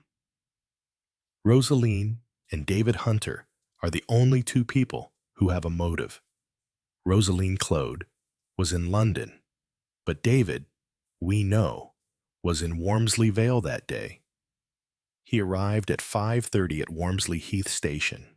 So now we have motive, written very big, and the fact that at 5:30 and onward, to some unspecified time, he was on the spot. Exactly. Now take Beatrice Lippincot's story. I believe that story. She overheard what she says she overheard, though she may have gingered it up a little, as is only human as you say. Apart from knowing the girl, I believe her because she couldn't have invented some of the things. She'd never heard of Robert Underhay before, for instance, so I believe her story of what passed between the two men and not David Hunter's. I, too, said Poirot. She strikes me as a singularly truthful witness. We've confirmation that her story is true. What do you suppose the brother and sister went off to London for? That is one of the things that has interested me most. Well, the money positions like this. Rosaline Clode has only a life interest in Gordon Clode's estate. She can't touch the capital except, I believe, for about £1,000, but jewelry, etc., is hers. The first thing she did on going to town was to take some of the most valuable pieces round to Bond Street and sell them. She wanted a large sum of cash, quickly. In other words, she had to pay a blackmailer. You call that evidence against David Hunter, don't you? Poirot shook his head. Evidence that there was blackmail. Yes. Evidence of intent to commit murder. No. You cannot have it both ways. Mon cher, either that young man was going to pay up, or else he was planning to kill. You have produced evidence that he was planning to pay. Yes, yes, perhaps that is so. But he may have changed his mind. Poirot shrugged his shoulders. I know his type, said the superintendent thoughtfully. It's a type that's done well during the war. Any amount of physical courage, audacity, and a reckless disregard of personal safety. The sort that will face any odds. It's the kind that is likely to win the seat. Though, mind you, it's often a posthumous one. Yes. In wartime, a man like that is a hero. But in peace, well. In peace, such men usually end up in prison. They like excitement, and they can't run straight. And they don't give a damn for society. And finally, they've no regard for human life. Poirot nodded. I tell you, the superintendent repeated. I know the type. There was some few minutes of silence. Eh bien, said Poirot at last. We agree that we have here the type of a killer, but that is all. It takes us no further. Spence looked at him with curiosity. You're taking a great interest in this business. Poirot. Yes. Why? If I may ask frankly. Poirot spread out his hands. I do not quite know. Perhaps it is because, when 2 years ago, I am sitting very sick in my stomach, for I did not like air raids. And I am not very brave, though I endeavor to put up the good appearance when, as I say, I am sitting with a sick feeling here.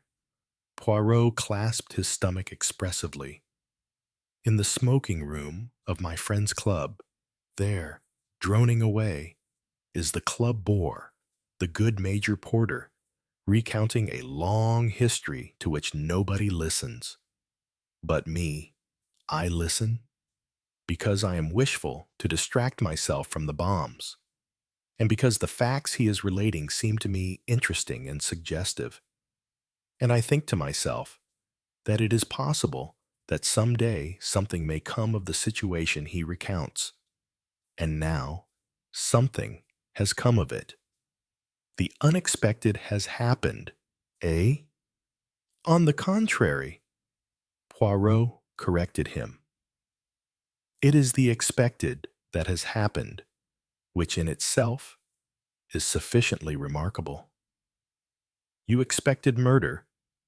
Spence asked skeptically. No, no, no. But a wife remarries. Possibility that first husband is still alive. He is alive. He may turn up. He does turn up. There may be blackmail. There is blackmail. Possibility. Therefore, the blackmailer may be silenced. Ma foi, he is silenced. Well, said Spence, eyeing Poirot rather doubtfully, I suppose these things run pretty close to type. It's a common sort of crime, blackmail resulting in murder. Not interesting. You would say, usually, no.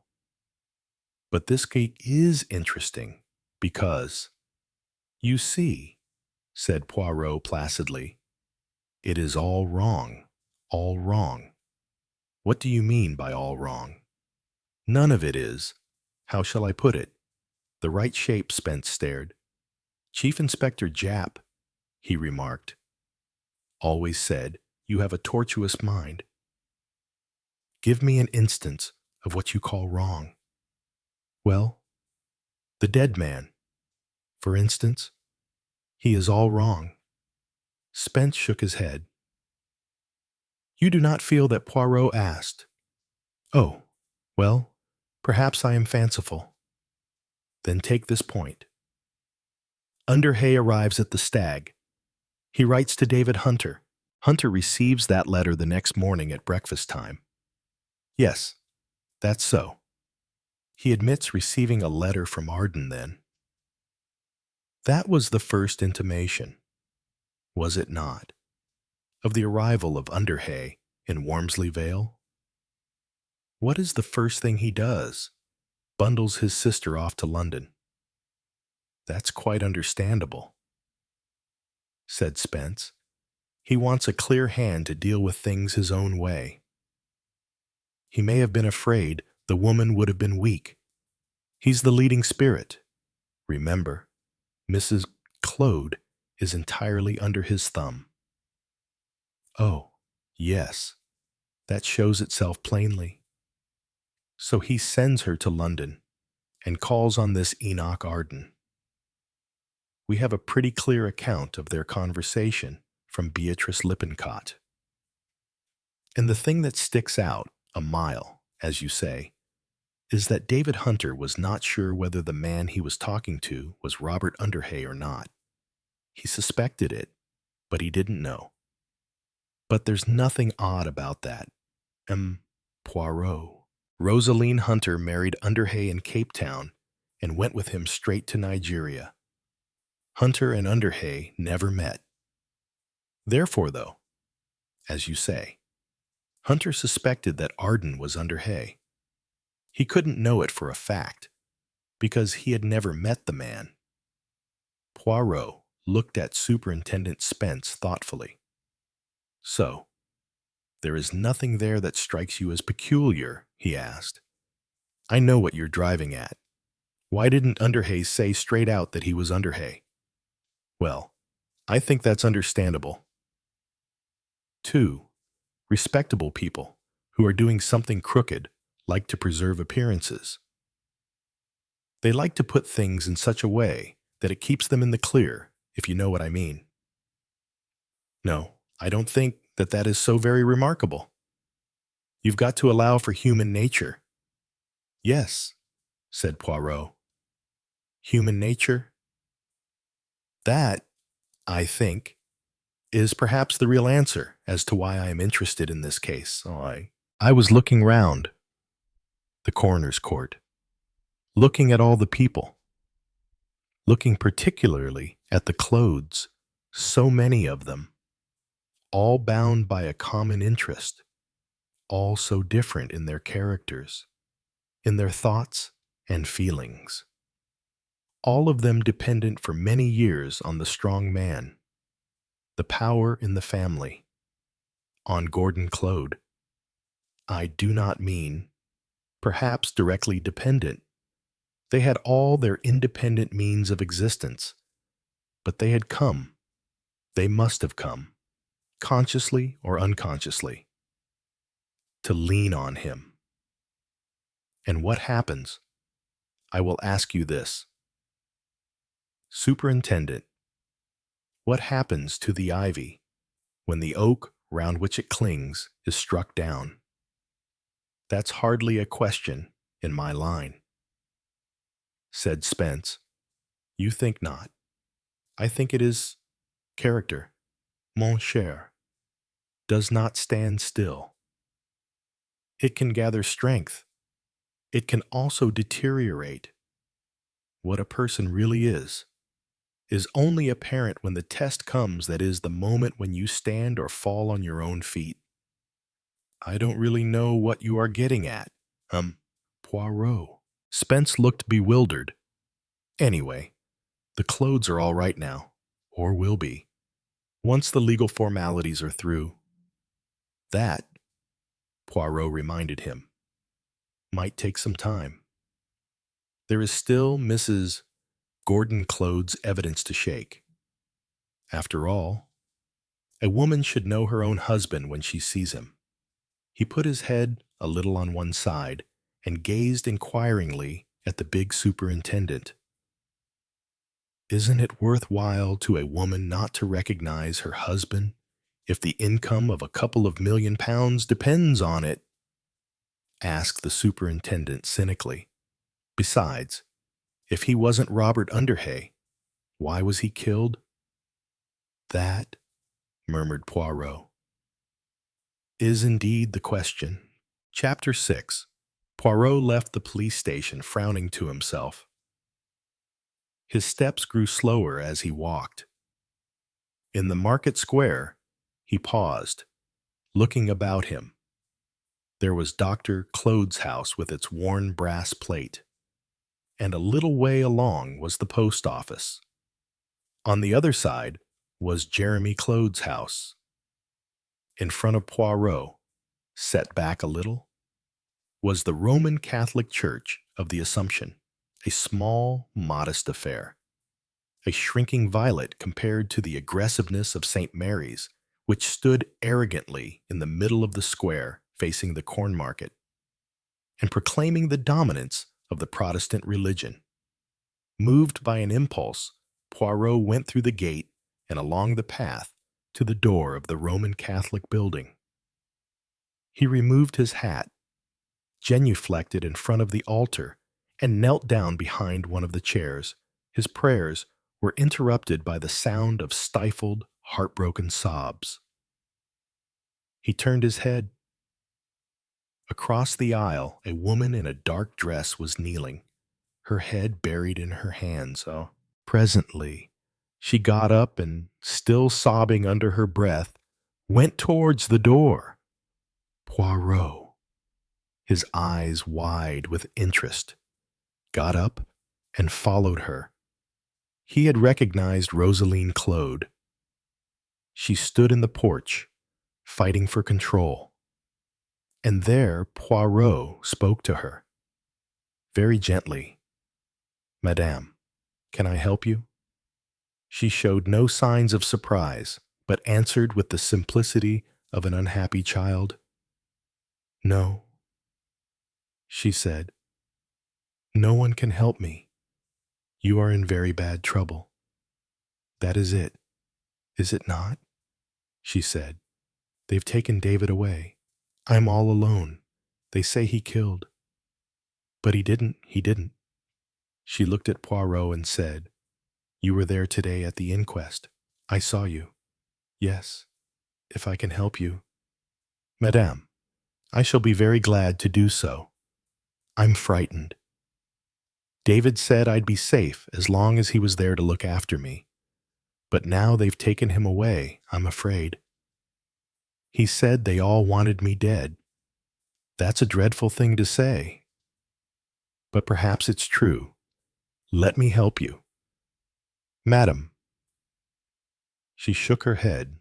"No," she said. "No one can help me. I can't go to confession. I've got to bear the weight of my wickedness all alone.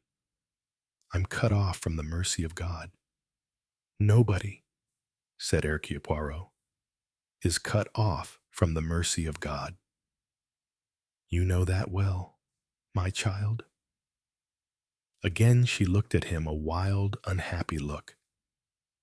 "I'd have to confess my sins to confess. If I could confess, can't you confess? You came to the church for that. Did you not? I came to get comfort." "Comfort? But what comfort is there for me? I'm a sinner. We are all sinners. But you'd have to repent. I'd have to say to tell." Her hands went up to her face. "Oh, the lies I've told, the lies I've told. You told a lie about your husband. About Robert Underhay. It was Robert Underhay who was killed here, wasn't it?" She turned sharply on him. Her eyes were suspicious, wary. She cried out sharply, "I tell you, it was not my husband. It wasn't the least like him. The dead man was not in the least like your husband." "No," she said defiantly. "Tell me," said Poirot. "What was your husband like?" Her eyes stared at him. Then her face hardened into alarm. Her eyes grew dark with fear. She cried out, "I'll not talk to you any more," going swiftly past him. She ran down the path and passed through the gate out into the market square. Poirot did not try and follow her. Instead, he nodded his head with a good deal of satisfaction. "Ah," he said, "so that is that?" He walked slowly out into the square. After a momentary hesitation, he followed the high street until he came to the Stag, which was the last building before the open country. In the doorway of the Stag, he met Rowley Claude and Lynn Marchmont. Poirot looked at the girl with interest. A handsome girl, he thought, and intelligent also. Not the type he himself admired. He preferred something softer, more feminine. Lynn Marchmont, he thought, was essentially a modern type, though one might, with equal accuracy, call it an Elizabethan type. Women who thought for themselves, who were free in language, and who admired enterprise and audacity in men. We're very grateful to you. Poirot, said Rowley. By Jove. It really was quite like a conjuring trick, which was exactly what it had been. Poirot reflected, asked a question to which you knew the answer. There was no difficulty whatsoever in performing a trick with the requisite frills. He quite appreciated that to the simple Rowley. The production of Major Porter out of the blue, so to speak, had been as breathtaking as any number of rabbits produced from the conjurer's hat. How you go about these things beats me, said Rowley. Poirot did not enlighten him. He was, after all, only human. The conjurer does not tell his audience how the trick was done. Anyway, Lynn and I are no end grateful. Rowley went on. Lynn Marchmont, Poirot thought, was not looking particularly grateful. There were lines of strain round her eyes. Her fingers had a nervous trick of twining and intertwining themselves. It's going to make a lot of difference to our future married life, said Rowley. Lynn said sharply, How do you know?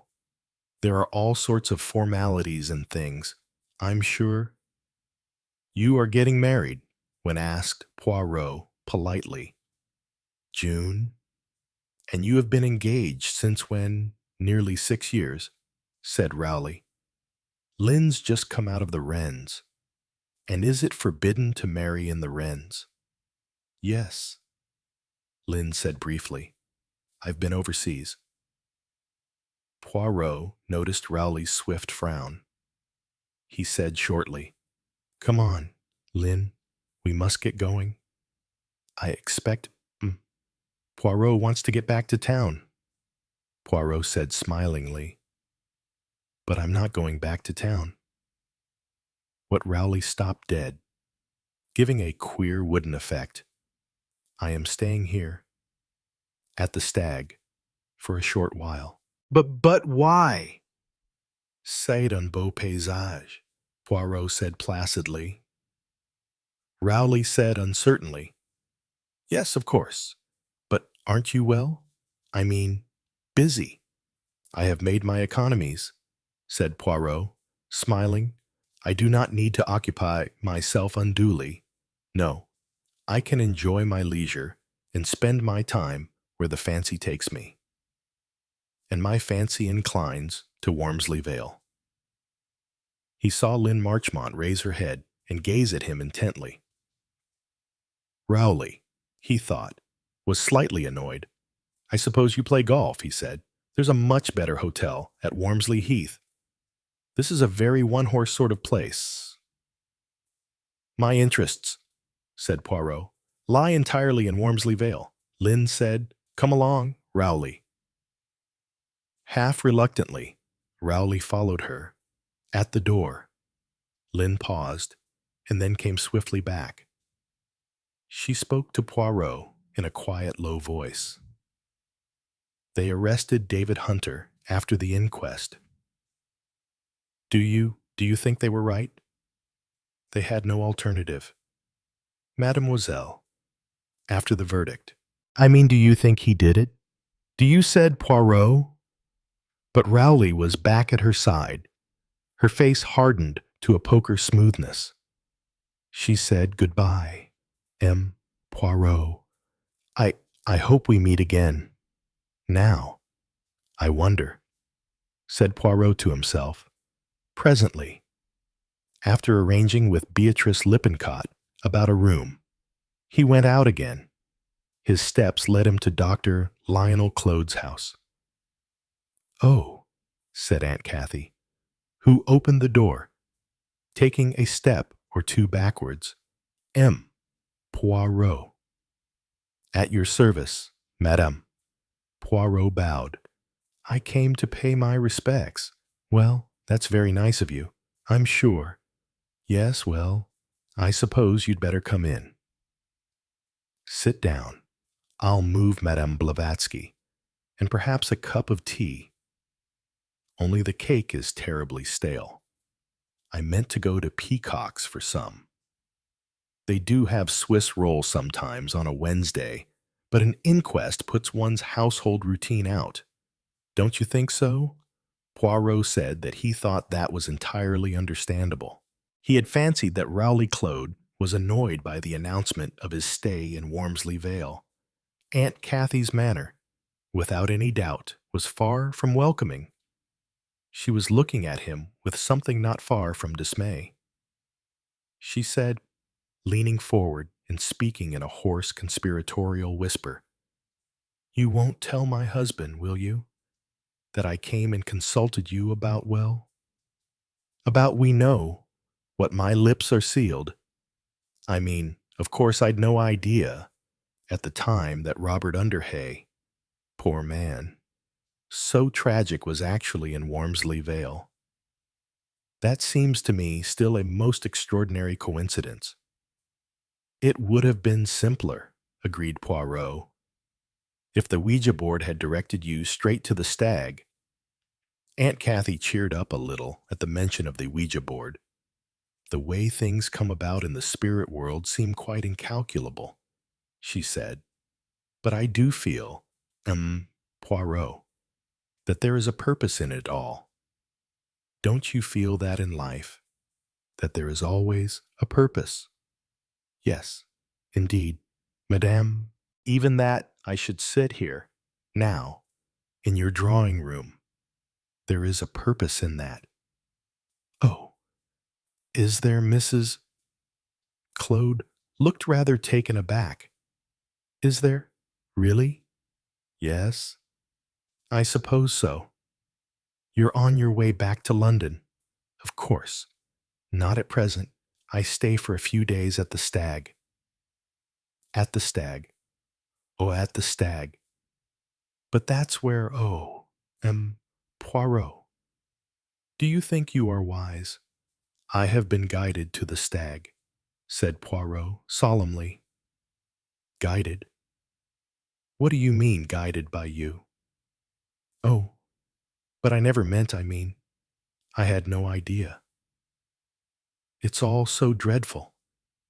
Don't you think so? Poirot shook his head sadly and said, I have been talking to Mr. Rowley Claude and Miss Marchmont. They are getting married, I hear. Quite soon, Aunt Kathy was immediately diverted.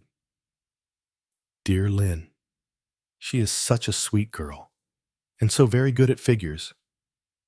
Now, I have no head for figures, no head at all. Having Lynn home is an absolute blessing. If I get in a terrible muddle, she always straightens things out for me. Dear girl, I do hope she will be happy. Rowley, of course, is a splendid person, but possibly, well, a little dull. I mean dull to a girl who has seen as much of the world as Lynn has. Rowley, you see, has been here on his farm all through the war. Oh, quite rightly. Of course, the government wanted him to. That side of it is quite all right. Not white feathers or things like that, as they did in the Boer War. But what I mean is, it's made him rather limited in his ideas. 6 years' engagement, is a good test of affection. Oh, it is. But I think these girls, when they come home, they get rather restless. And if there is someone else about someone, perhaps, who has led an adventurous life, such as David Hunter, there isn't anything between them, Aunt Kathy said anxiously. Nothing at all.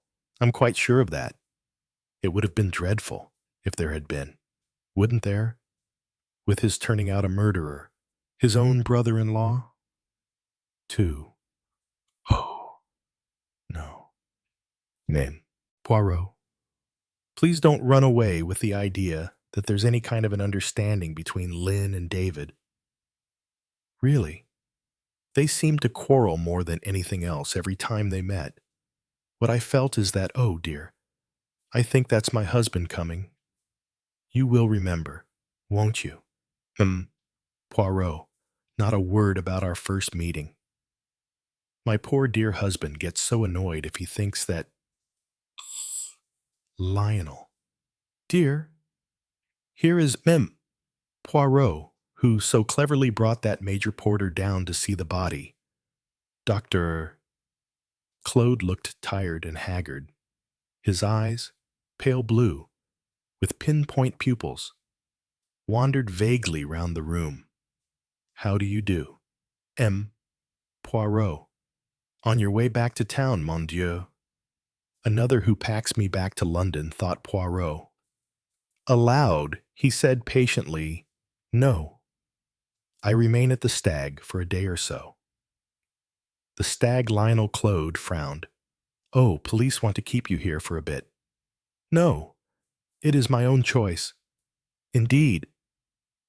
The doctor suddenly flashed a quick, intelligent look.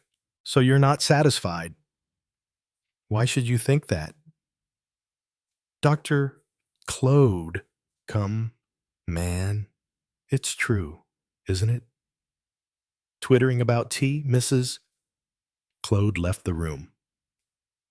The doctor went on. You've a feeling, haven't you, that something's wrong? Poirot was startled. It is odd that you should say that. Do you, then, feel that yourself? Claude hesitated. No, hardly that. Perhaps it's just a feeling of unreality. In books, the blackmailer gets slugged. Does he in real life? Apparently the answer is yes. But it seems unnatural. Was there anything unsatisfactory about the medical aspect of the case? I asked unofficially. Of course, Dr. Claude said thoughtfully. No, I don't think so. Yes, there is something. I can see there is something. When he wished, Poirot's voice could assume an almost hypnotic quality. Dr. Claude frowned a little. Then he said hesitatingly, I've no experience, of course, of police cases. And anyway, medical evidence isn't the hard and fast, cast-iron business that laymen or novelists seem to think. We're fallible, medical science is fallible. What's diagnosis A guess? Based on a very little knowledge, and some indefinite clues which point in more than one direction. I'm pretty sound, perhaps, at diagnosing measles because, at my time of life, I've seen hundreds of cases of measles, and I know an extraordinary wide variation of signs and symptoms. You hardly ever get what a textbook tells you is a typical case of measles. But I've known some queer things in my time. I've seen a woman practically on the operating table, ready for her appendix to be whipped out and paratyphoid diagnosed. Just in time, I've seen a child with skin trouble pronounced as a case of serious vitamin deficiency by an earnest and conscientious young doctor and the local vet. Comes along and mentions to the mother that the cat the child is hugging has got ringworm and that the child has caught it. Doctors, like everyone else, are victims of the preconceived idea. Here's a man, obviously murdered, lying with a blood-stained pair of fire tongs beside him. It would be nonsense to say he was hit with anything else. And yet, speaking out of complete inexperience of people with their heads smashed in, I'd have suspected something rather different, something not so smooth and round, something, oh, I don't know, something with a more cutting edge. A brick, something like that. You did not say so at the inquest, no, because I don't really know. Jenkins, the police surgeon, was satisfied, and he's the fellow who counts. But there's the preconceived idea weapon lying beside the body. Could the wound have been inflicted with that? Yes, it could. But if you were shown the wound and asked what made it, well, I don't know whether you'd say it, because it really doesn't make sense. I mean, if you had two fellows, one hitting him with a brick and one with the tongs, the doctor stopped, shook his head in a dissatisfied way. Doesn't make sense, does it? He said to Poirot. Could he have fallen on some sharp object, Doctor? Claude shook his head. He was lying face down in the middle of the floor on a good, thick, old-fashioned Axminster carpet. He broke off as his wife entered the room. Here's Kathy with the cat lap, he remarked. Aunt Kathy was balancing a tray covered with crockery, half a loaf of bread, and some depressing-looking jam in the bottom of a pot. I think the kettle was boiling, she remarked doubtfully as she raised the lid of the teapot and peered inside. Doctor, Claude snorted again and muttered cat lap, with which explosive word he left the room. Poor Lionel. His nerves are in a terrible state since the war. He worked much too hard. So many doctors away. He gave himself no rest. Out morning, noon, and night. I wonder he didn't break down completely. Of course, he looked forward to retiring as soon as peace came. That was all fixed up with Gordon. His hobby, you know, is botany with special reference to medicinal herbs in the Middle Ages. He's writing a book on it. He was looking forward to a quiet life and doing the necessary research. But then, when Gordon died like that, well, you know what things are? Poirot, nowadays. Taxation and everything. He can't afford to retire, and it's made him very bitter. And really, it does seem unfair. Gordon's dying like that, without a will, well, it really quite shook my faith. I mean, I really couldn't see the purpose in that. It seemed, I couldn't help feeling, a mistake. She sighed, then cheered up a little. But I get some lovely reassurances from the other side, courage and patience, and a way will be found. And really, when that nice Major Porter stood up today and said in such a firm, manly way that the poor murdered man was Robert Underhay, well, I saw that a way had been found. It's wonderful, isn't it? Poirot, how things do turn out for the best. Even murder, said Hercule Poirot. Chapter 7. Poirot entered the Stag in a thoughtful mood, and shivering slightly, for there was a sharp east wind. The hall was deserted. He pushed open the door of the lounge on the right. It smelt of stale smoke, and the fire was nearly out. Poirot tiptoed along to the door at the end of the hall, labeled Residents Only. Here there was a good fire, but in a large armchair, comfortably toasting her toes, was a monumental old lady who glared at Poirot with such ferocity that he beat an apologetic retreat. He stood for a moment in the hall, looking from the glass-enclosed empty office to the door, labeled in firm, old-fashioned style, "Coffee Room." By experience of country hotels, Poirot knew well that the only time coffee was served there was somewhat grudgingly for breakfast, and that even then a good deal of watery hot milk was its principal component. Small cups of a treacly and muddy liquid called black coffee were served not in the coffee room, but in the lounge. The Windsor soup, Vienna steak and potatoes, and steamed pudding, which comprised dinner, would be obtainable in the coffee room at 7 sharp. Until then, a deep peace brooded over the residential area of the Stag. Poirot went thoughtfully up the staircase, instead of turning to the left, where his own room. No. 11 was situated. He turned to the right and stopped before the door of number 25. He looked round him. Silence and emptiness. He opened the door and went in.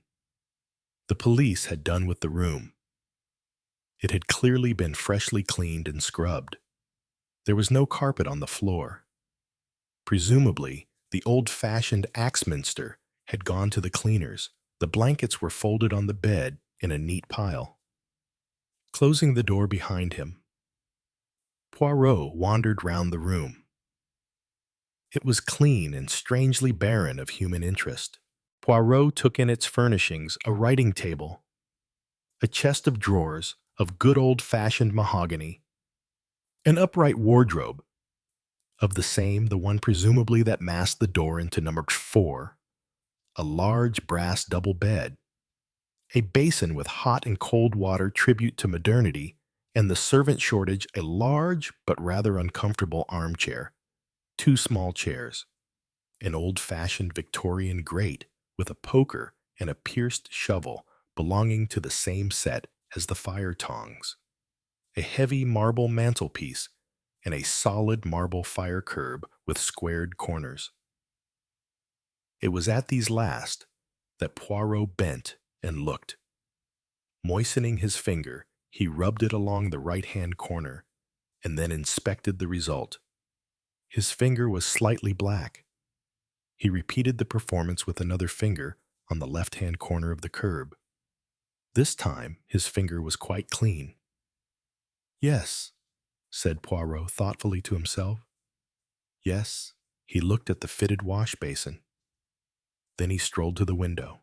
It looked out over some leads, the roof of a garage, he fancied, and then to a small back alley, an easy way to come and go unseen from room number 5. But then it was equally easy to walk upstairs to number 5 unseen.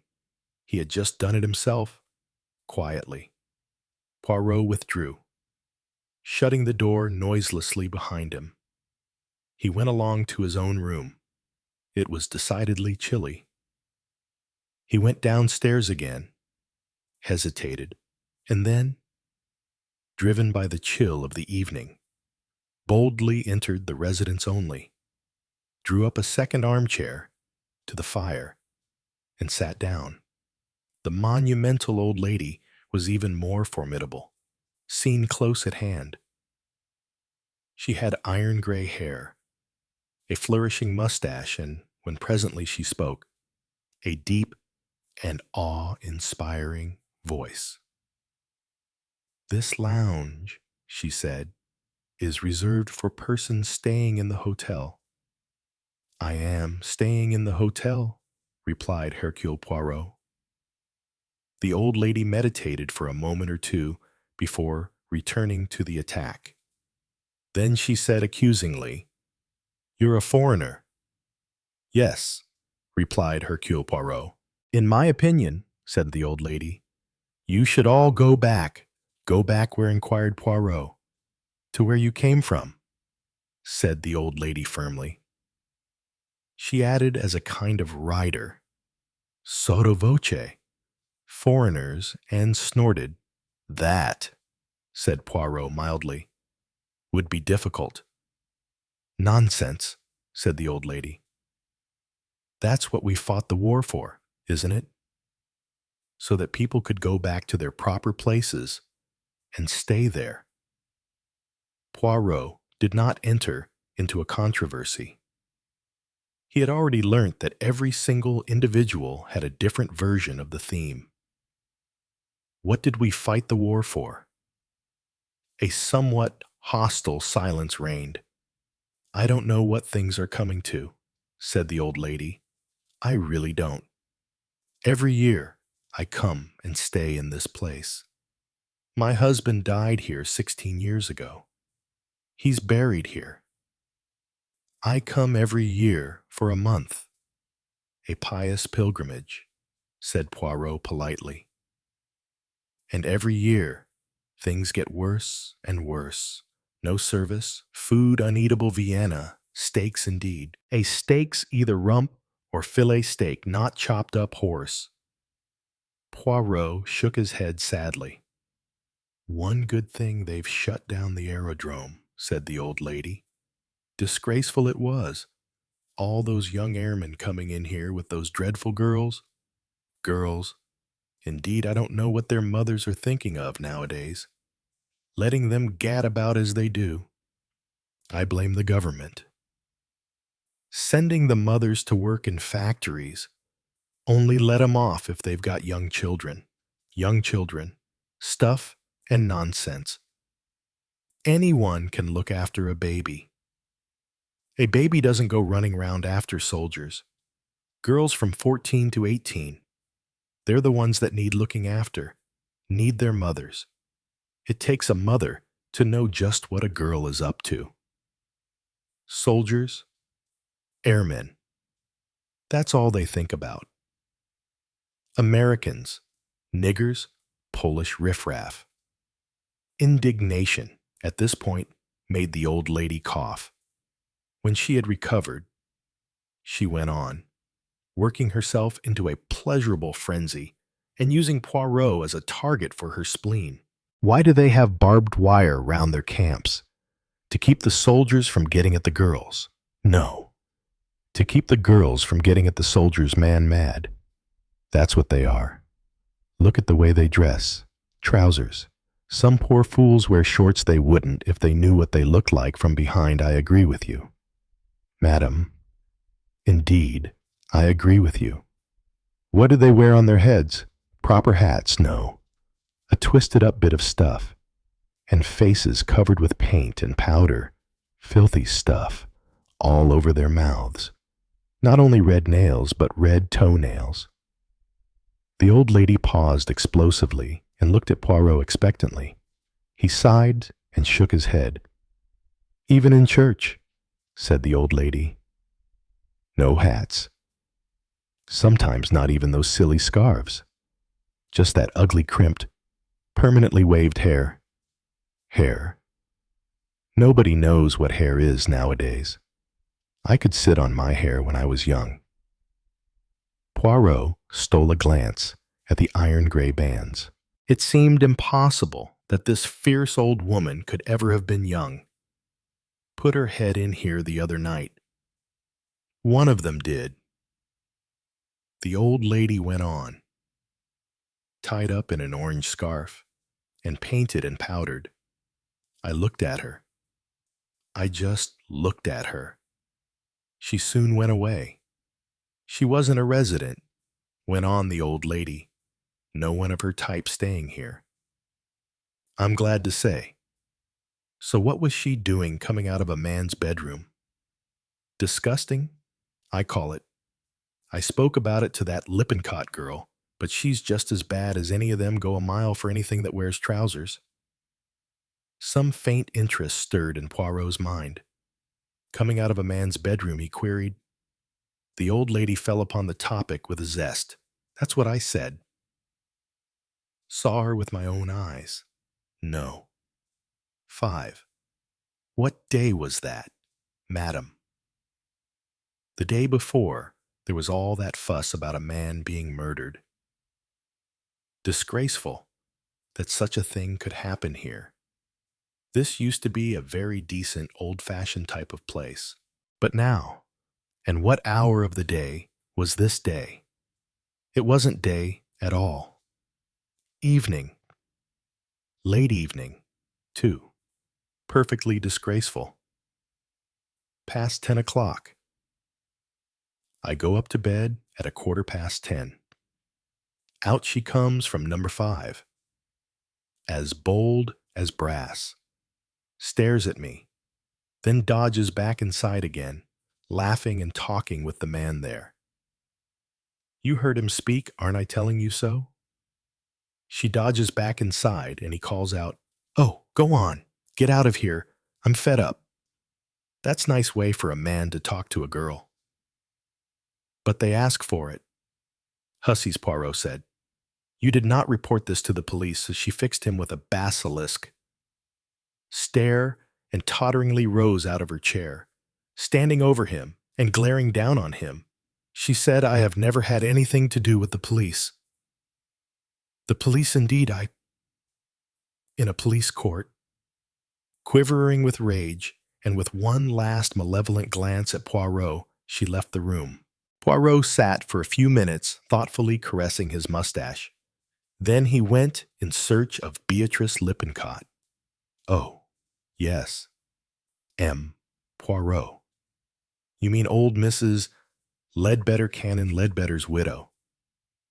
She comes here every year, but of course, between ourselves, she is rather a trial. She's really frightfully rude to people sometimes, and she doesn't seem to understand that things are different nowadays. She's nearly 80, of course, but she is clear in her mind. She knows what she is saying. Oh, yes, she's quite a sharp old lady, rather too much so, sometimes. Do you know who a young woman was who visited the murdered man on Tuesday night? Beatrice looked astonished. I don't remember a young woman coming to visit him at any time. What was she like?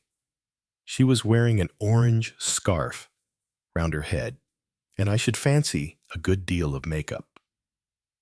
She was in number 5, talking to Arden at 10:15 on Tuesday night. Really, M. Poirot, I've no idea whatsoever. Thoughtfully, Poirot went along in search of Superintendent Spence. Spence listened to Poirot's story in silence. Then he leaned back in his chair and nodded his head slowly. Funny, isn't it? He said. How often you come back to the same old formula. Cherchez la femme. The superintendent's French accent was not as good as Sergeant Graves, but he was proud of it. He got up and went across the room. He came back holding something in his hand. It was a lipstick in a gilt cardboard case. We had this indication all along that there might be a woman mixed up in it, he said. Poirot took the lipstick and smeared a little delicately on the back of his hand. Good quality, he said. A dark cherry red, worn by a brunette probably. Yes, it was found on the floor of number 5. It had rolled under the chest of drawers, and of course, just possibly, it might have been there some time. No fingerprints on it. Nowadays, of course, there isn't the range of lipsticks there used to be, just a few standard makes. And you have no doubt made your inquiries? Spence smiled. Yes, he said. As you put it, we have made our inquiries. Rosaline Claude uses this type of lipstick. So does Lynn Marchmont. Frances Claude uses a more subdued color. Mrs. Lionel Claude doesn't use lipstick at all. Mrs. Marchmont uses a pale mauve shade. Beatrice Lippincott doesn't appear to use anything as expensive as this, nor does the chambermaid. Gladys, he paused. You have been thorough, said Poirot. Not thorough enough. It looks now as though an outsider is mixed up in it, some woman. Perhaps that Underhay knew in Wormsley Vale, and who was with him at 10:15 on Tuesday evening. Yes, said Spence. He added with a sigh, this lets David Hunter out. It does? Yes. His lordship has consented to make a statement at last, after his solicitor had been along to make him see reason. Here's his account of his own movements. Poirot read a neat typed memorandum. Left London 4:16 train for Wormsley Heath. Arrived there 5:30. Walked to Furrowbank by footpath. His reason for coming down. The superintendent broke in was, according to him, to get certain things he'd left behind. Letters and papers, a checkbook, and to see if some shirts had come back from the laundry, which, of course, they hadn't. My word. Laundry's a problem nowadays. 4 ruddy weeks since they've been to our place, not a clean towel left in our house. And the wife washes all my things herself now. After this very human interpolation, the superintendent returned to the itinerary of David's movements. Left Furrowbank at 7:25, and states he went for a walk, as he had missed the 7:20 train and there would be no train until the 9:20. In what direction did he go? For a walk? Asked Poirot. The superintendent consulted his notes. Says by Down Copse, Bats Hill and Long Ridge. In fact, a complete circular tour round the White House. My word. You pick up local geography quickly, M. Poirot. Poirot smiled and shook his head. No, I did not know the places you named. I was making a guess. Oh, you were you? The superintendent cocked his head on one side. Then, according to him, when he was up on Long Ridge, he realized he was cutting it rather fine and fairly haired it for Wormsley Heath Station, going across country. He caught the train by the skin of his teeth. Arrived at Victoria, 10:45, walked to Shepherd's Court, arriving there at 11 o'clock, which latter statement is confirmed by Mrs. Gordon Clode. And what confirmation have you of the rest of it? Remarkably little, but there is some. Rowley Clode and others saw him arrive at Wormsley Heath. The maids at Furrowbank Mess were out. He had his own key, of course, so they didn't see him. But they found a cigarette stump in the library, which I gather intrigued them, and also found a good deal of confusion in the linen cupboard. Then, one of the gardeners was there working late, shutting up greenhouses or something, and he caught sight of him. Miss Marchmont met him up by Marden Wood when he was running for the train. Did anyone see him catch the train? No, but he telephoned from London to Miss Marchmont as soon as he got back at 11:05. That is checked. Yes, we'd already put through an inquiry about calls from that number. There was a toll call out at 11:04 to Wormsley Vale 34. That's the Marchmont's number. Very, very interesting, murmured Poirot. But Spence was going on painstakingly and methodically. Rowley Clode left Arden at 5 minutes to 9. He's quite definite it wasn't earlier. About 9:10. Lynn Marchmont sees Hunter up at Marden Wood. Granted, he's run all the way from the Stag. Would he have had time to meet Arden, quarrel with him, kill him, and get to Marden Wood? We're going into it, and I don't think it can be done. However, now we're starting again. Far from Arden being killed at 9 o'clock. He was alive at 10 minutes past 10, that is, unless your old lady is dreaming. He was either killed by the woman who dropped the lipstick, the woman in the orange scarf, or by somebody who came in after that woman left, and whoever did it deliberately put the hands of the watch back to 9:10, which if David Hunter had not happened to meet Lynn Marchmont in a very unlikely place, would have been remarkably awkward for him, said Poirot. Yes, it would. The 9:20 is the last train up from Wormsley Heath. It was growing dark. There are always golfers going back by it. Nobody would have noticed Hunter. Indeed, the station people don't know him by sight. And he didn't take a taxi at the other end, so we'd only have his sister's word for it that he arrived back at Shepherd's Court when he said he did. Poirot was silent, and Spence asked, "What are you thinking about?" Poirot. Poirot said, "A long walk round the White House, a meeting in Marden Woods, a telephone call later, and Lynn Marchmont is engaged to Rowley Clode. I should like very much to know what was said over that telephone call. It's the human interest that's getting you."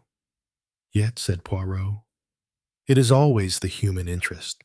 Chapter 8. It was getting late, but there was still one more call that Poirot wanted to make. He went along to Jeremy Clode's house. There he was shown into Jeremy Clode's study by a small, intelligent-looking maid. Left alone, Poirot gazed interestedly round him. All very legal and dry as dust, he thought, even in his home. There was a large portrait of Gordon Clode on the desk.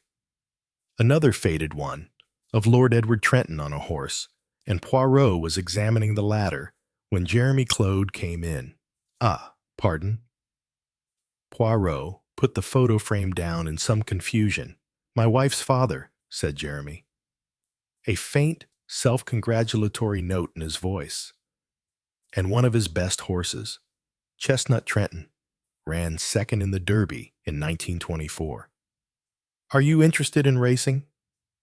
"Alas, no. Runs away with a lot of money," said Jeremy dryly. "Lord Edward came a crash over. It had to go and live abroad." Yes, an expensive sport. But there was still the note of pride in his voice. He himself, Poirot judged, would as soon throw his money in the street as invest it in horseflesh. But he had a secret admiration and respect for those who did. Claude went on. "What can I do for you, M. Poirot? As a family, I feel we owe you a debt of gratitude for finding Major Porter to give evidence of identification. The family seems very jubilant about it," said Poirot. "Ah," said Jeremy dryly. "Rather premature to rejoice. Lot of water's got to pass under the bridge yet. After all, Underhay's death was accepted in Africa.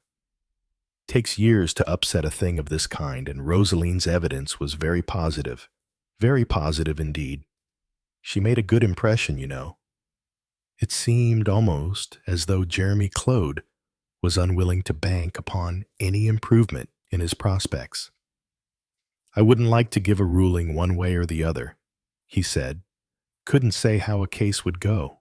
Then, pushing aside some papers with a fretful, almost weary gesture, he said, "But you wanted to see me. I was going to ask you, Mr. Clode, if you are really quite certain your brother did not leave a will. A will made subsequent to his marriage. I mean, Jeremy looked surprised. I don't think there's ever been any idea of such a thing. He certainly didn't make one before leaving New York. He might have made one during the 2 days he was in London. Gone to a lawyer there, or written one out himself, and got it witnessed. Witnessed by whom? There were 3 servants in the house. Poirot reminded him. 3 servants who died the same night he did. Yes. But if by any chance he did do what you suggest, well, the will was destroyed too. That is just the point. Lately, a great many documents believed to have perished completely have actually been deciphered by a new process, incinerated inside home safes, for instance, but not so destroyed that they cannot be read. Well, really, M. Poirot, that is a most remarkable idea of yours. Most remarkable. But I don't think no. I really don't believe there is anything in it.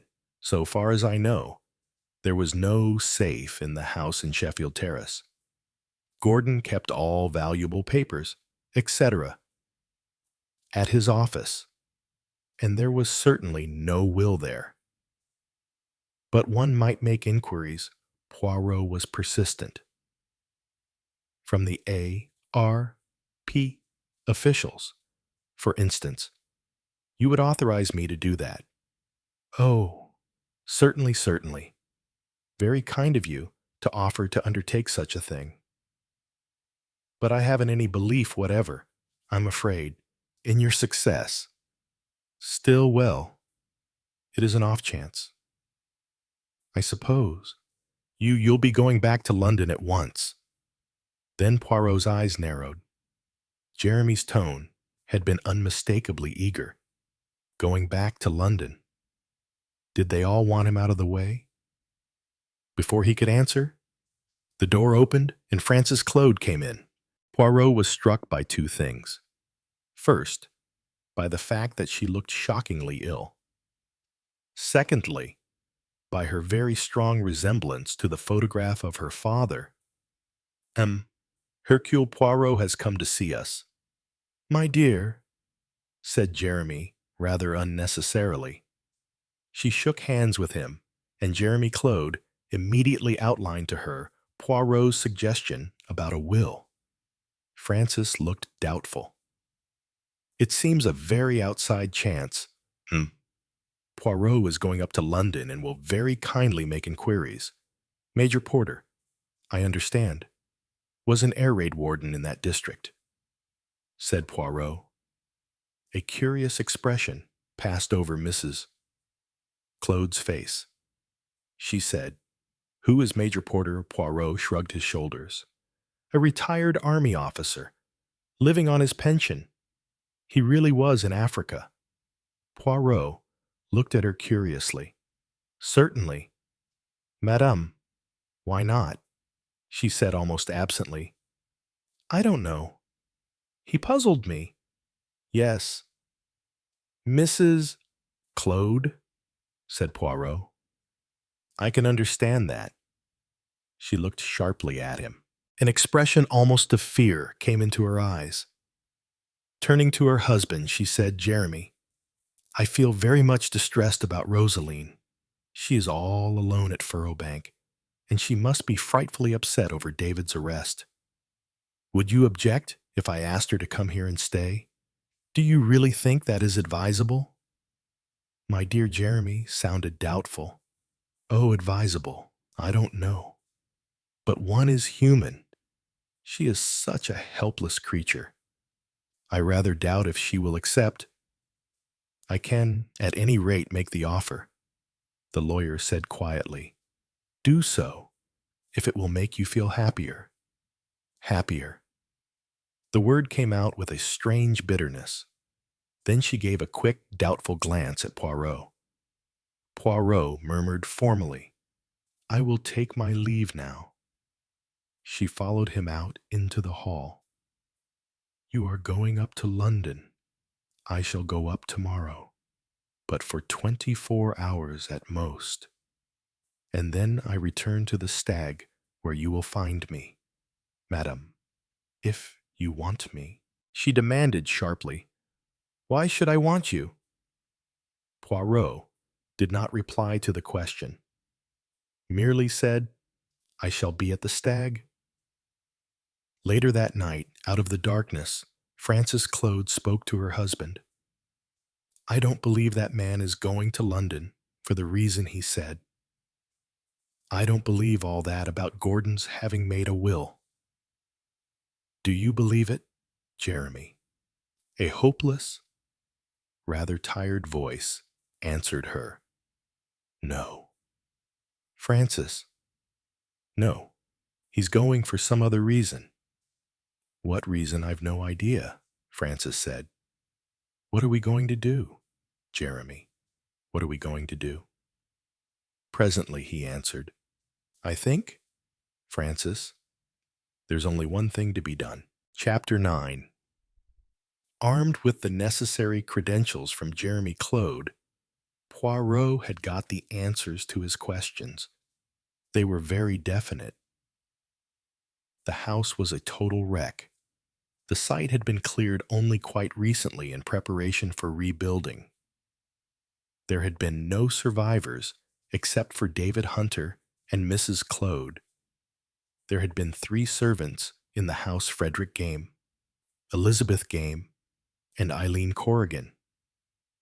All 3 had been killed instantly. Gordon Claude had been brought out alive, but had died on the way to hospital without recovering consciousness. Poirot took the names and addresses of the 3 servants next of kin. It is possible, he said, that they may have spoken to their friends something in the way of gossip or comment that might give me a pointer to some information I badly need. The official to whom he was speaking looked skeptical. The Games had come from Dorset. Eileen Corrigan from County Cork. Poirot next bent his steps towards Major Porter's rooms. He remembered Porter's statement that he himself was a warden, and he wondered whether he had happened to be on duty on that particular night and whether he had seen anything of the incident in Sheffield Terrace. He had, besides, other reasons for wanting a word with Major Porter.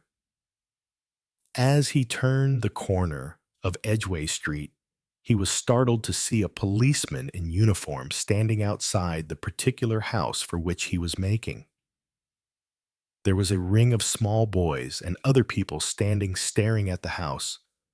Poirot's heart sank as he interpreted the signs. The constable intercepted Poirot's advance.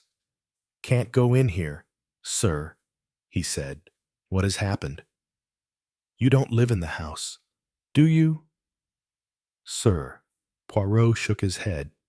"Who was it you were wishing to see?" "I wished to see a Major Porter." "You a friend of his?" "Sir, no. I should not describe myself as a friend."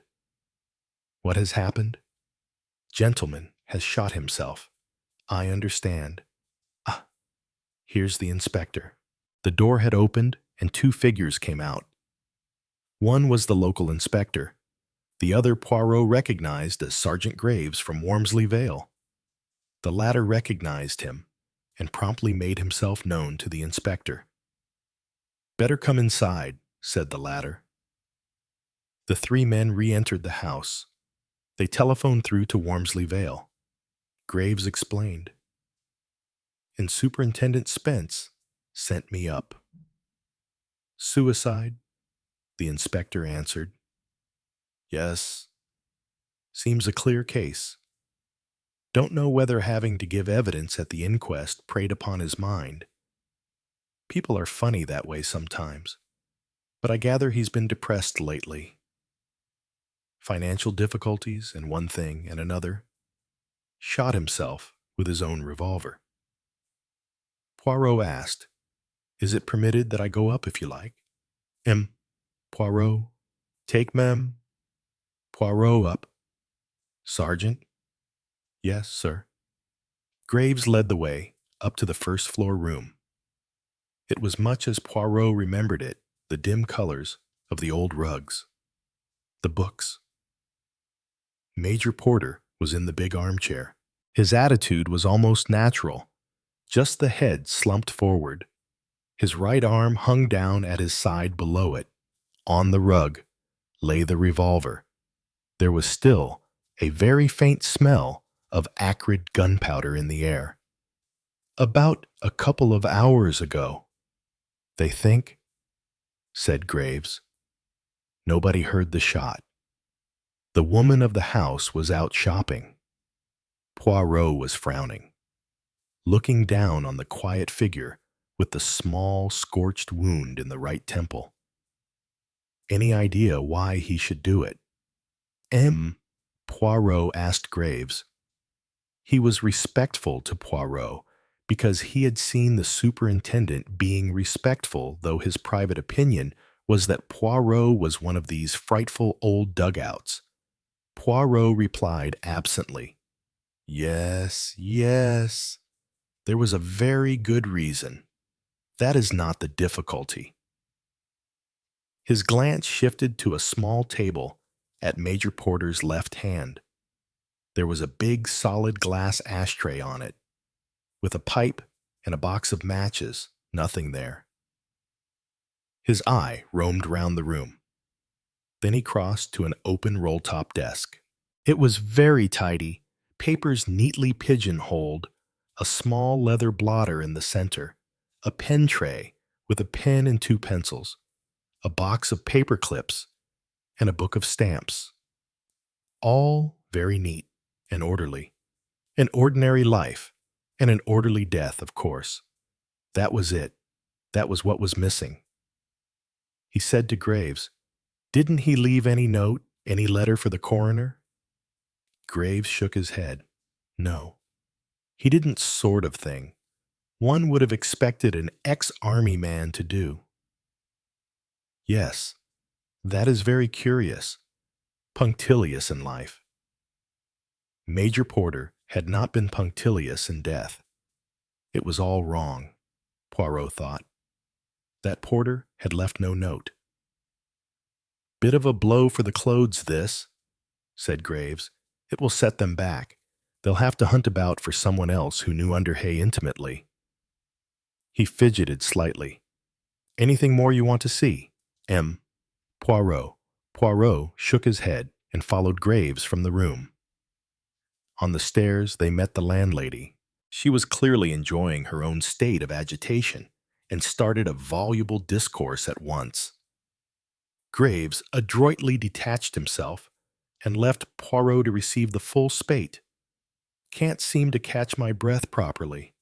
That's what it is. Angina pectoria. My mother died, fell down dead as she was crossing the Caledonian Market. Nearly dropped down myself when I found him. Oh, it did give me a turn. Never suspected anything of the kind, though he had been low in his spirits for a long time. Worried over money, I think, and didn't eat enough to keep himself alive. Not that he'd ever accept a bite from us. And then yesterday, he had to go down to a place in Osher-Wormsley Vale to give evidence in an inquest. Preyed on his mind. That did. He come back looking awful. Tramped about all last night. Up and down, up and down. A murdered gentleman it was, and a friend of his, by all accounts. Poor dear. It did upset him. Up and down, up and down. And when I was out doing my bit of shopping and having to queue ever so long for the fish, I went up to see if he'd like a nice cup of tea, and there he was. Poor gentleman. The revolver dropped out of his hand, leaning back in his chair. Gave me an awful turn, it did. Had to have the police in and everything. What's the world coming to? That's what I say, Poirot said slowly. The world is becoming a difficult place to live in, except for the strong. Chapter 10. The Man Who Wasn't There. Hercule Poirot did not trust men like David Hunter. It was not the suaveness, not even the cool disregard with which he flicked his cigarette ash into the ornate clode fireplace. It was the calm calculation behind his eyes, like someone who had killed once and decided it was surprisingly easy. They sat facing each other in the drawing room of Wormsley Vale, outside. The wind banged softly against the windows, as if demanding to be let in. David leaned back, legs crossed, fingers steepled. "So," he said, "you've come to test your little gray cells against post-war chaos." Poirot smiled gently. "Not chaos, monsieur. Human nature. It is rather more predictable." David's lips twitched. "Rosaline's rattled. The whole family is. But surely you don't take that Enoch Arden business seriously. A man crawling out of nowhere, claiming to be her dead husband." Poirot's eyes never wavered. He knew things about her, about the East, things not found in newspapers. Sans coincidence, or performance, or truth. Poirot leaned forward. "Do you believe Robert Underhay might still be alive?" David's expression didn't change, but something flickered behind the mask. "Underhay's bones are probably scattered across a beach in Africa." Poirot said nothing. David added, "But men come back from war with many ghosts. Sometimes it's easier to play one than face your own reflection." Poirot stood. "Merci, monsieur. You are very philosophical for a man with so many locked drawers." David smirked. "And you're very theatrical for a man chasing shadows." "Attention." But as Poirot turned to go, David added quietly, "If he was Robert, I'd be very careful." Poirot, very careful indeed, because the past doesn't just haunt, it bites. The next morning, the wind had changed direction. Poirot awoke early. He reviewed the files again. Rosaline's marriage to Gordon Claude, the legal chaos of her inheritance, the family's financial devastation, and then the arrival of the mysterious Enoch Arden. He had asked the police to examine the man's personal effects again. A fresh telegram arrived from Scotland Yard. No fingerprint match yet. Photograph sent to Cairo. Second body found in canal near London. Details unclear. Second body. Poirot felt the prick of something cold down his spine. If there had been a second man tied to the same identity, then this went beyond inheritance or deceit. This was structure, a plan, and he needed to know who was building it. That afternoon, Poirot paid a visit to Frances Claude. She greeted him with brittle charm and the scent of gin masked under citrus cologne. "You think I had something to do with the dead man?" she asked. Poirot smiled. "I think you notice things, and you hide them behind your sharp tongue." Frances took a long drink. "Here's what I noticed. Rosaline's scared. But David, he's not even pretending." Poirot tilted his head. "You dislike him." "I dislike guns with no safety. That's what David is. I think he'd kill if it kept his sister's fortune in place. Or just to prove he's the cleverest one in the room." Poirot studied her. "And yet, you haven't warned Rosaline." Frances looked away. "Because I don't think she'd believe me. Or maybe I want to see how far he'll go." Poirot's voice dropped. "He has already gone further than you think." Frances raised an eyebrow. "How far?" Poirot hesitated, then said quietly, "A second man has been found. Dead. Similar circumstances. Same fingerprints. Someone is planting bodies or removing them."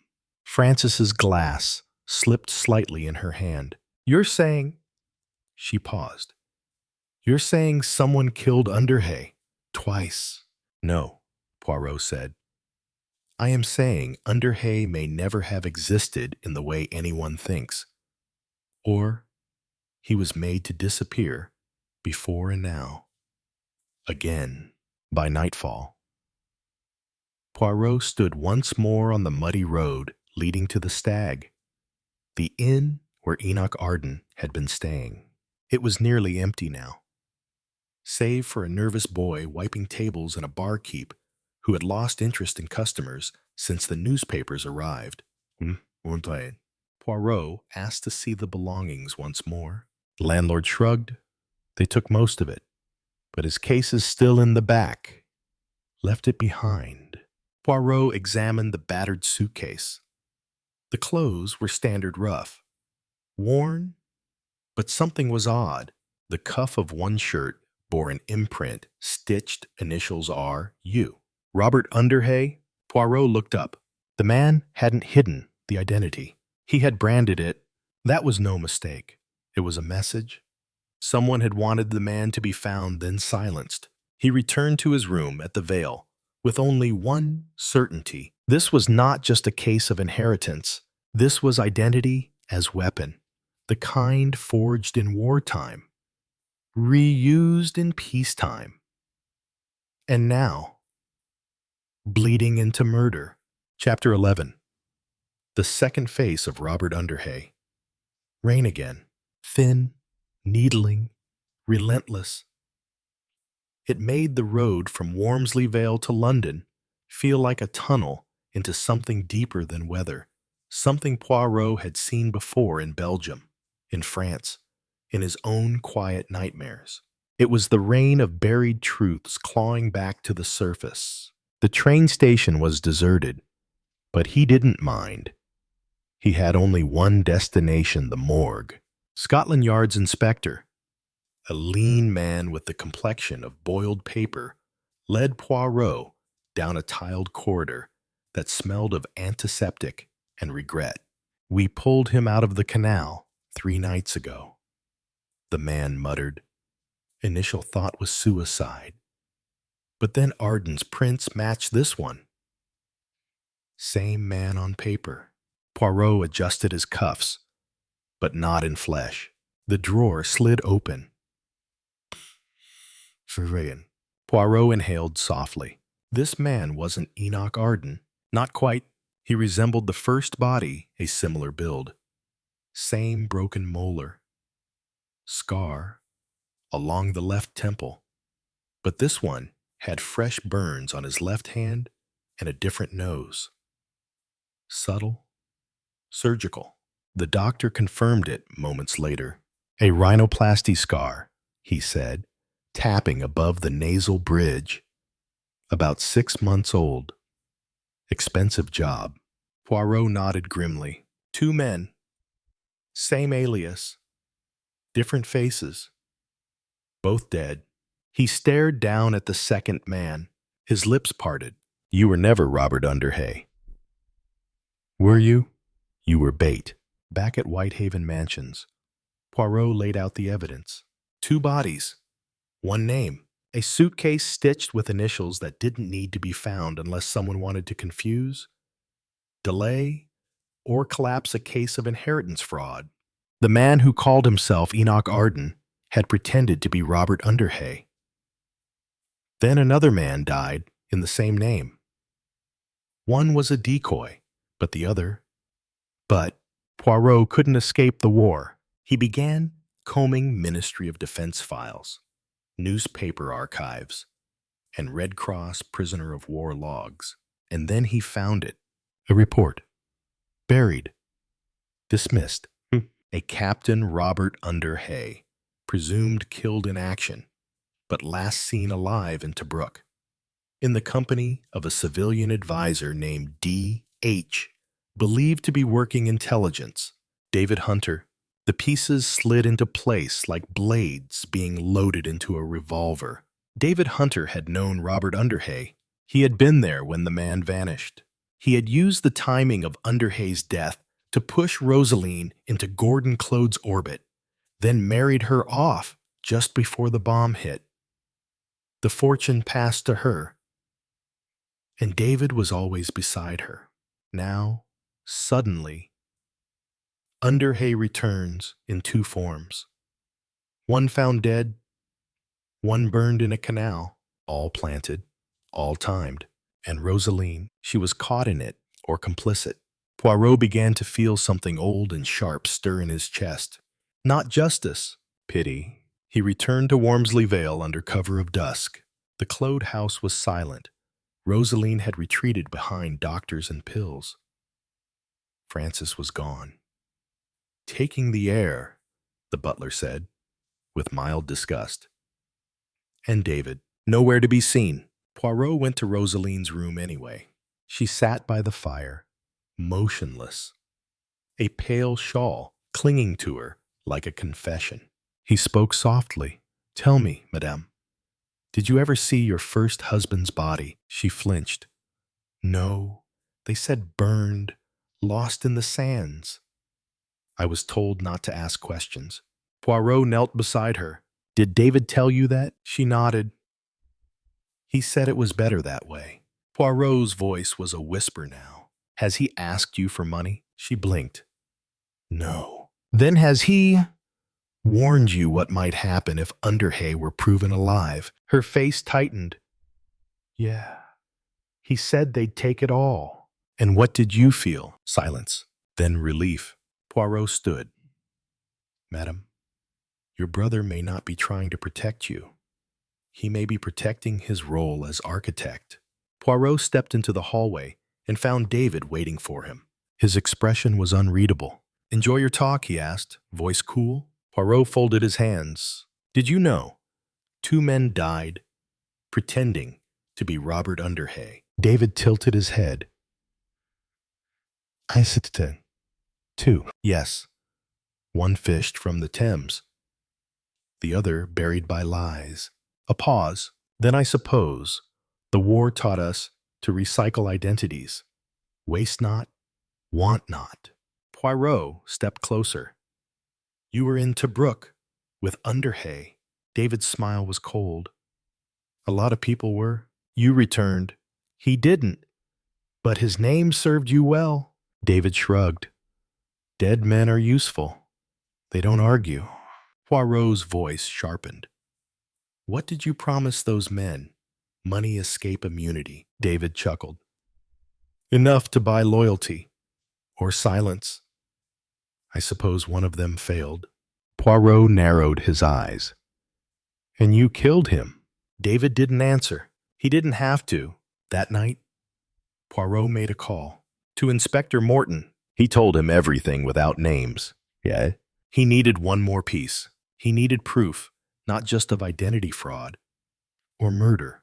He needed motive. And motive, he knew, was always personal. The second corpse had been silenced. Uncommissioned. But the first Enoch Arden had spoken. Before he died, he had told Rosaline something. Something she had not repeated. And now, Poirot would ask the one question that changed everything. Chapter 12. The lie. Rosaline believed. The wind outside Wormsley Vale had softened. No longer howling, just whispering. As if the house itself had tired of keeping secrets. Poirot climbed the stairs slowly, the wooden steps creaking beneath him, like tired confessions. Rosaline's door was ajar. She sat in the same chair, by the same fire. Her shawl slipped from one shoulder. Her eyes had the glazed look of someone no longer shocked, only waiting for the next blow. She didn't flinch when he entered. I have only one question. Madam, Poirot said gently. She didn't speak. Poirot sat across from her. For a moment, he said nothing. Then, when Mr. Arden, if that was his name, spoke with you that night, what did he tell you? Rosaline blinked. Poirot leaned forward. Not just that he was Robert. Not just that he had returned. He told you something else. Something that frightened you. Something that made you withdraw. Rosaline's lips moved, then stilled. Poirot said quietly, Did he say he was alive all along? That he had survived Tobruk? A slow nod. Did he say he had been in contact with David Hunter? She hesitated. Then he said David left him there. Poirot's breath caught. Rosaline looked down at her trembling hands. He said David knew he was alive, that he saw him taken prisoner, that he could have said something when the war ended, brought him home, but he didn't. Poirot said. Rosaline's voice cracked. Because David had a better plan.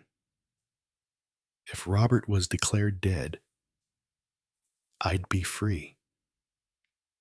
I could marry Gordon Claude and inherit. Poirot was silent. He said he waited, watched the papers. When he saw I'd remarried, he came back, but not to hurt me.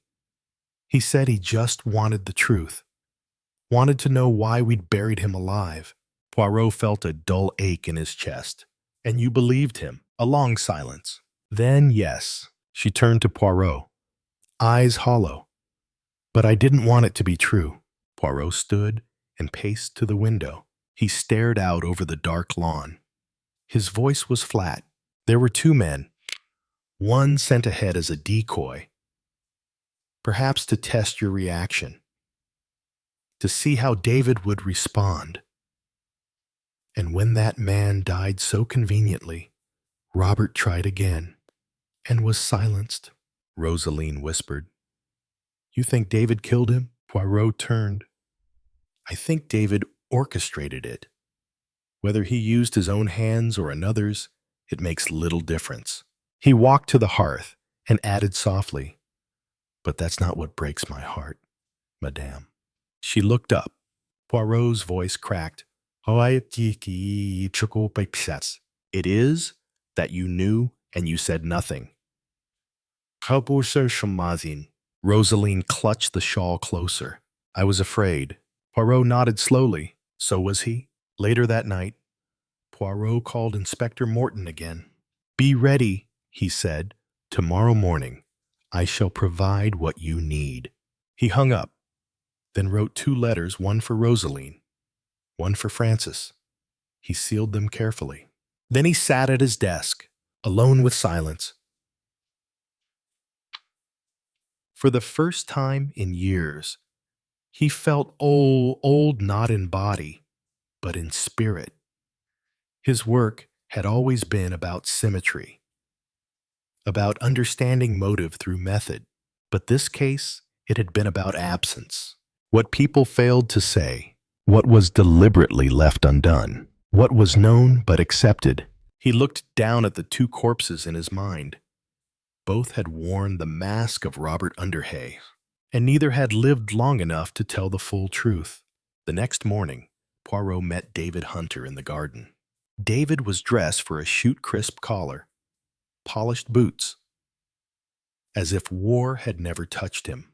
Poirot held up a sealed envelope. Inside are transcripts, witness statements, a confirmation of Captain Underhay's survival, signed by a former Red Cross nurse in Alexandria. David raised an eyebrow. I'm impressed. Truly. Poirot stepped closer. You gambled that no one would care about one missing man. That bureaucracy would smother his memory. That identity could be traded. David's eyes darkened. War taught me efficiency. People don't matter. Outcomes do. Poirot shook his head. Then you are no soldier. You are a strategist without honor. David smirked. And you're a relic. Poirot, a man chasing neat little motives in a world of strategic sacrifices. Poirot dropped the envelope at his feet. Let's see what Scotland Yard thinks. David never tried to run. When Morton arrived with 2 plainclothes officers, he simply lit a cigarette and shrugged. They'll twist it all into paperwork. I'll be out in 5 years. Less. Poirot said nothing, because this time, the damage was not in what was done, but what had been allowed. Chapter 13. All that was left behind. The drawing room of Wormsley Vale had never been so still. The entire Claude family was there. Rosaline, pale and distant, sat near the window. Francis Claude hovered by the drinks cabinet, but hadn't poured a thing. Jeremy and Adela Claude whispered in the corner, tension pinched in their posture. Rowley stood by the fireplace, arms folded, jaw tight, and David Hunter was absent arrested just hours before. Asia saw. Poirot stood before them like a quiet judge. There will be no grand revelation today. He began. No twist to delight or horrify, because the truth here has been visible from the start. No one moved. He stepped closer to the center of the room. You have all been mourning the wrong man. Not Gordon Claude. Not even Robert Underhay. You have been mourning your old selves. The selves who were supported, protected, cushioned by wealth. He looked to Francis. You turned a blind eye to David's manipulation because you feared a future with no power. To Jeremy and Adela, you allowed a stranger to die because he threatened to change your inheritance. To Rosaline, you did nothing when a man you once loved returned from the dead, because he came bearing truth, and truth is uncomfortable. To Rowley, you stayed quiet. You suspected David, even feared him, but said nothing. Poirot's voice hardened him. And so, the murder was made possible not with a gun or poison, but with omission. Frances was the first to speak. Her voice, brittle. You can't put us all on trial. Poirot nodded. No, the law will take David Hunter, but what remains is yours. Rowley stepped forward. What do you mean? Poirot turned to him. I mean your legacy is this, a family who chose silence, who watched a lie unfold because it served you more comfortably than truth. He picked up a newspaper from the side table, a photograph of Enoch Arden. Dead. Captioned as imposter. Poirot stared at it. He was no imposter. He was a messenger, and you buried him twice. Adela burst out, voice sharp, cracking. You think we're monsters? Poirot met her gaze. No, madame. I think you're human, which is sometimes worse. As Poirot turned to leave, Rosaline's voice stopped him. Wait. She stood now. Steady. She held something in her hand, a wedding ring. Not Gordon's. The one Robert Underhay had given her. I kept it, she whispered. Even after they said he was dead. Even after I remarried.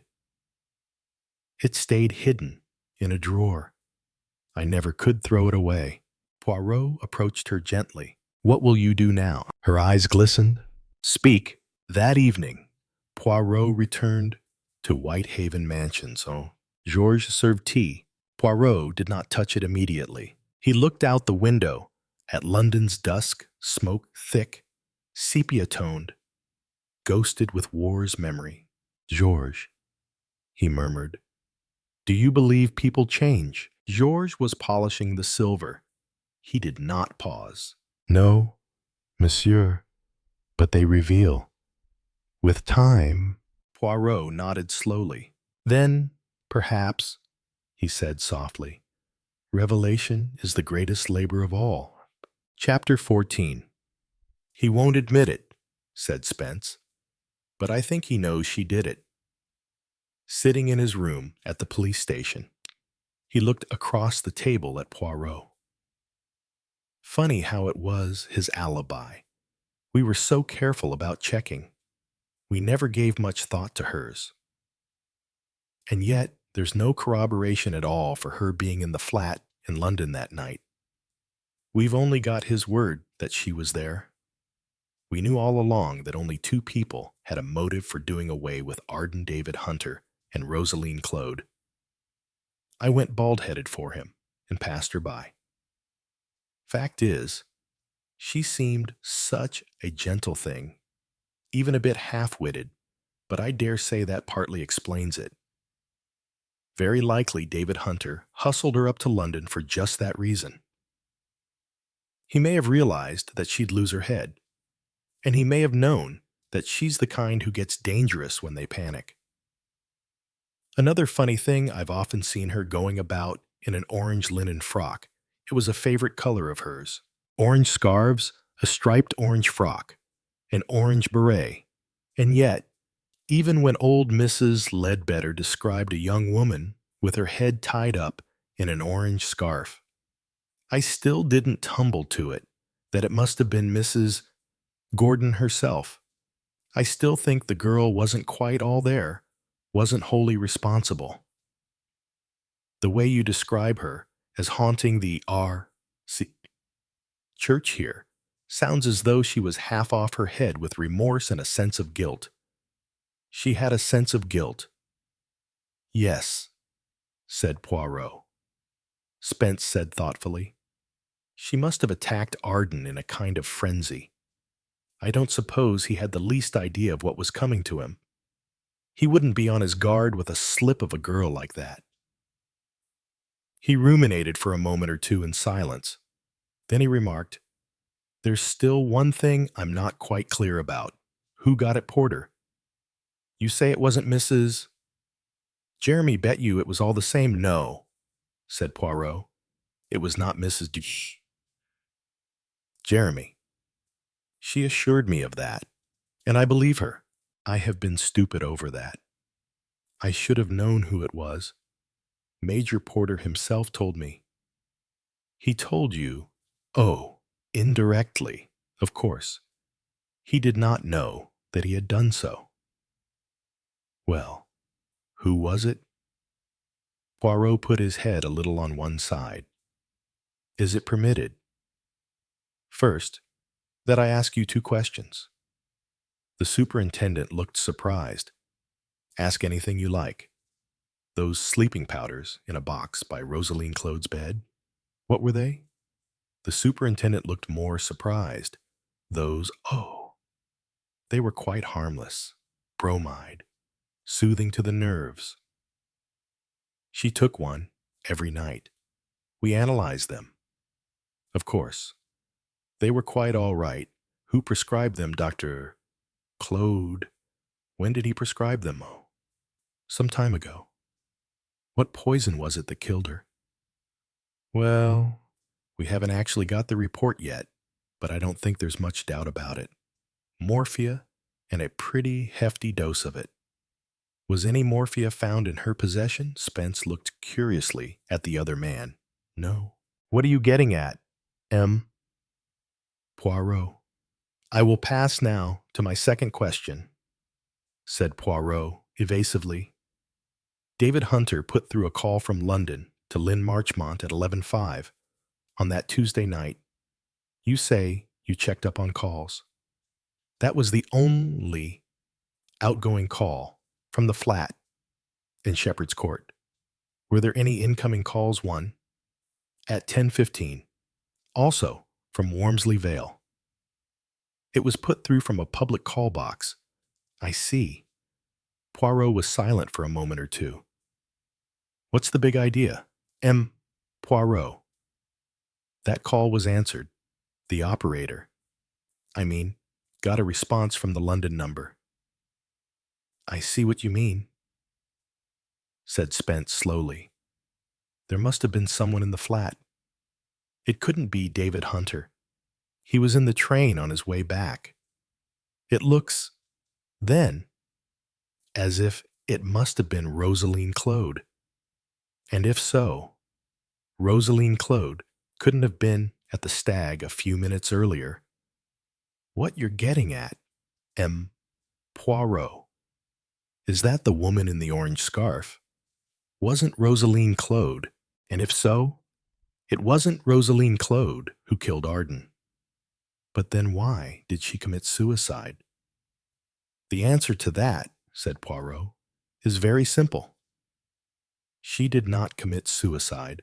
Rosaline Claude was killed. What, she was deliberately and cold-bloodedly murdered. But who killed Arden? We've eliminated David. It was not David, and now you eliminate Rosaline. But dash it all, those two were the only ones with a shadow of a motive." Yes, said Poirot. Motive. It was that which has led us astray. If A has a motive for killing C and B has a motive for killing D, well, it does not seem to make sense, does it? That A should kill D and B should kill C, Spence groaned. Go easy. M. Poirot, go easy. I don't even begin to understand what you are talking about with your A's and B's and C's. It is complicated, said Poirot. It is very complicated. Because, you see, you have here two different kinds of crime, and consequently you must have, two different murderers. Enter first murderer and enter second murderer. Don't quote Shakespeare, groaned Spence. This isn't Elizabethan drama.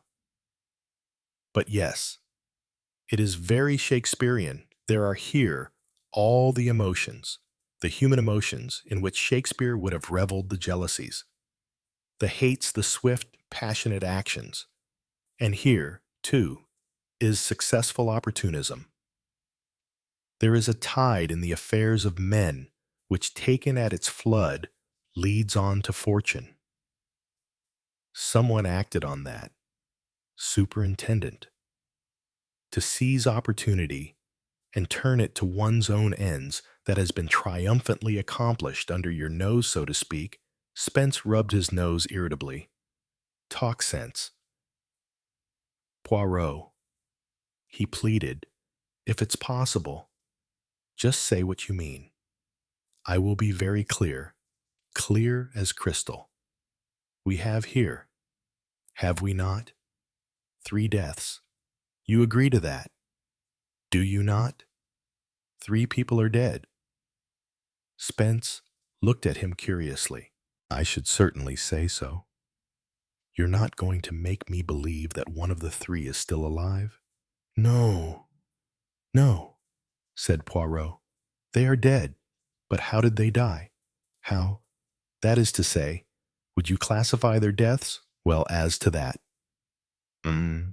Poirot, you know my views. 1 murder and 2 suicides.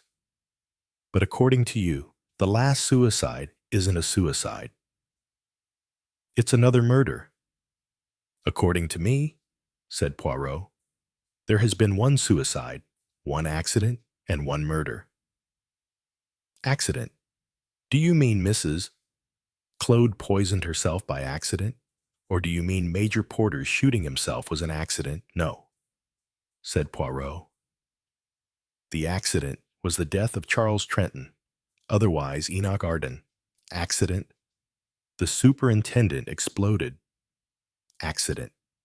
You say that a particularly brutal murder, where a man's head is stove in by repeated blows, is an accident, quite unmoved by the superintendent's vigor. Poirot replied calmly, when I say an accident, I mean that there was no intent to kill. No intent to kill when a man's head is battered in.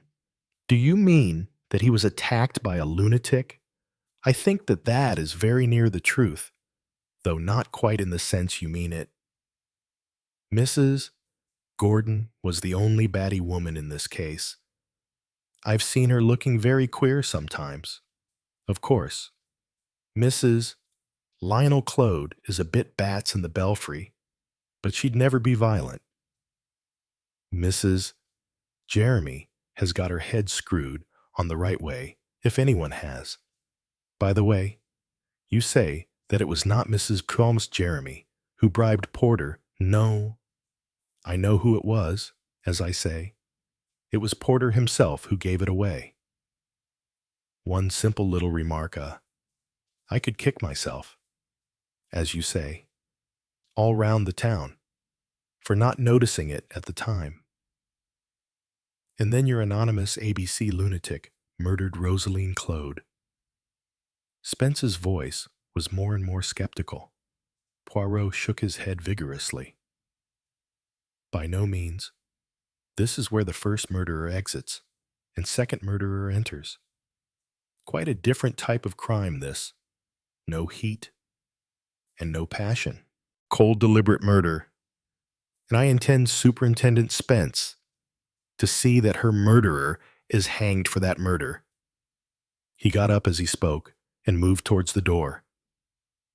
"Hi," cried Spence. "You've got to give me a few names. You can't leave it like this. In a very little while, yes, I will tell you. But there is something for which I wait to be exact. A letter from across the sea. Don't talk like a ruddy fortune-teller." "Hi, Poirot." But Poirot had slipped away. He went straight across the square and rang the bell of Dr. Claude's house. Mrs. Claude came to the door and gave her usual gasp at seeing Poirot. He wasted no time. "Madam, I must speak to you." "Oh, of course, do come in.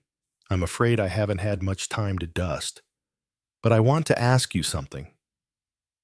How long has your husband been a morphia addict?" Aunt Kathy immediately burst into tears. "Oh dear. Oh dear, I did. So hope nobody would ever know. It began in the war. He was so dreadfully overtired and had such dreadful neuralgia. And since then, he's been trying to lessen the dose he has indeed. But that's what makes him so dreadfully irritable sometimes. That is one of the reasons why he has needed money, is it not?" "I suppose so." "Oh, dear M. Poirot, he has promised to go for a cure." "Calm yourself, Madame, and answer me one more little question. On the night when you telephoned to Lynn Marchmont, you went out to the call box outside the post office. Did you not? Did you meet anybody in the square that night?" "Oh, no, M. Poirot, not a soul." "But I understood you had to borrow twopence because you had only halfpennies." "Oh, yes. I had to ask a woman who came out of the box. She gave me 2 pennies for 1 halfpenny." "What did she look like?" "This woman. Well, rather actressy, if you know what I mean. An orange scarf round her head. The funny thing was that I'm almost sure I'd met her somewhere. Her face seemed very familiar. She must, I think, have been someone who had passed over. And yet, you know, I couldn't remember where and how I had known her." "Thank you, Mrs. Claude," said Hercule Poirot. Chapter 15. Lynn came out of the house and glanced up at the sky. The sun was getting low. There was no red in the sky, but a rather unnatural glow of light. A still evening, with a breathless feel about it. There would be, she thought, a storm later. Well, the time had come now. She couldn't put things off any longer. She must go to Long Willows and tell Rowley. She owed him that, at least to tell him herself, not to choose the easy way of the written word. Her mind was made up. Quite made up, she told herself, and yet she felt a curious reluctance.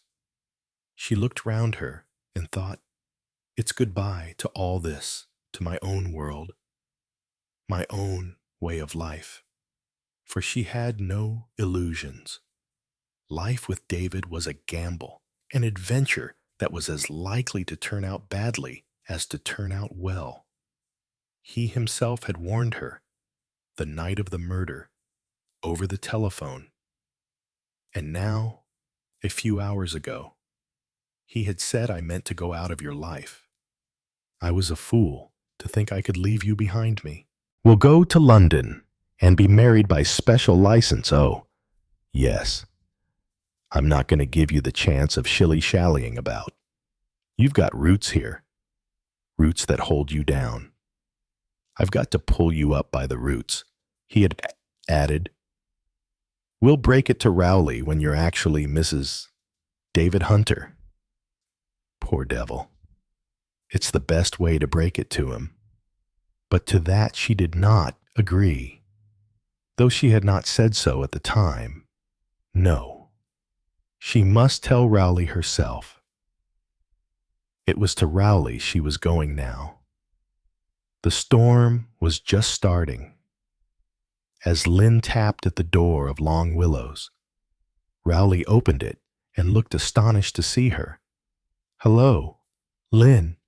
Why didn't you ring up and say you were coming? I might have been out. I want to talk to you." Rowley. He stood aside to let her pass and followed her into the big kitchen. The remains of his supper were on the table. "I'm planning to get an aga or an essay put in here," he said. "Easier for you." "And a new sink steel," she interrupted. "Don't make plans." Rowley.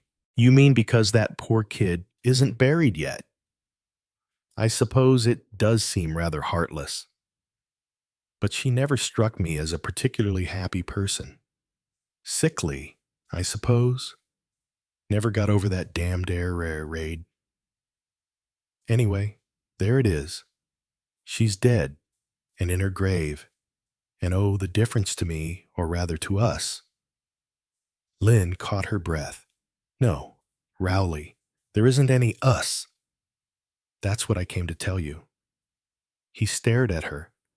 She said quietly, hating herself, but steadfast in her purpose, "I'm going to marry David Hunter." Rowley. She did not know quite what she expected. Protests, perhaps an angry outburst, but she certainly did not expect Rowley to take it as he did. He stared at her for a minute or two. Then he went across and poked at the stove, turning at last in an almost absent-minded manner. "Well," he said, "let's get it clear. You're going to marry David Hunter." "Why?" "Because I love him. You love me." "No. I did love you when I went away. But it's been 4 years, and I've changed. We've both changed." "You're wrong," he said quietly. "I haven't changed." "Well, perhaps you haven't changed so much. I haven't changed at all. I haven't had much chance to change. I've just gone plodding on here. I haven't dropped from parachutes, or swarmed up cliffs by night, or wound an arm round a man in the darkness and stabbed him. Rowley, I haven't been to the war. I haven't fought. I don't know what war is. I've led a nice, safe life here, down on the farm. Lucky Rowley. But as a husband, you'd be ashamed of me." "No. Rowley. Oh, no. It isn't that at all. But I tell you it is." He came nearer to her. The blood was welling up in his neck. The veins of his forehead were starting out. That look in his eyes, she had seen it once as she passed a bull in a field, tossing its head, stamping its foot, slowly lowering its head with the great horns, goaded to a dull fury, a blind rage. "Be quiet, Lynn. You'll listen to me for a change. I've missed what I ought to have had. I've missed my chance of fighting for my country. I've seen my best friend go and be killed. I've seen my girl dress up in uniform and go overseas. I've been just the man she left behind her. My life's been hell. Don't you understand, Lynn? It's been hell. And then you came back, and since then, it's been worse hell. Ever since that night at Aunt Kathy's, when I saw you looking at David Hunter across the table. But he's not going to have you. Do you hear? If you're not for me, then no one shall have you. What do you think I am?" Rowley. She had risen, was retreating a step at a time. She was terrified. This man was not a man any longer. He was a brute beast. "I've killed 2 people," said Rowley Clode. Do you think I shall stick at killing a third Rowley? He was upon her now, his hands round her throat. I can't bear any more. Lynn. The hands tightened around her neck. The room whirled. Blackness, spinning blackness, suffocation, everything going dark. And then, suddenly a cough, a prim, slightly artificial cough. Rowley paused. His hands relaxed, fell to his sides. Lynn, released, sank in a crumpled heap on the floor. Just inside the door, Hercule Poirot stood, apologetically coughing. I hope, he said, that I do not intrude. I knocked. Yes, indeed, I knocked. But no one answered. I suppose you were busy. For a moment, the air was tense, electric. Rowley stared. It looked for a moment as though he might fling himself on Hercule Poirot. But finally, he turned away. He said in a flat, empty voice, You turned up just in the nick of time. Chapter 16. Into an atmosphere quivering with danger, Hercule Poirot brought his own atmosphere of deliberate anticlimax. The kettle. It is boiling, he inquired. Rowley said heavily, stupidly, Yes, it's boiling. Then you will, perhaps, make some coffee, or some tea if it is easier. Like an automaton. Rowley obeyed. Hercule Poirot took a large clean handkerchief from his pocket. He soaked it in cold water, wrung it out, and came to Lynn. There, mademoiselle, if you fasten that round your throat so. Yes, I have the safety pin. There, that will at once ease the pain. Croaking hoarsely, Lynn thanked him. The kitchen of Long Willows, Poirot fussing about it all, had for her the quality of a nightmare. She felt horribly ill, and her throat was paining her badly. She staggered to her feet, and Poirot guided her gently to a chair and put her into it. There, he said, and over his shoulder, the coffee he demanded. It's ready, said Rowley. He brought it. Poirot poured out a cup and took it to Lynn. Look here, said Rowley. I don't think you understand. I tried to strangle Lynn. Cha, said Poirot in a vexed voice. He seemed to be deploring a lapse of bad taste on Rowley's part. 2 deaths. I've got on my conscience, said Rowley.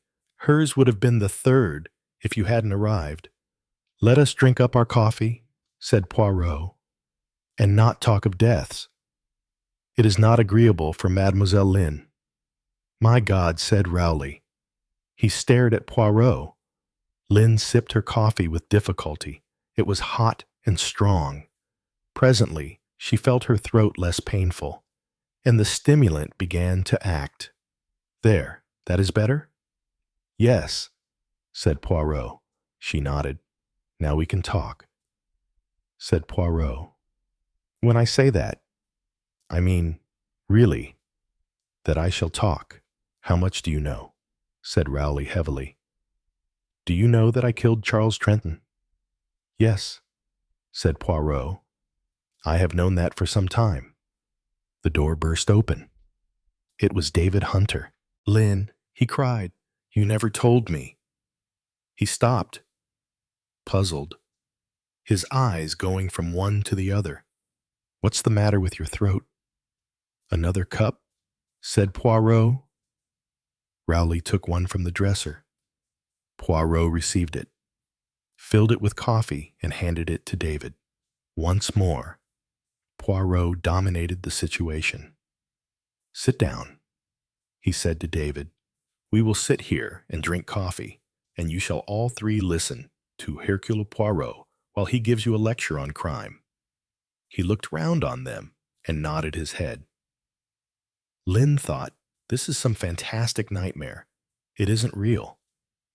They were all, it seemed, under the sway of this absurd little man with the big mustaches.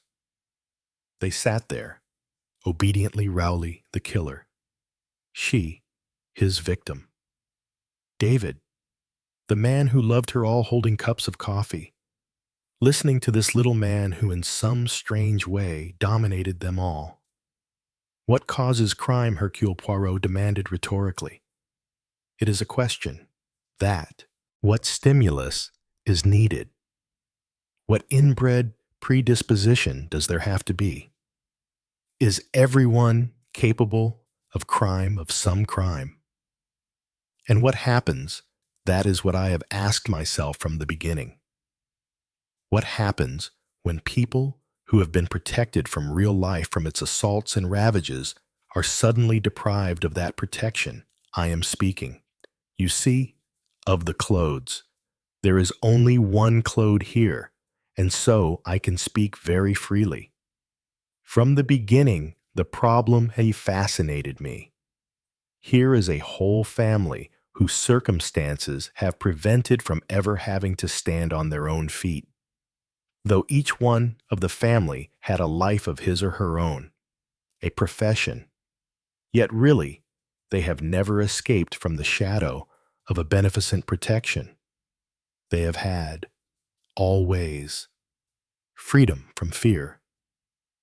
They have lived in security, and a security which was unnatural and artificial. Gordon Claude was always there behind them. What I say to you is this: there is no telling what a human character is until the test comes. To most of us, the test comes early in life. A man is confronted quite soon with the necessity to stand on his own feet, to face dangers and difficulties, and to take his own line of dealing with them. It may be the straight way. It may be the crooked way, whichever it is. A man usually learns early just what he is made of. But the Claudes had no opportunity of knowing their own weaknesses until the time when they were suddenly shorn of protection and were forced, quite unprepared, to face difficulty. One thing, and one thing only, stood between them and the resumption of security: the life of Rosaline Claude. I am quite certain in my own mind that every single one of the Claudes thought at one time or another, if Rosaline was to die. Lynn shivered. Poirot paused, letting the words sink in, then went on. The thought of death, her death, passed through every mind, of that I am certain. Did the further thought of murder pass through also? And did the thought, in one particular instance, go beyond thinking and become action? Without a change of voice, he turned to Rowley.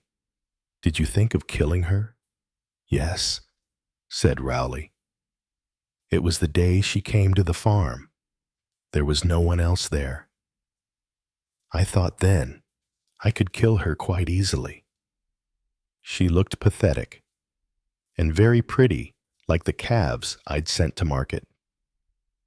You can see how pathetic they are, but you send them off just the same. I wondered, really, that she wasn't afraid. She would have been. If she'd known what was in my mind. Yes, it was in my mind when I took the lighter from her to light her cigarette.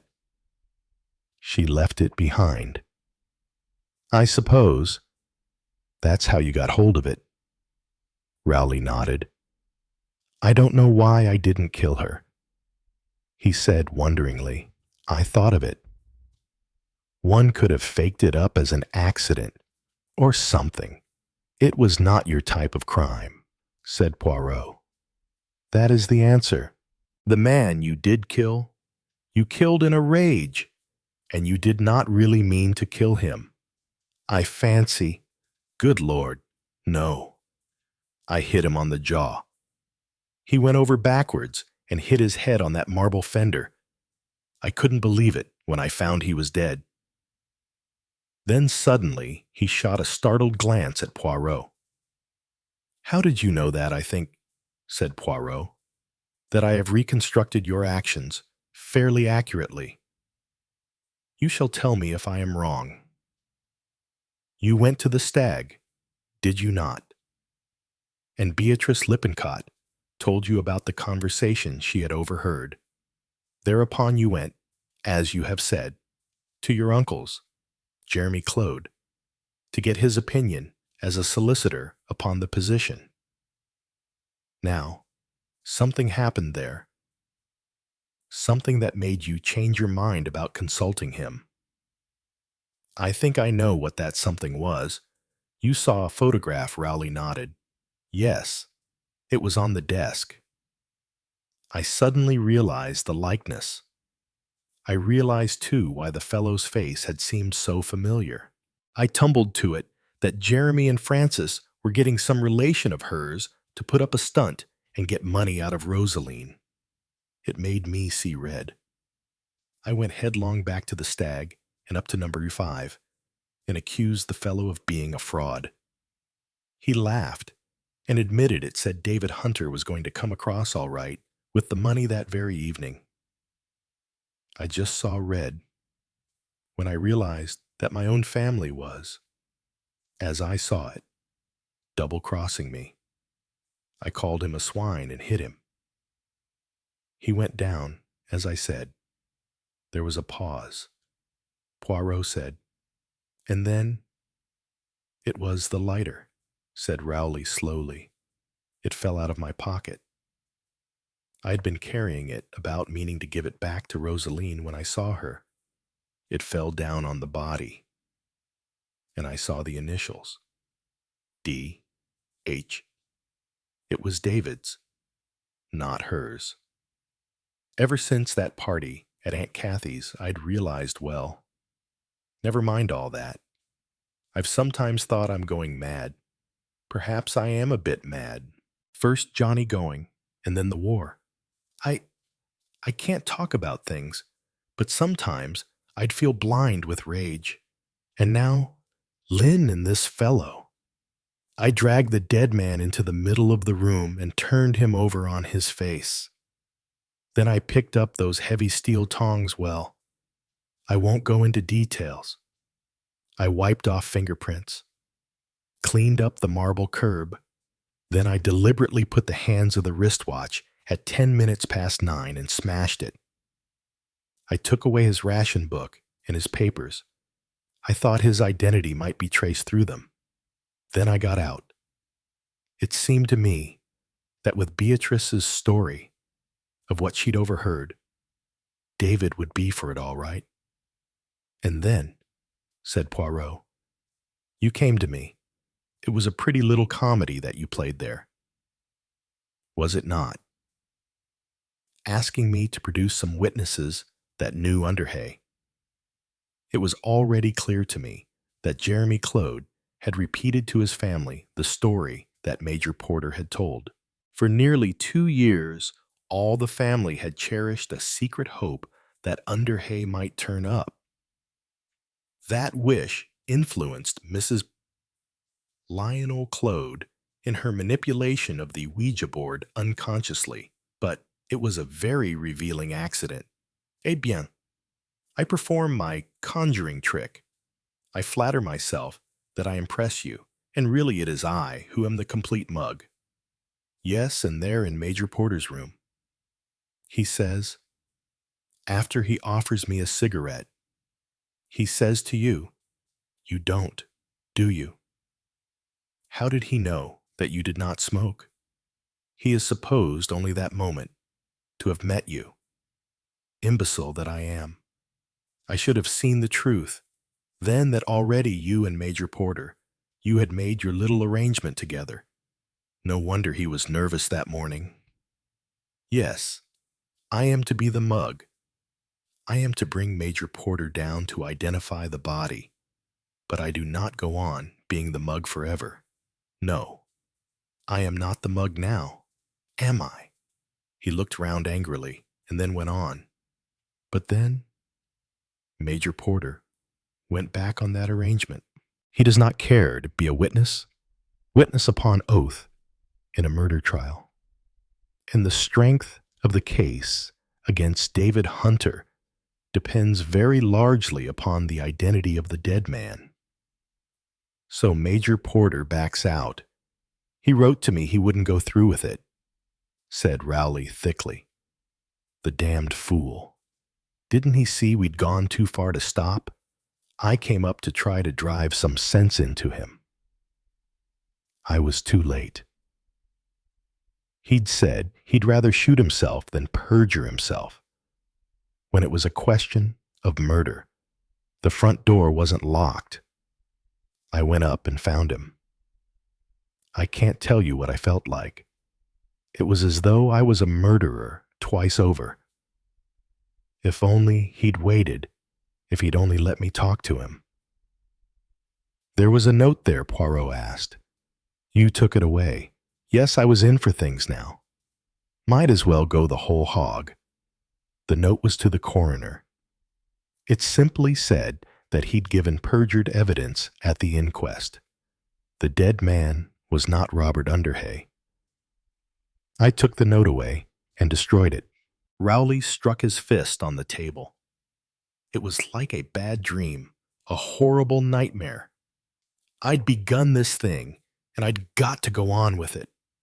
I wanted the money to get Lynn, and I wanted Hunter to hang. And then I couldn't understand it. The case against him broke down. Some story about a woman who was with Arden later. I couldn't understand. I still can't understand. What woman? How could a woman be in there talking to Arden after he was dead? There was no woman, said Poirot. But, Poirot, Lynn croaked. That old lady, she saw her, she heard her. Aha, said Poirot. But what did she see? And what did she hear?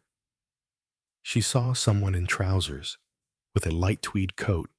She saw a head completely enveloped in an orange scarf, arranged turban-wise, and a face covered with makeup and a lipsticked mouth. She saw that in a dim light. And what did she hear? She saw the hussy draw back into number 5. And from within the room, she heard a man's voice saying, "Get out of here, my girl." Eh bien, it was a man she saw and a man she heard. But it was a very ingenious idea. Mr. Hunter, Poirot added, turning placidly to David. What do you mean? David asked sharply. It is now to you that I will tell a story. You come along to the Stag at 9 o'clock or thereabouts. You come not to murder, but to pay. What do you find? You find the man who had been blackmailing you, lying on the floor, murdered in a particularly brutal manner. You can think fast. Mr. Hunter, and you realize at once that you are in imminent danger. You have not been seen entering the Stag by anyone as far as you know. And your first idea is to clear out as soon as possible. Catch the 9:20. Train back to London and swear hard that you have not been near Wormsley Vale. To catch the train, your only chance is to run across country.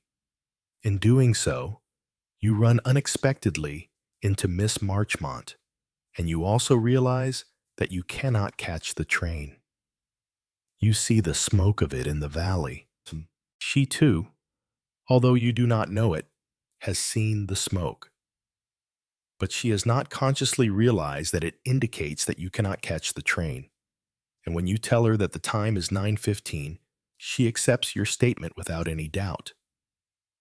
To impress on her mind that you do catch the train, you invent a very ingenious scheme. In fact, you now have to plan an entirely new scheme to divert suspicion from yourself. You go back to Furrowbank, letting yourself in quietly with your key, and you help yourself to a scarf of your sister's. You take one of her lipsticks, and you also proceed to make up your face in a highly theatrical manner. You return to the Stag at a suitable time.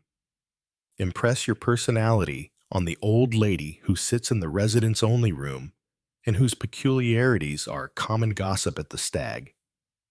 Then you go up to number 5's. When you hear her coming to bed, you come out into the passage, then withdraw hurriedly inside again, and proceed to say loudly, "You'd better get out of here, my girl." Poirot paused. A very ingenious performance. He observed, "Is that true?" David cried Lynn. "Is it true?" David was grinning broadly. "I think a good deal of myself as a female impersonator." Lord, you should have seen that old Gorgon's face. But how could you be here at 10 o'clock and yet telephone to me from London at 11? Demanded Lynn perplexedly. David Hunter bowed to Poirot. "All explanations by Hercule Poirot," he remarked, "the man who knows everything." "How did I do it?" "Very simply," said Poirot. "You rang up your sister at the flat from the public call box and gave her certain precise instructions. At 11:04 exactly, she put through a toll call to Wormsley Vale 34. When Miss Marchmont came to the phone, the operator verified the number, then saying, no doubt, "A call from London," or "Go ahead, London." Something of that kind. Lynn nodded. Rosaline Claude then replaced the receiver. "You." Poirot turned to David, carefully noting the time. Dialed 34, got it, pressed button A, said, "London wants you," in a slightly disguised voice, and then spoke. The lapse of a minute or two would be nothing strange in a telephone call these days, and would only strike Miss Marchmont as a reconnection. Lynn said quietly, "So that's why you rang me up." David. Something in her tone, quiet as it was, made David look at her sharply. He turned to Poirot and made a gesture of surrender. "No doubt about it. You do know everything. To tell the truth, I was scared stiff. I had to think up something. After I'd rung Lynn, I walked 5 miles to Dazzleby and went up to London by the early milk train. Slipped into the flat in time to rumple the bed and have breakfast with Rosaline. It never entered my head that the police would think she'd done it. And of course, I hadn't the remotest idea who had killed him. I simply couldn't imagine who could have wanted to kill him. Absolutely nobody had a motive as far as I could see. Except for myself and Rosaline. That," said Poirot, "has been the great difficulty. Motive. You and your sister had a motive for killing Arden. Every member of the Claude family had a motive for killing Rosaline." David said sharply, "She was killed. Then it wasn't suicide? No. It was a carefully premeditated, well-thought-out crime. Morphia was substituted for bromide in one of her sleeping powders, one towards the bottom of the box.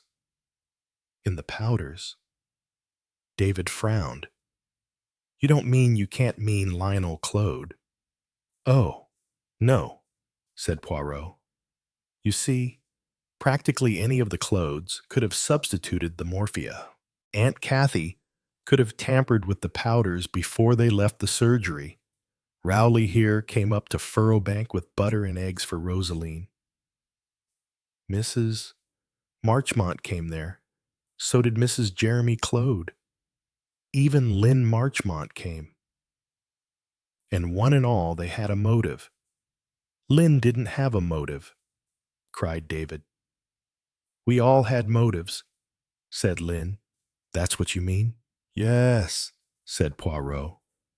That is what has made the case difficult. David Hunter and Rosaline Claude had a motive for killing Arden, but they did not kill him.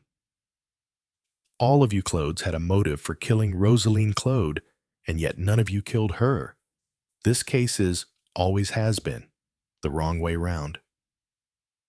Rosaline Claude was killed by the person who had most to lose by her death. He turned his head slightly. You killed her. Mr. Hunter. David cried. Why on earth should I kill my own sister? You killed her because she wasn't your sister. Rosaline Claude died by enemy action in London nearly 2 years ago.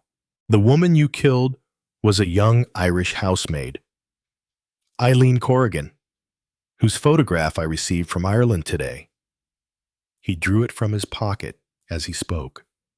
With lightning swiftness, David snatched it from him, leapt to the door, jumped through it, and banging it behind him, was gone. With a roar of anger, Rowley charged headlong after him. Poirot and Lynn were left alone. Lynn cried out, It's not true. It can't be true. Oh, yes, it is true. You saw half the truth once when you fancied David Hunter was not her brother. Put it the other way, and it all falls into shape. This Rosaline was a Catholic. Underhay's wife was not a Catholic. Troubled by conscience, wildly devoted to David. Imagine his feelings on that night of the Blitz. His sister dead. Gordon Claude dying, all that new life of ease and money snatched away from him. And then he sees this girl, very much the same age, the only survivor, except for himself, blasted and unconscious. Already, no doubt, he has made love to her, and he has no doubt he can make her do what he wants. He had a way with woman, Poirot added dryly. Without looking at Lynn, who flushed. He is an opportunist. He snatches his chance of fortune. He identifies her as his sister. She returns to consciousness to find him at her bedside. He persuades and cajoles her into accepting the role. But imagine their consternation when the first blackmailing letter arrives. All along I have said to myself, is Hunter really the type of man to let himself be blackmailed so easily? It seemed, too, that he was actually uncertain whether the man blackmailing him was Underhay or not. But how could he be uncertain? Rosaline Claude could tell him at once if the man were her husband or not. Why hurry her up to London before she has a chance to catch a glimpse of the man? Because there could only be one reason, because he could not risk the man getting a glimpse of her. If the man was Underhay, he must not discover that Rosaline Claude was not Rosaline Claude at all. No, there was only one thing to be done. Pay up enough to keep the blackmailer quiet, and then do a flit, go off to America, and then, unexpectedly, the blackmailing stranger is murdered, and Major Porter identifies him as Underhay.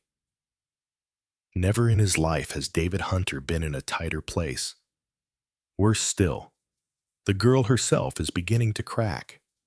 Her conscience is becoming increasingly active. She is showing signs of mental breakdown. Sooner or later, she will confess, give the whole thing away, render him liable to criminal prosecution. Moreover, he finds her demands on him increasingly irksome. He has fallen in love with you. So he decides to cut his losses. Eileen must die.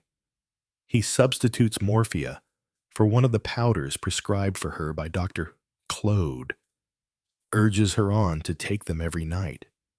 suggests to her fears of the Claude family.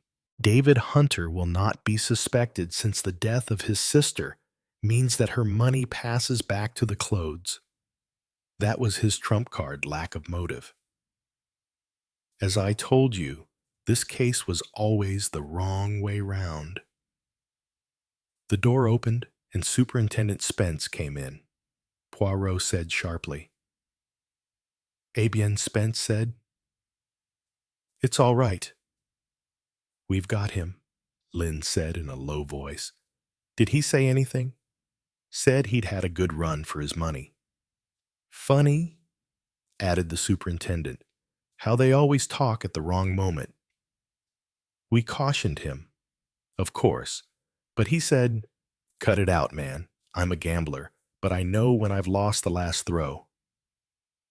Poirot murmured, "There is a tide in the affairs of men which, taken at its flood, leads on to fortune." Yes, the tide sweeps in, but it also ebbs and may carry you out to sea. Chapter 17. It was a Sunday morning when Rowley Claude, answering a knock at the farm door, found Lynn waiting outside. He stepped back a pace. "Lynn, can I come in?" "Rowley." He stood back a little. She passed him and went into the kitchen. She had been at church and was wearing a hat, slowly, with an almost ritual air. She raised her hands, took off the hat, and laid it down on the windowsill. "I've come home, Rowley." "What on earth do you mean?" "Just that. I've come home. This is home here, with you. I've been a fool not to know it, before, not to know Journey's End, when I saw it. Don't you understand? Rowley, I've come home." "You don't know what you're saying?" "Lynn, I I tried to kill you. I know." Lynn gave a grimace and put her fingers gingerly to her throat. "Actually, it was just when I thought you had killed me that I began to realize what a really thundering fool I'd been making of myself." "I don't understand," said Rowley. "Oh, don't be stupid. I always wanted to marry you." "Didn't I? And then I got out of touch with you. You seemed to me so tame, so meek. I felt life would be so safe with you, so dull. I fell for David because he was dangerous and attractive and, to be honest, because he knows women much too well, but none of that was real. When you caught hold of me by the throat and said if I wasn't for you, no one should have me, well, I knew then that I was your woman. Unfortunately, it seemed that I was going to know it just too late. Luckily, Hercule Poirot walked in and saved the situation. And I am your woman, Rowley." Rowley shook his head. "It's impossible. Lynn, I've killed 2 men, murdered them." "Rubbish," cried Lynn. "Don't be pig-headed and melodramatic. If you have a row with a hulking big man and hit him and he falls down and hits his head on a fender that isn't murder, it's not even legally murder. It's manslaughter. You go to prison for it, possibly. If so, I shall be on the step when you come out. And there's Porter.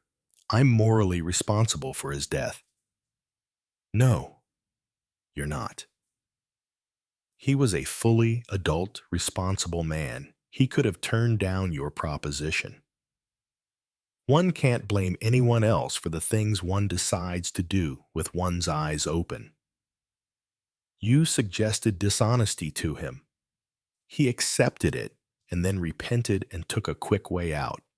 He was just a weak character." Rowley shook his head obstinately. "It's no good, old girl. You can't marry a jailbird. I don't think you're going to jail. A policeman would have been round for you before now. If so." Rowley stared. But damn it all. Manslaughter, bribing Porter. What makes you think the police know anything about all that or ever will? That fellow Poirot knows. He isn't the police. I'll tell you what the police think. They think David Hunter killed Arden as well as Rosaline. Now they know he was in Wormsley Vale that evening. They won't charge him with it because it isn't necessary.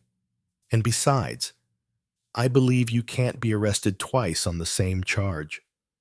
But as long as they think he did it, they won't look for anyone else. But that chap Poirot, he told the superintendent it was an accident. And I gather the superintendent just laughed at him. If you ask me, I think Poirot will say nothing to anyone. He's rather a dear. No, Lynn. I can't let you risk it. Apart from anything else, can I trust myself? What I mean is, it wouldn't be safe for you. Perhaps not. But you see, Rowley, I do love you. And you've had such a hell of a time, and I've never really cared very much for being safe. Epilogue. A flood leaves Silt. The letter arrived weeks later. Cream-colored, unadorned, unassuming. Poirot opened it carefully. Dear Monsieur Poirot, I have spoken. Scotland Yard now knows the truth, what David did to Robert, and how I stayed quiet. They will not prosecute me. They say there's no evidence of direct involvement. But you and I know better.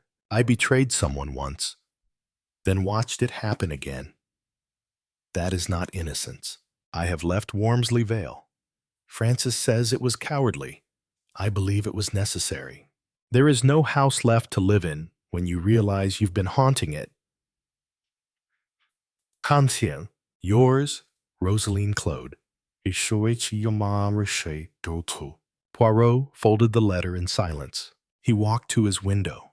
Outside, a fog settled over the Thames, dense and unmoving.